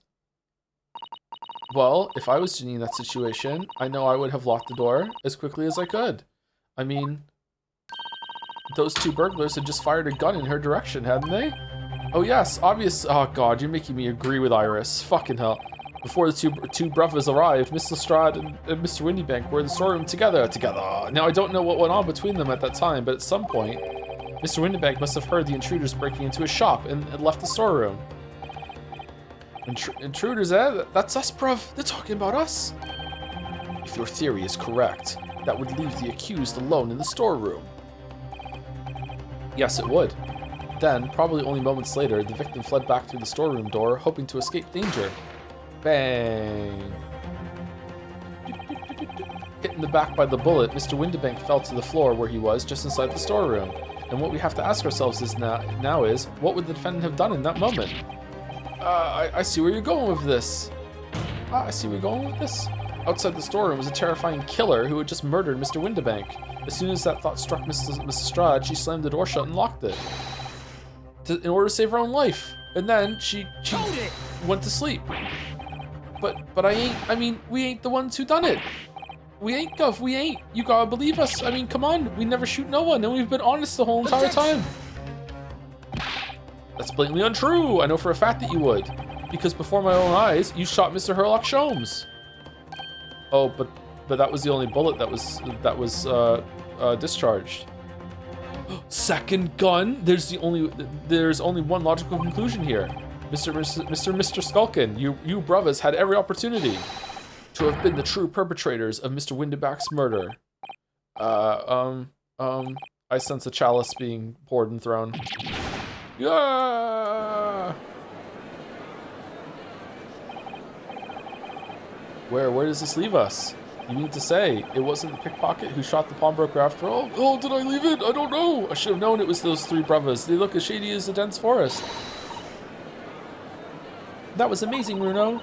All the members of the jury seem to be firmly on your side now. I know, first time ever, and probably the last. Well, I think you've done it. Surely they'll have to give a verdict of not. An admirable effort, my learned friend. Somewhat impressive. What's this now? He's laughing. You find the situation amusing, Lord Van Zeeks? I myself find the defense's argument most persuasive. Yep, here we go. I dare say.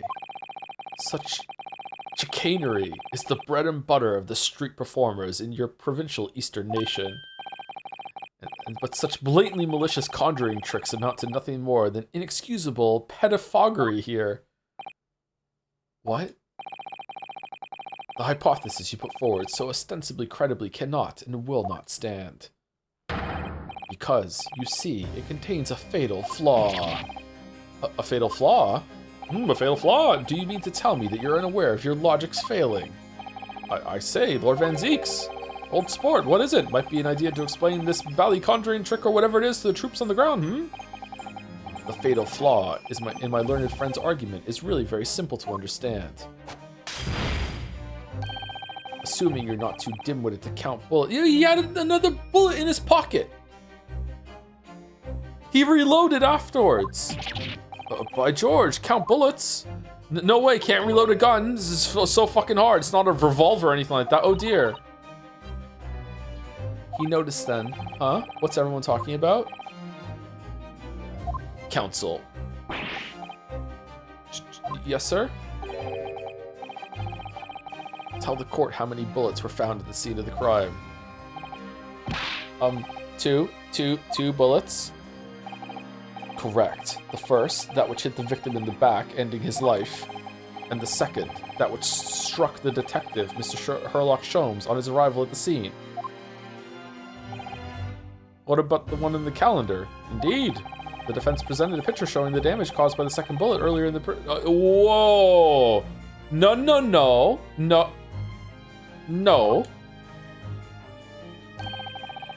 But, okay, that makes it worse. That means there's 3 bullets.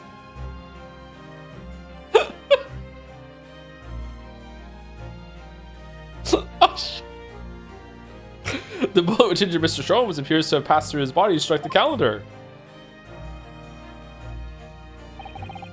Your lordship's understanding is correct. Furthermore, we know there are 2 firearms involved in the incident. The revolver belonging to the victim, Mr. Windibank, and the Skulking Brothers revolver. The evidence shows that a single bullet was fired from each gun. You can't know that, right?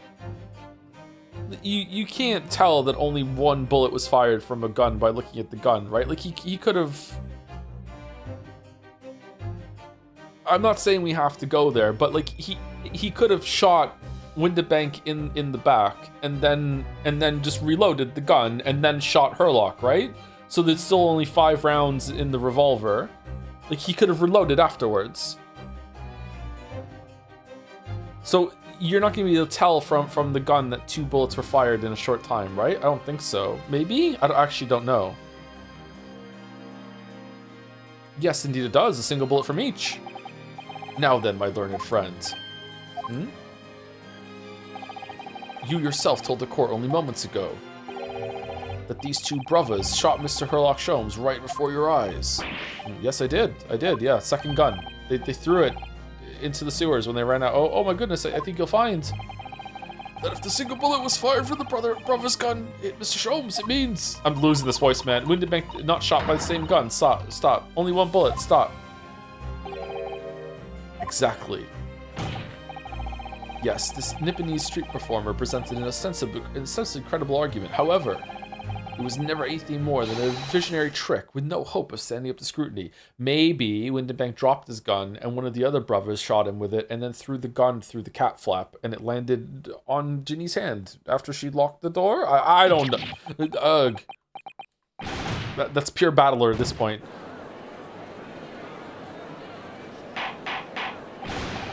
Order! Thank you. Pray forgive the discourtesy of flinging the dregs of this hallowed nectar into the public gallery. Lord Van Zieks. But this court needs to open its eyes. The accused, Miss Gina Lestrade, is no ordinary little girl. Despite her young years, she can, regrettably, no longer be described as a juvenile.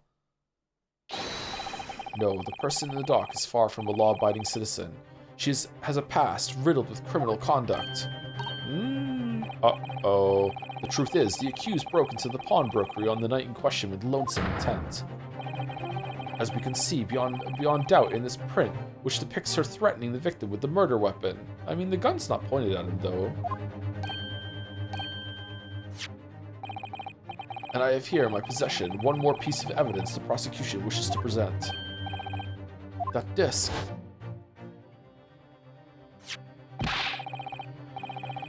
I'll be taking that whatever it is of McGilded's down to the yard. Thank you very much. No, don't give it to him. It's mine, that is. Mine. I'm sorry, miss. But anything belonging to McGilded has to be taken as evidence now. Yes, that music box disc. McGilded's music box disc. Holy fuck, that's hard to say. The very day before the hateful murder of Mr. Windibank. The accused attempted to make off with this article, which clearly doesn't belong to her. With none of the subtlety of a pickpocket, I might add. But by brute force and brazen impudence. Good gracious! This language can be flustered. Make no mistake, any sympathy for the accused on account of her years is misguided and dangerous. There are no depths to which this girl would not stoop if pushed. No crime she would not commit. Okay, you're just fucking writing fan fiction over there, Van Zieks. The court forgets that fact that it's peril. I see. I think it would be prudent to take this music box disc into evidence counsel as a grim testament to the defendant's character. Lord Van Zieks, Inspector Gregson, what?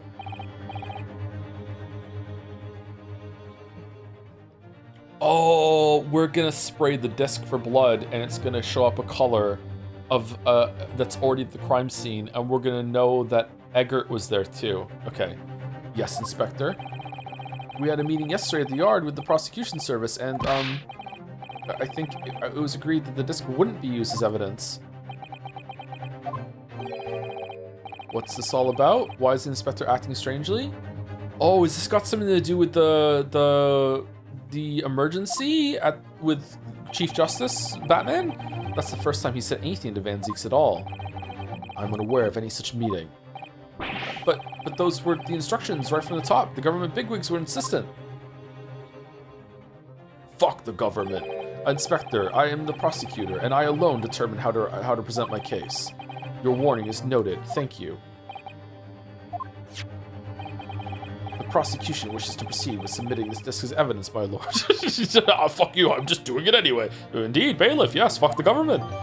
The music box disc has been entered into the court record. A metal disc used to play music in the mechanical music box. On the reverse side is a note that reads, "For McGilded." The prosecution has established the accused's motive, opportunity, and baseness of character.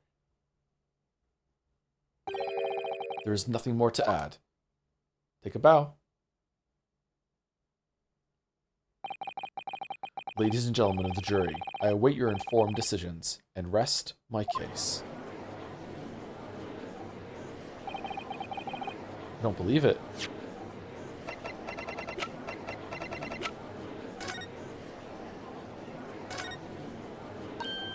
Oh, Runo, look! This is blood. Gallons of the stuff. Yes, you're right. Just a small smear, but definitely blood. Actually, I feel as though I might have noticed that before. Aha, then it's my time to shine again. I thought I'd be waiting forever. Okay, it's gonna turn green. Alright, hold still with that disc, Runo. Can we get this done quickly, Iris? In a flash.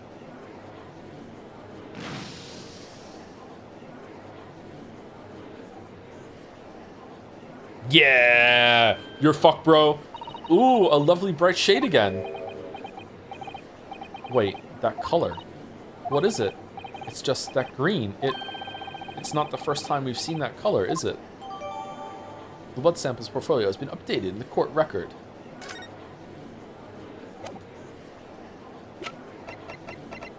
And it was that he got cut when she went to grab the disc, right? It wasn't Gina that got cut, right?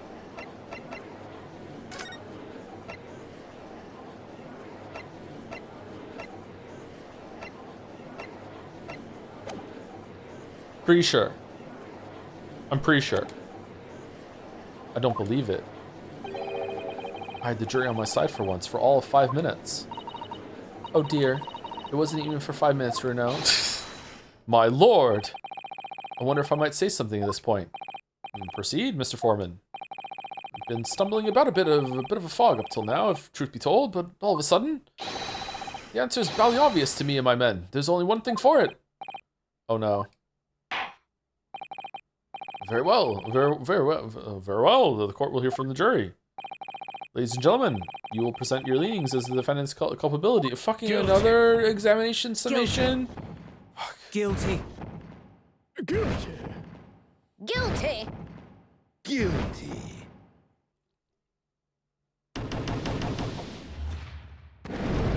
He slammed his head again. Examination. Excavation. We have consensus among the jury, it seems. We have eliminated the impossible. Whatever remains must be the truth.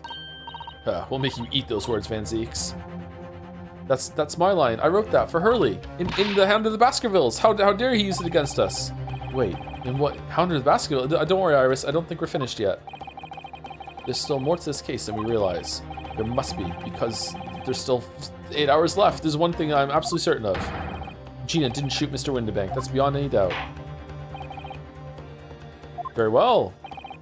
We will proceed with the second summation examination of the day. He just knows that we're doing it. That's fucking great. Mr. Foreman, are you and the other jurors ready? Karadab squadron is primed and ready for action, sir. Very good. Now stop horny posting. So, ladies and gentlemen of the jury, you will each explain on what grounds you have now determined the defendant to be guilty.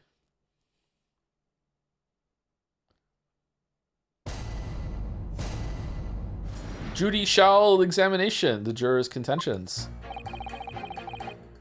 Once a rogue, always a rogue, I say. Different breed to us law-abiding citizens. As only 2 bullets were found at the scene, I would say the whole case is done and dusted. Where was the bullet found that was...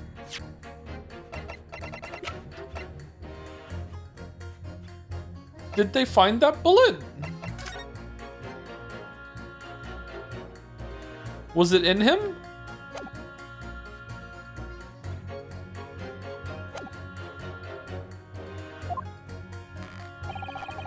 You don't need a stereoscope to see the truth here. Every which way you look at it, it was that pickpocket. Oh, I never imagined that simple operation would cause me such grief. Oh my god, is he Herlock's surgeon and he's gonna say that the bullet was never recovered or some shit? Is he gonna be related in some way? There's no fucking way, right? Like, once again, he's involved. The accused attempted a theft on the previous day. I can see I'm in for a busy day ahead. I am ballistics expert. I have seen many shootings. There is nothing I do not know about guns. Okay, all right, cool. Thank you, Russian bro. It would seem there is little remaining room for doubt. I have to admit, I was rather bowled over by the argument put forward by the chap in black. But when that fell apart like a house of cards, I saw that I'd jolly well been hoodwinked. Well, no more. The whole courtroom is turning against me. It's not fair, Iris. That prosecutor's being mean. Just because Jeannie's done some things she shouldn't have done in the past, that doesn't make her a murderer. My chalice runneth over. Allow me to savor this fruity vintage while I savor the spectacle of your fruitless debate on the matter. Here's to the truth coming out eventually. Oh, that's not the only thing that's coming out.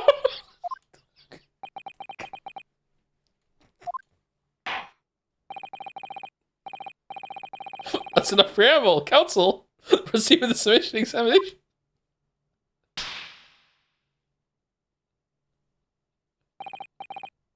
Yes, my lord.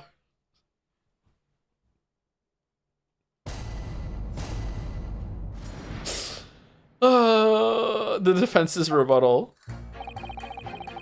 Once a rogue, always a rogue, I say. Different breed to a law-abiding citizen. Just because Miss Lestrade has a history of pickpocketing, she must be guilty of murder. Is that what you're saying? Yes. Oh, well. Are all members of the British Army so quick to judge? Yes.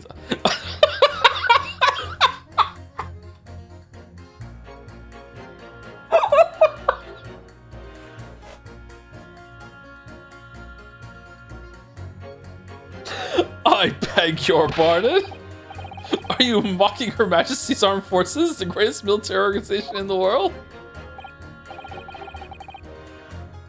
No, I'm simply illustrating my point. Making assumptions about people because they're a soldier or a pickpocket is wrong and dangerous. Well, yes, you might have a point there, I suppose, old chap. Let's not forget the girl had already shown she had it in her from before. She's clearly a criminal sort through and through. Can't deny it. When you say that she'd shown she had it in her, are you referring to this? Exactly. Tried to swipe that only a day earlier, or am I mistaken? Not exactly. Given that I was actually there at the time, it's hard to refute that. I've never actually seen the real thing. I can't wait to have a closer look at it. Ah! Oh yes, of course. The hint for us to look at it, yeah. Mr. Sholmes did use his caramel punches to make a copy of this. Yeah, he did do that. Yeah, that's true. And then ordered every type of music box you could find from across Europe. And they got delivered to the hospital. We still don't know what tune it plays though, do we? I don't think it plays a tune. I think it plays some sort of secret message that's gonna topple the government or some shit. I'd love to see how the original compares to Hurley's copy. Actually, can it even do speech? Or is it just sounds? Would it capable of doing speech? Maybe it's like a Morse code sort of thing? McGilda's disc. Am I just thinking that because there's someone in the jury that's doing Morse code? Could it be a clue somehow? Perhaps we should examine it in more detail. Or you did, bruv. As only 2 bullets were found at the scene, I would say the whole case is done and dusted. Alright, did this change? No, it didn't. Okay. Hold it! It's the number of bullets that has you convinced? Only 2 bullets were fired, and the 2 guns that fired them have been examined by the police. When the parlor maid asks me how many are invited for dinner, I always tell her to count the table settings. Well, that's logical, I suppose. Although... Yes? Sometimes after dining, crockery does go missing. One or two guests rather like the fine china. Does your employer dine with thieves? So I suppose, if there was another bullet somewhere of which we were unaware, I'd have to reconsider my position. Oh god, the surgeon really did. Oh fuck, the surgeon really did. A third bullet somewhere in the scene, could that be possible? It's impossible, I can prove it. No, not yet. We need to talk to the surgeon first. Unfortunately, only 2 bullets were discovered by the police during the investigation. Yes, I know. Oh, so they did find a bullet in Windabank, right? Or on the floor, okay, and I don't imagine the good men at Scotland Yard would have overlooked anything. If I missed a bullet while I was cleaning his lordship's office, well, I should receive a sound scolding, I don't doubt. And he should receive a visit from the police, perhaps? It sounds like a crime scene to me. A third bullet. It would completely turn things around if there was one, wouldn't it? Do you think we might find one lying around somewhere? Don't you stereoscope see the truth here? Does the coroner report mention it? No, it doesn't. At least I don't remember it mentioning it.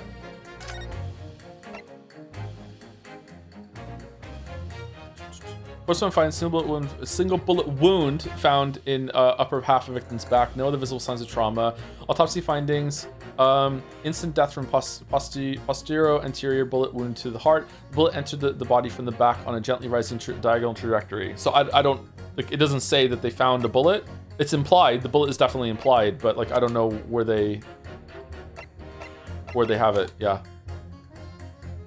So if I understood correctly, you need 2 pictures, left eye one, and the slightly different right eye. Are we doing this bullshit again? Exactly. Then you can see the scene in 3 dimensions, like this. So if we have 2 bullets, I don't suppose you can see anything useful with them. Oh, if you cross your eyes, you can see a 3rd bullet. Oh, that's where it came from. My God. Yes. Good. I'm convinced that I think you'll find that no matter how much you squint, the truth of the situation always looks the same here. The only person who could have shot the victim is that girl in the dock. How can you be so sure of that? Think about it. The Skulkin brothers shot the great detective, didn't they? Yes, that's been mentioned once or twice. Well then, surely it's coming into focus now, isn't it? This is a waste of time. I'm not going to change this man's mind anytime soon. I never imagined that simple operation would cause me such grief. Here we go. Would you please stop muttering about things that have nothing to do with this trial, sir? Oh, what do you mean? The defendant's life is on the line here. Oh, well, the thing is, I couldn't really say that it has nothing to do with this trial, to be honest. Huh? I mean, there's no question that the man was shot, but the bullet had simply vanished from his stomach. It's quite inexplicable, don't you think?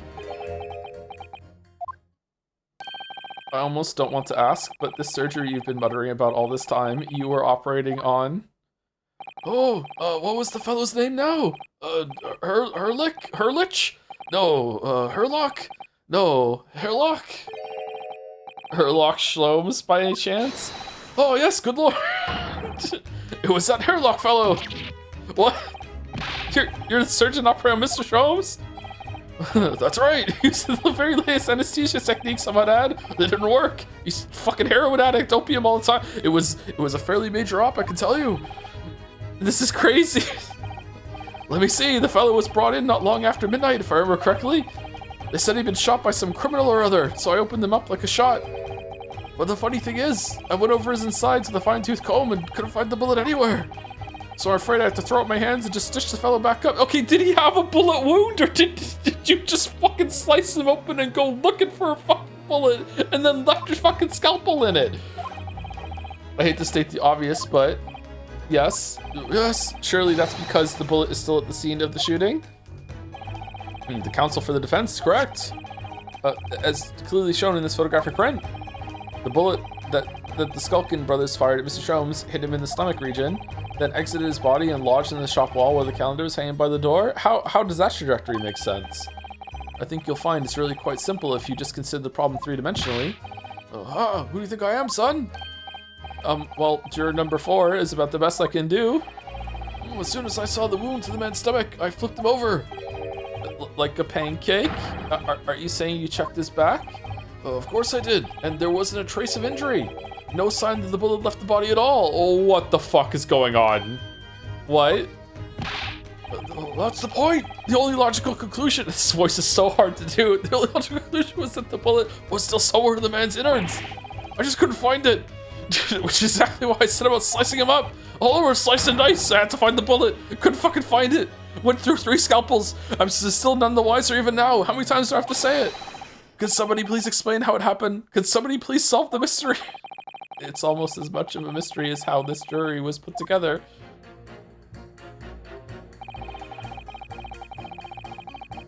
Where's an expert when you need one? Oh, you're an expert. You know everything about guns.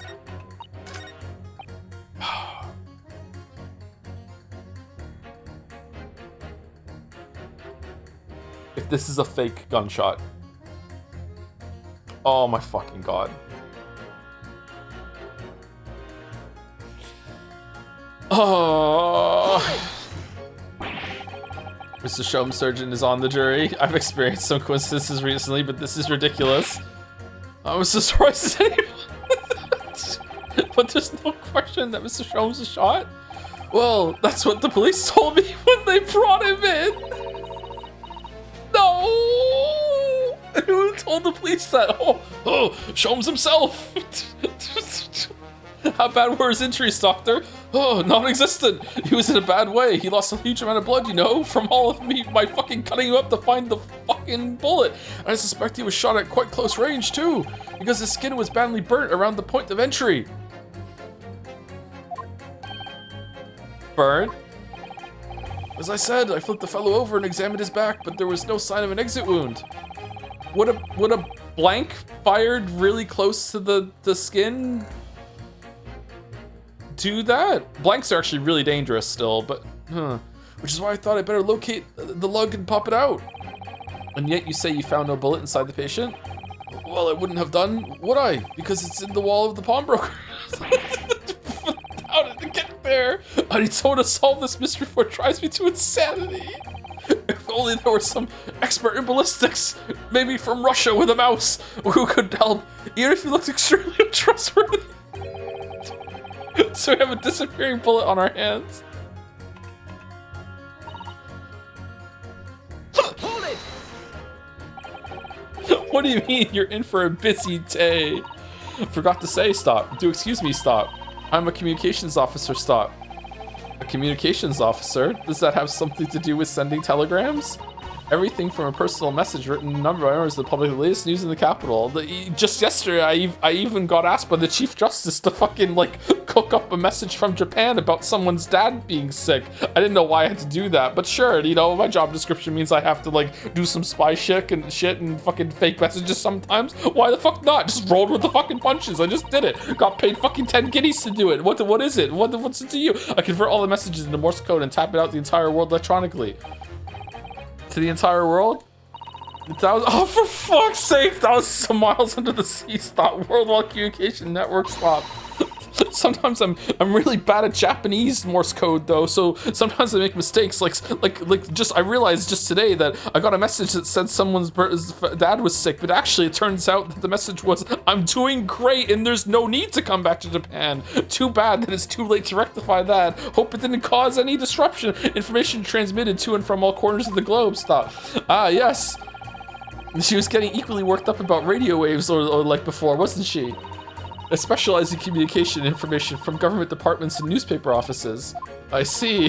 So I'm sure I should have to wire the newspaper reports of today's guilty verdict later. So no sleep for me tonight, I imagine? None for us either, right? Sorry. Let's just finish the trial first, shall we? I'm a ballistic expert. Hold it!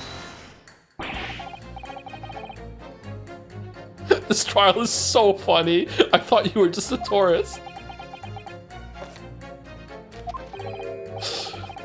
Good day. I am visiting London for sightseeing. I would like to take bus to Crystal Tower, please. There's no way he's just a visiting tourist. So, you're a ballistics expert? Who knew? I knew. I have much experience with guns. Ah. I have lived through many, how do you say, extreme and violent bath of, no, blood of, extreme violent bloodbaths, perhaps. Those. Extreme violent bloodbaths. English is very difficult tongue. Considering the sort of people you associate with, I'm surprised you still have a tongue. Anyway, if you have questions about bullets and guns, you ask me. There is nothing I do not know, no mystery I cannot solve. He's very confident in his knowledge of guns, that's for sure. Gee, I wonder what to do here. But if possible, please, only in Russian language. He's not very confident in his knowledge of English though, is he? No, still, we should bear it in mind. He's our man if there's a mystery about guns or bullets. Van Zieks has managed to convince everyone. When you have eliminated the impossible, he said. But he hasn't. If we're going to fight back, we need more material. And we have to fight back. We have to turn this trial around again.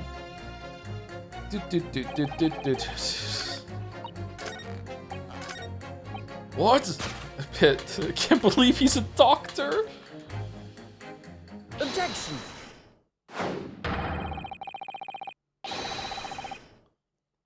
Those two statements clearly contradict the idea that all I do is pit jurors against each other. I was about to say that's not a contradiction. That's just like helping them out. Oh, a ballistics expert. A surgeon. Pitting. P-I-T-T. On the night in question, Mr. Sholmes was shot by one of the Skulkin brothers, but since there was no sign of an exit wound on his back, we must assume the bullet didn't pass through him. However, no bullet was lodged in Mr. Sholmes' body either. Furthermore,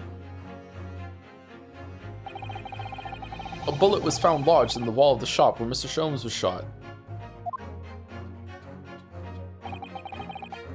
Okay, so when we went in, was the gunshot not at Sholmes? Was it actually just at Windabank, and that's when it happened? And there's just an why did he fake a gunshot? I don't understand what's going on here. Juror number 6. Hello, my name is Villain. Pleased to meet you. He's the villain. This apparent contradiction in the facts that is so clearly troubling juror number 4.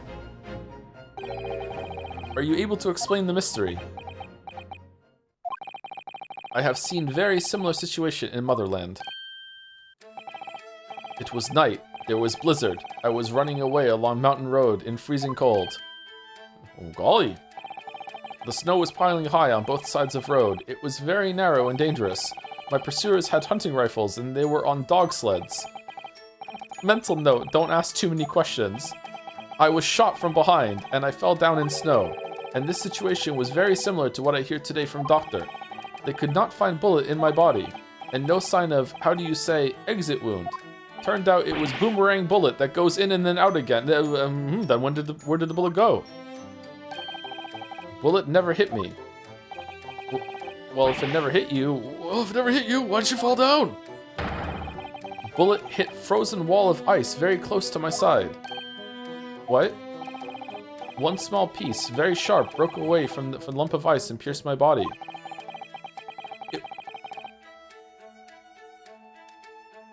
Was it the lamp then? Glass? It made a deep wound that looks just like bullet wound. Oh, good gracious! Of course, piece of ice quickly melted inside me, and that solution to mystery of disappearing bullet.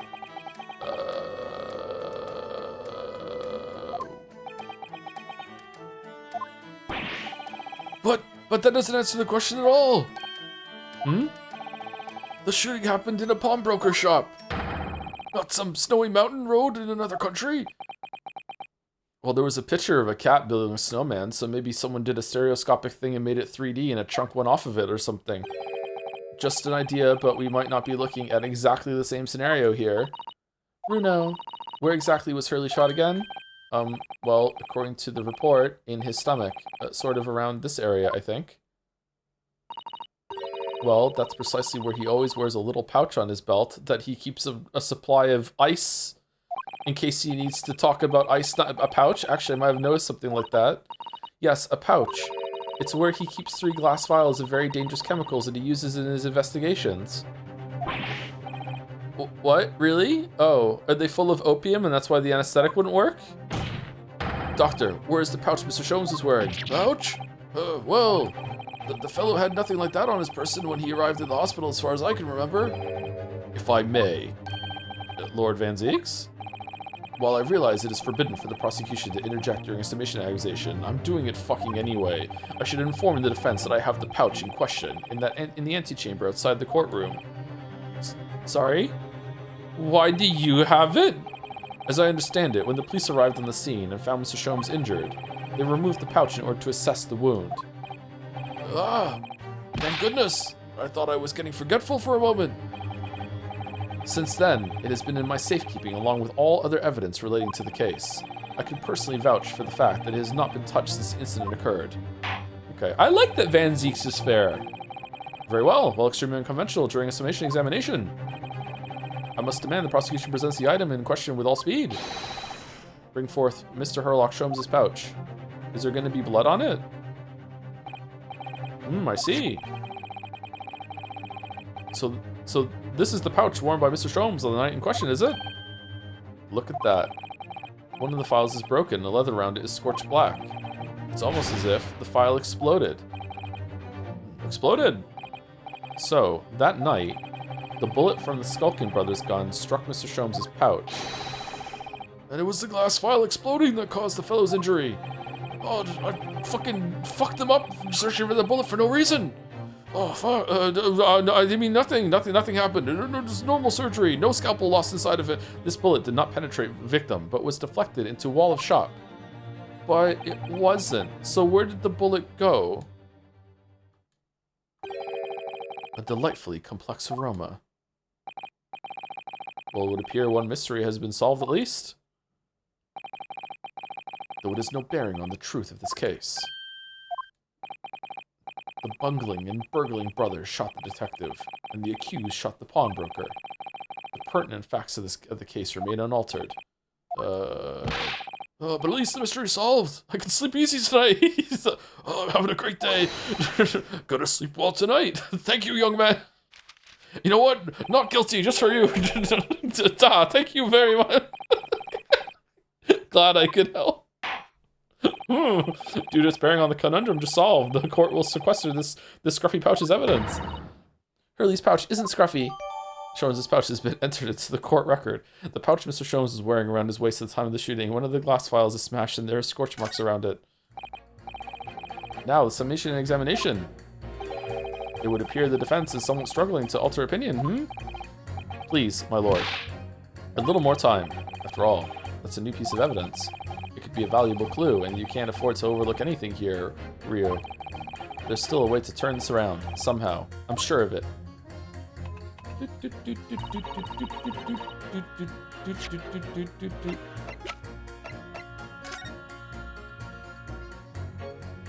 Really? There's no blood on it? Oh wow, this got fucked up. Wait, that's a bullet.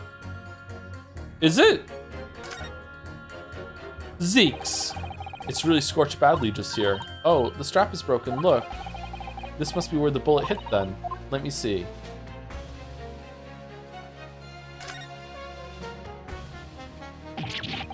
What the? Iris, look. Behind where the Big Z, what the fuck? Big V, what the fuck? Behind where the broken file was, do you see it? Ah, that's where it is.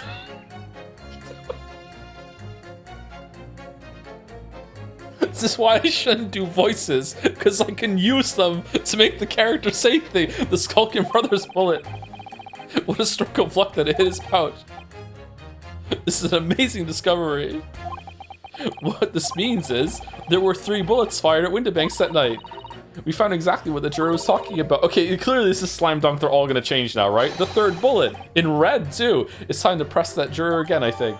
The 3rd bullet has been entered into the court record. A projectile we discovered lodged in Mr. Sholmes' pouch that caused one of the files to explode, injuring Mr. Sholmes.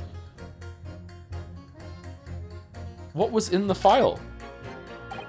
This file has been smashed to pieces. Presumably, this is where the bullet struck. As soon as the bullet hit the chemical in that file, there would have been a really big explosion. A big explosion? Well, Hurley's potions and chemicals are amazingly useful for the investigation work he does. He's a witcher. But they're also quite tricky to handle, safely at least. They're very dangerous. Oh, I'm sure that when this file broke, the chemical inside it would have ignited. Note to self, always walk on the right-hand side of Sholmes in future. The left is the danger zone.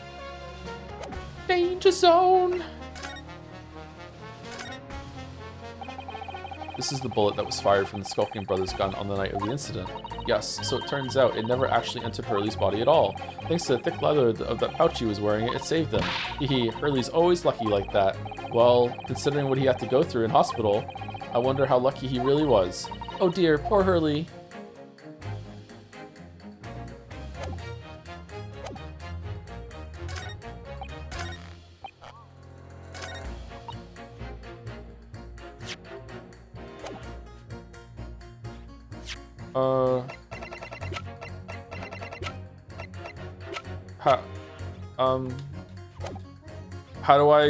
How do I do it?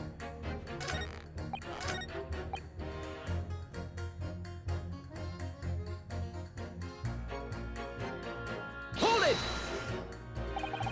Then I ask you to reconsider your leaning, sir. Oh no, that's another matter entirely. Sorry? All I can think about for the moment is this wonderful sense of relief I have that the mystery is solved. I need some time to let that sink in before I could possibly consider anything else. Alright, I thought surgeons had to be able to think quickly. Perhaps we should leave him alone for now while he saves his inner peace and focus on some of the other jurors. I suppose we have to. I wish I had the chance to experience inner peace sometimes. I don't understand what I'm supposed to do. Like I can't present. Can I? Oh, there was an option. I remember. There was like impossible. There was an option. I can prove it. Allow me to show you then the third bullet. Take that! Ta-da! Here it is. We discovered it just now. Yes, on the night in question, the Windibank's pawnbrokery, another bullet was fired. What is this new trickery, you Nipponese conjurer? Where did you find that bullet? It was lodged inside Mr. Sholmes' pouch. What? This pouch was removed from around Mr. Sholmes' waist before he was taken to the hospital, and since then it has been touched by no one. What, do you mean to say? The shot fired by the Skulking Brothers that night? Yes, as your lordship has surmised, it hit this pouch. But that makes no sense whatsoever. We already know the whereabouts of the bullet fired at Mr. Sholmes. It was clearly visible in this photographic print. Ah. 2 guns from the scene have already been submitted into the court record as evidence. Yes, that of Mr. Windibank, and that belonging to the Skulking Brothers. The examination of both guns revealed that only a single bullet had been fired from each. Alright, so where the fuck was Eggert hiding? Ah. But that must mean... That's right. Did he have some, like, fucking Hunger Games cake decorator disguise, and he was, like, in the corner of the room, completely blending in, and then he stood up and shot him, and then went back into position, and then fucking left when in the scuffle? Like, what the fuck are you talking about? That's the craziest thing I've ever seen in a movie, by the way, is that he used his cake decorating skills in the middle of the Hunger Game to go next to a river and paint himself fucking, like sculpt him so he blended in. He just had all this shit, and he just did that for God knows how long. What a fucking stupid ass fucking plot point in that fucking movie. The rest of the movie was actually pretty good, but holy fuck, that was stupid. We now know that on the night in question, 3 bullets were fired. However, only 2 bullets were fired from the guns recovered from the crime scene. And until that incontrovertible inconsistency is somehow explained, we cannot and must not pass judgment.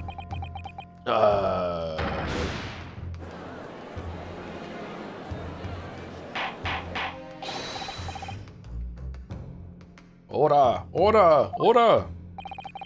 While the summation examination remains incomplete, this court has been presented with new facts. Facts that would appear to shake the very foundations upon which the case against the defendant has been built. As is my prerogative in this situation, I hereby temporarily suspend the summation examination. By Jupiter! What?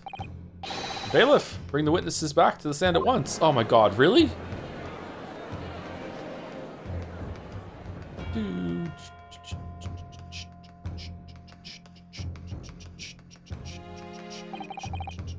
Witnesses! Governor! Were you listening to the proceedings while the defense carried out the summation examination? We was, Governor, we was! Perhaps we can dispense with the tedious preamble. Simply answer this one question. A third bullet has been identified at the scene of the crime. What do you make of that? Make of it, Gov? I didn't make nothing of nothing if I can help it. Is it one of yours? Gore blimey, Gov. Gore blimey. Not a chance. In that case, did you have an accomplice? What? What? Never. The Skulkin brothers work alone. Just the two of us. That's our trademark. How soon we forget poor Sulky. only 2 of the bullets from the crime scene originated from the firearms we have in evidence. The third bullet was fired from another gun. Where is it? Lummy, that's an head scratcher?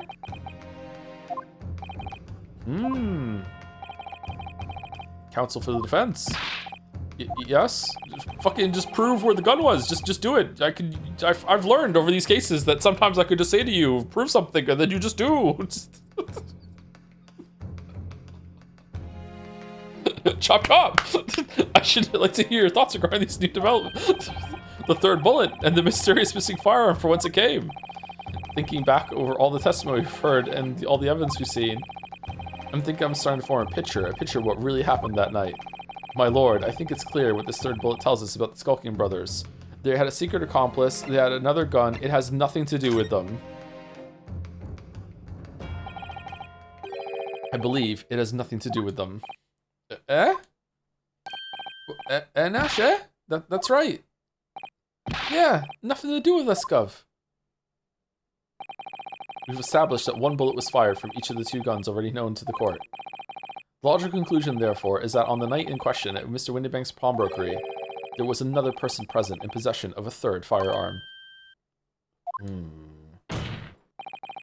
Whilst the brothers may have had nothing to do with the third gun or the bullet fired from it, it's inconceivable that they had nothing to do with the third man. Yes, the brothers were working with an accomplice who was carrying a gun. Wait, what? I thought it had nothing to do with them!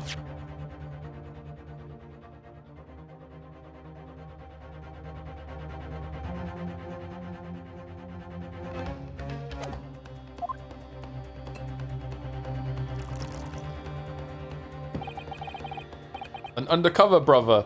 An accomplice, you say? Pigs will. Pigs will what?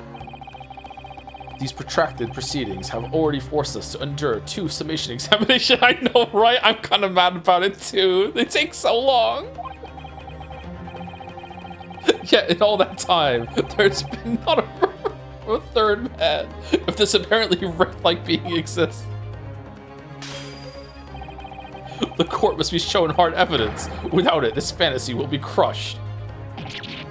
We've had 2 summation examinations. How about a third? No, I won't stand for it. The prosecution demands answers on 2 counts. Firstly, proof, evidence that this accomplice was ever at the scene of the crime. And secondly,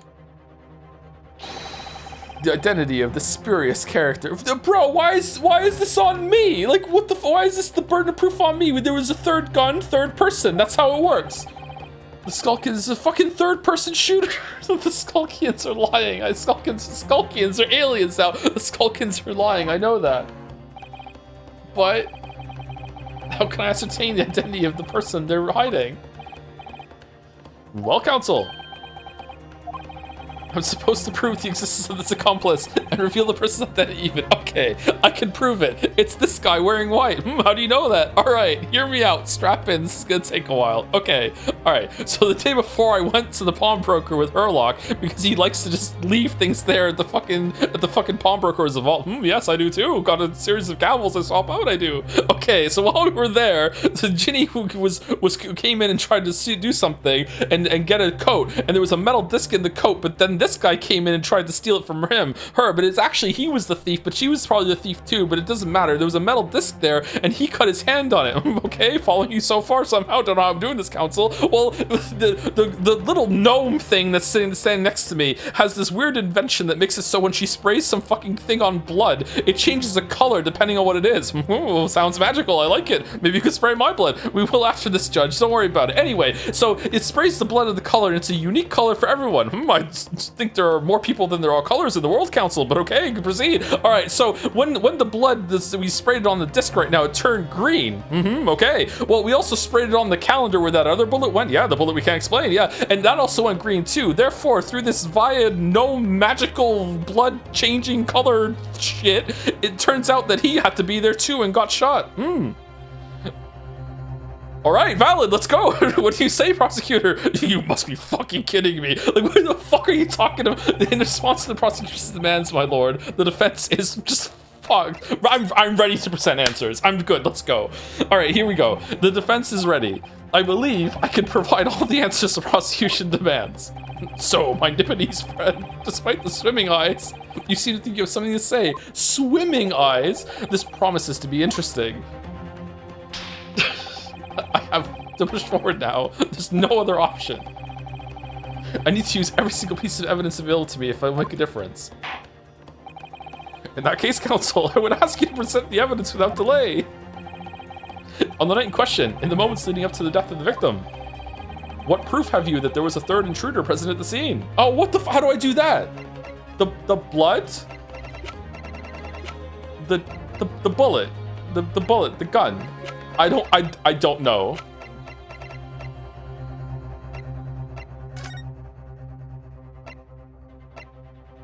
I think it's this. I think it's this. The evidence is right here in this portfolio. By Jove, that portfolio again, is it? Do you expect the court to rifle through your papers itself? Be more specific. Well, I'm glad you asked, Big V. Strap the fuck in. You claim one of those blood samples proves the presence of the third intruder. Well, which one is it? I mean, both of them, right? I'm gonna go with this one. This is the blood sample that proves it. You perplex me, counsel, by looking so pleased with yourself despite this quite displeasing answer. Ah, that's not it? You would do well to take your irrelevant specimens of blood and go back to whence you came. What? And I see that you go down with this court's history as an equally irrelevant specimen. Uh-oh. Well, I think it takes a certain genius to give such a completely wrong answer, personally. The kind of genius I could really do without. Time to think again. Claim one of those blood samples proves the presence of the third intruder. Which one is it? Okay, hold on. It's not that one, and it's not that one. Look, I guess it's this one. Okay. What am I looking at here? There appears to be some green paint or such like around the bullet hole in the middle of the count. Wait, it permanently changes the color of the blood? That's a blood stain, my lord. A blood stain. Green blood, curious even for you. Is the court to understand that the intruder was some unhuman creature? Yes, it's crawling ollie. It's something developed by Mr. Herlock Sholmes. Oh, by the great detective. Yeah, we love the great detective. Yay, we'll accept it. Sure, new invention stop. Not yet appeared in story stop. It's this, you see. It doesn't have a name yet, though.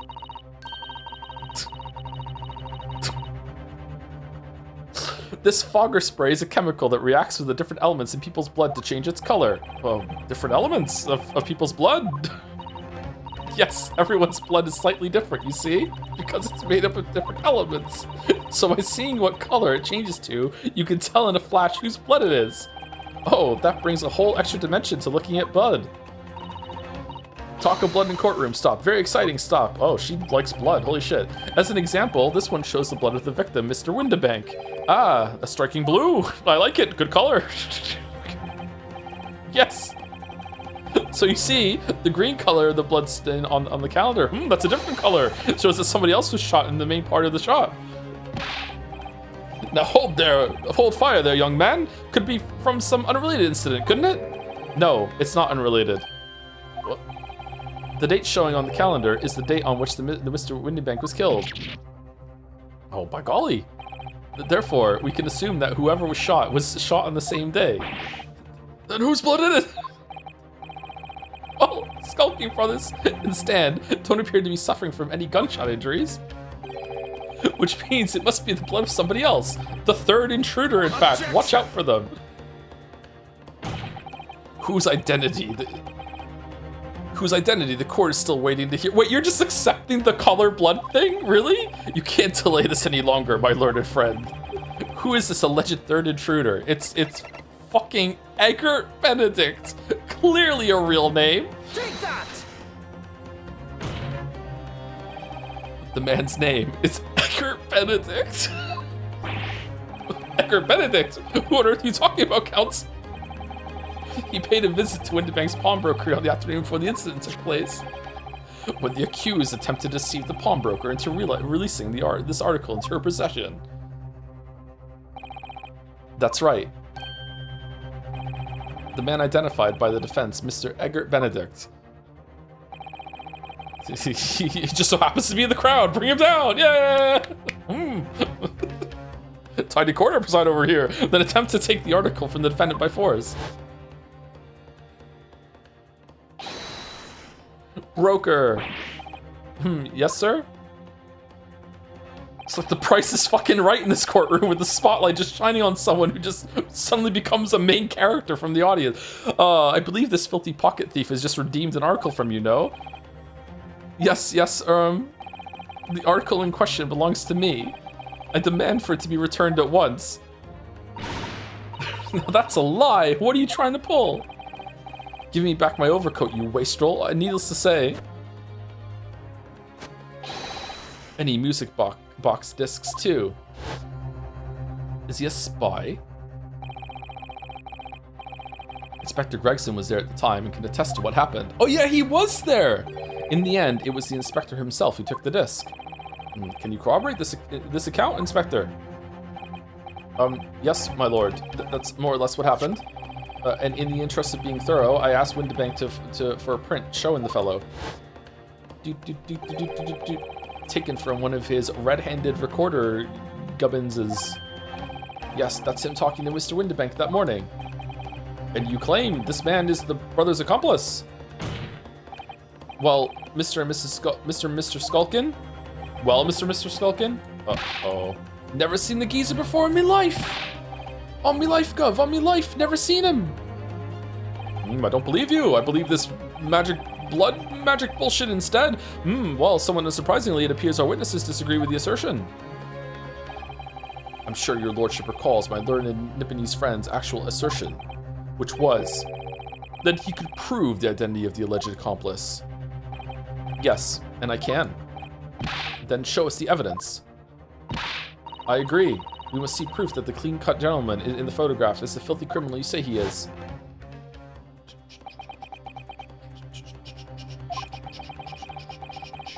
This is the last piece of evidence. I've had a feeling that something has been missing in this trial from the very start. But now, I'm going to drag kicking and screaming into the courtroom. Are you ready to present your answer to the court then, counsel? Yes, my lord. The defense will present the evidence now. Proof that the man pictured in this photographic print was in fact the person struck by the third bullet. Okay, so does it want this? Smear of the blood on it turned green when analyzed. Yes, it wants that. Okay. As I mentioned before, on the afternoon of the day in question, the defendant attempted, deceitfully, admittedly, to reclaim this disc from Windibank's. Which is when the aforementioned Edgar Benedict appeared on the scene, I believe. This man then attempted to purloin the article from the defendant's possession. No. That's correct, my lord. I myself was present at the time. It was following this that a minor incident occurred. But of course, sir, here is the disc for you.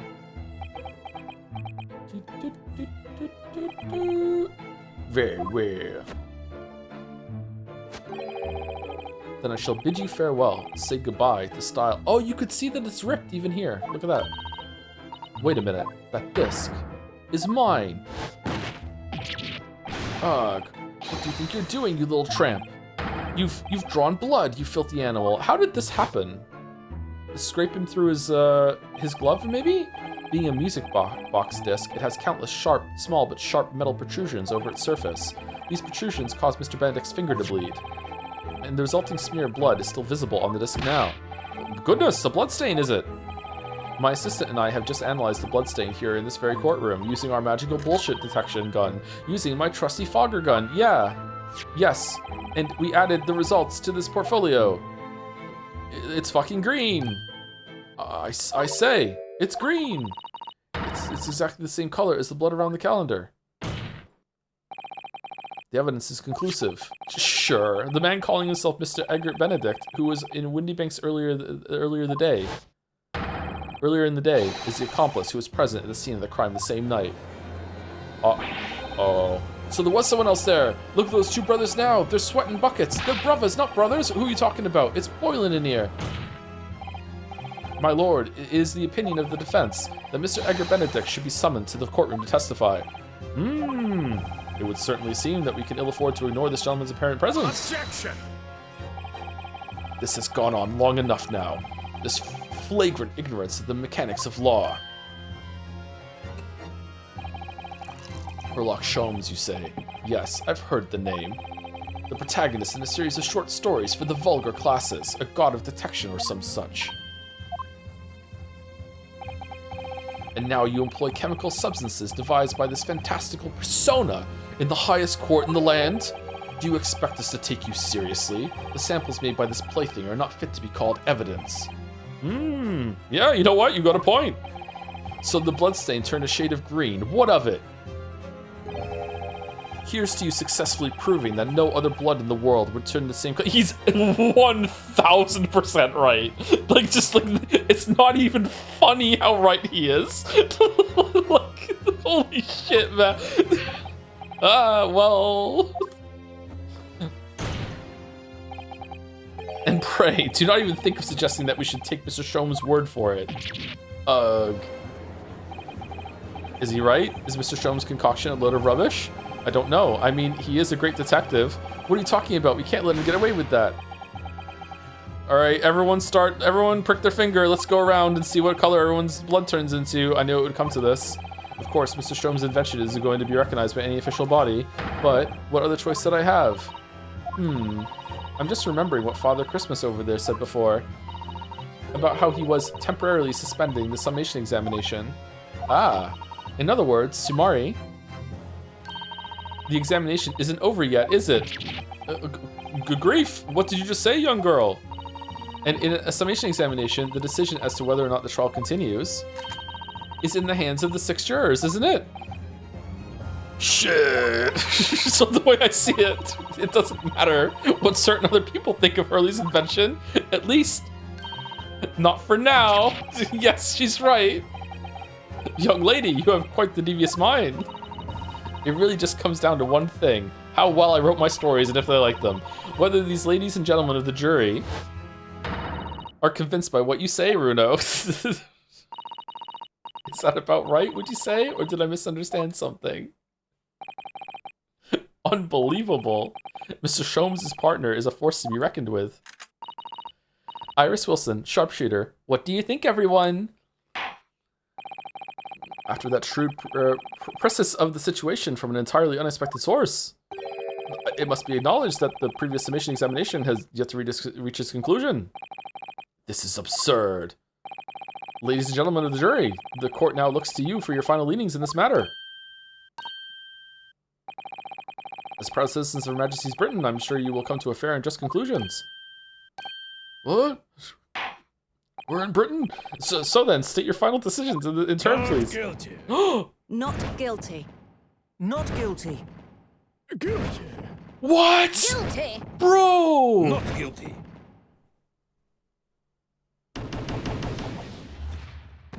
But we told you where the bullet went! 2 call guilty and 4 call not guilty. Such is the outcome of the summation examination. Objection. My lord, with all due respect, this is an outrage. The prosecution refuses to accept this decision. Too bad, get fucked. On what grounds? If these jurors are persuaded by some half-baked concoction devised by a pretender to real police work, then they are too ignorant to be trusted with the judgment of anyone's guilt. I'm sorry, Lord Van Zeeks, but the outcome of the summation examination cannot be ignored. This trial will continue. Ugh. Oh. Ugh. Ooh. Gonna take more clothes off, bro, or what? Nevertheless, we find ourselves in a rather awkward situation. The defense has very recently requested the subpoena of a new witness. Okay, is that gonna... But sadly, I fear that will be impossible. What? He's dead. The name of the gentleman gave for himself, Egbert Benedict, is quite clearly false. I'm sorry. Of all the people... Of all the people to work that out, it's the judge. The name of the gentleman gave for himself, Joseph Anderson, is quite clearly false. I don't believe it. Just when I managed to prove the man was there that night. Could I say something? Who was that, please? Who spoke? It was me, my lord. Juror number 5. What have you to say, madam? If possible, Inspector. Me, Mom? I wonder if you might show the photographic print to me again, the one in which the gentleman is shown. Do you know him? Oh, right. Yes, this one you mean, of Mr. Benedict?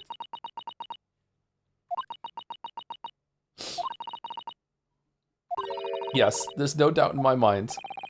Juror number 5, you don't mean to say you know this man? Yes, I know him. What? No, good gracious.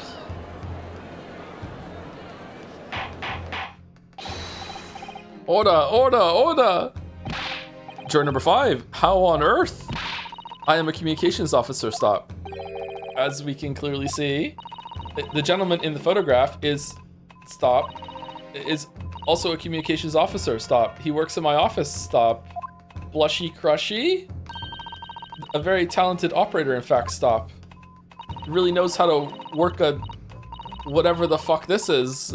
He should be in the communication station now, stop. Tapping away on the telegraph, stop. Telegraph, there you go, okay. Well, this doesn't seem right somehow. I can't put my finger on why, but it doesn't feel right. I suppose we all imagined the accomplice would be some sort of hardened criminal. It's a bit unexpected to find out that he has a respectable job by day, whatever he gets up to at night. Yes, I suppose that's it. I suppose that's why I felt something was wrong. The gentleman is at London's communication station. We should be able to subpoena him within the hour. Really? An hour? Lord Van Zeeks, if you please. Yes, my lord. Make the necessary arrangements with all haste, as your lordship bids. The court will recess for 1 hour. Also 1 whole day. When the new witnesses arrives, we shall reconvene to hear the gentleman's testimony. Inspector Gregson. Yes, my lord.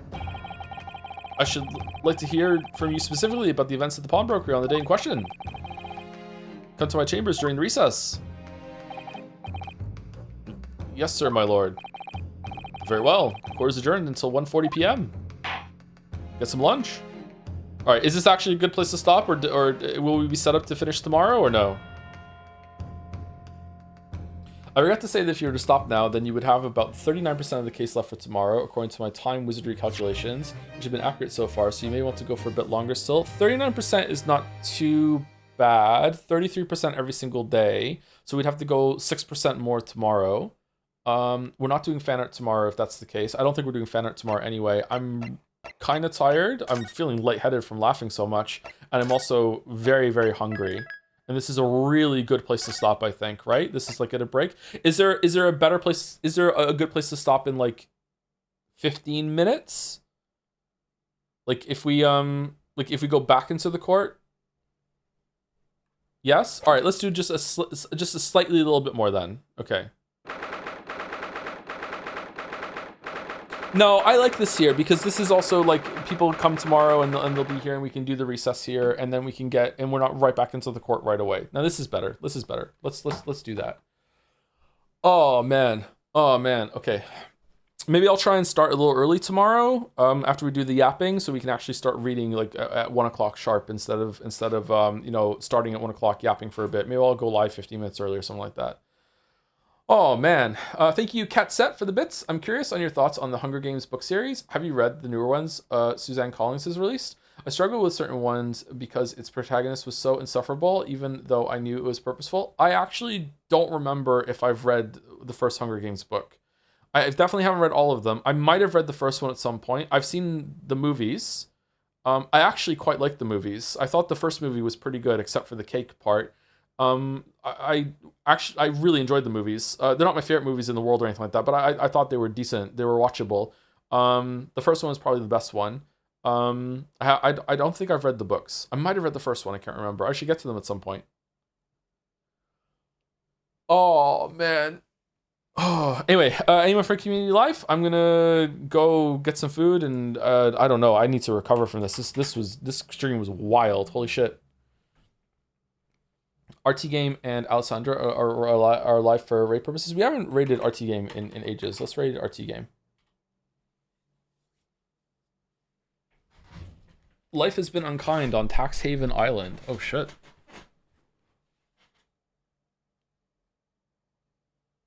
It's not a big fan art haul this week, so maybe it'll be okay next week. How much are we talking, Balder? Is there like less than 10? Because if there's like less than 10, we can definitely do it tomorrow still. Like I can get through 10 fan arts. I'll even start earlier to do that if that's the case.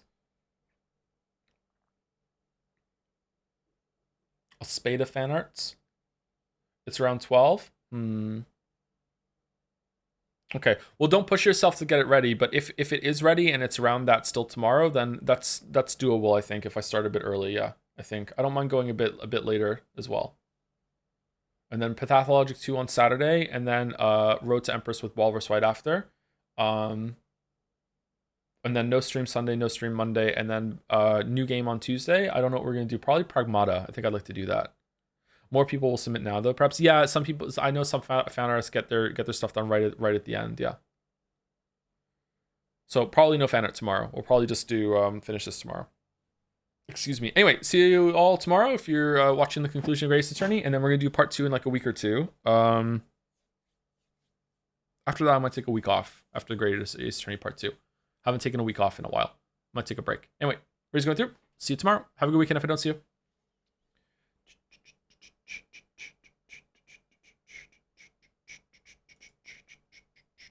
Do do do do do do do do do do do do do.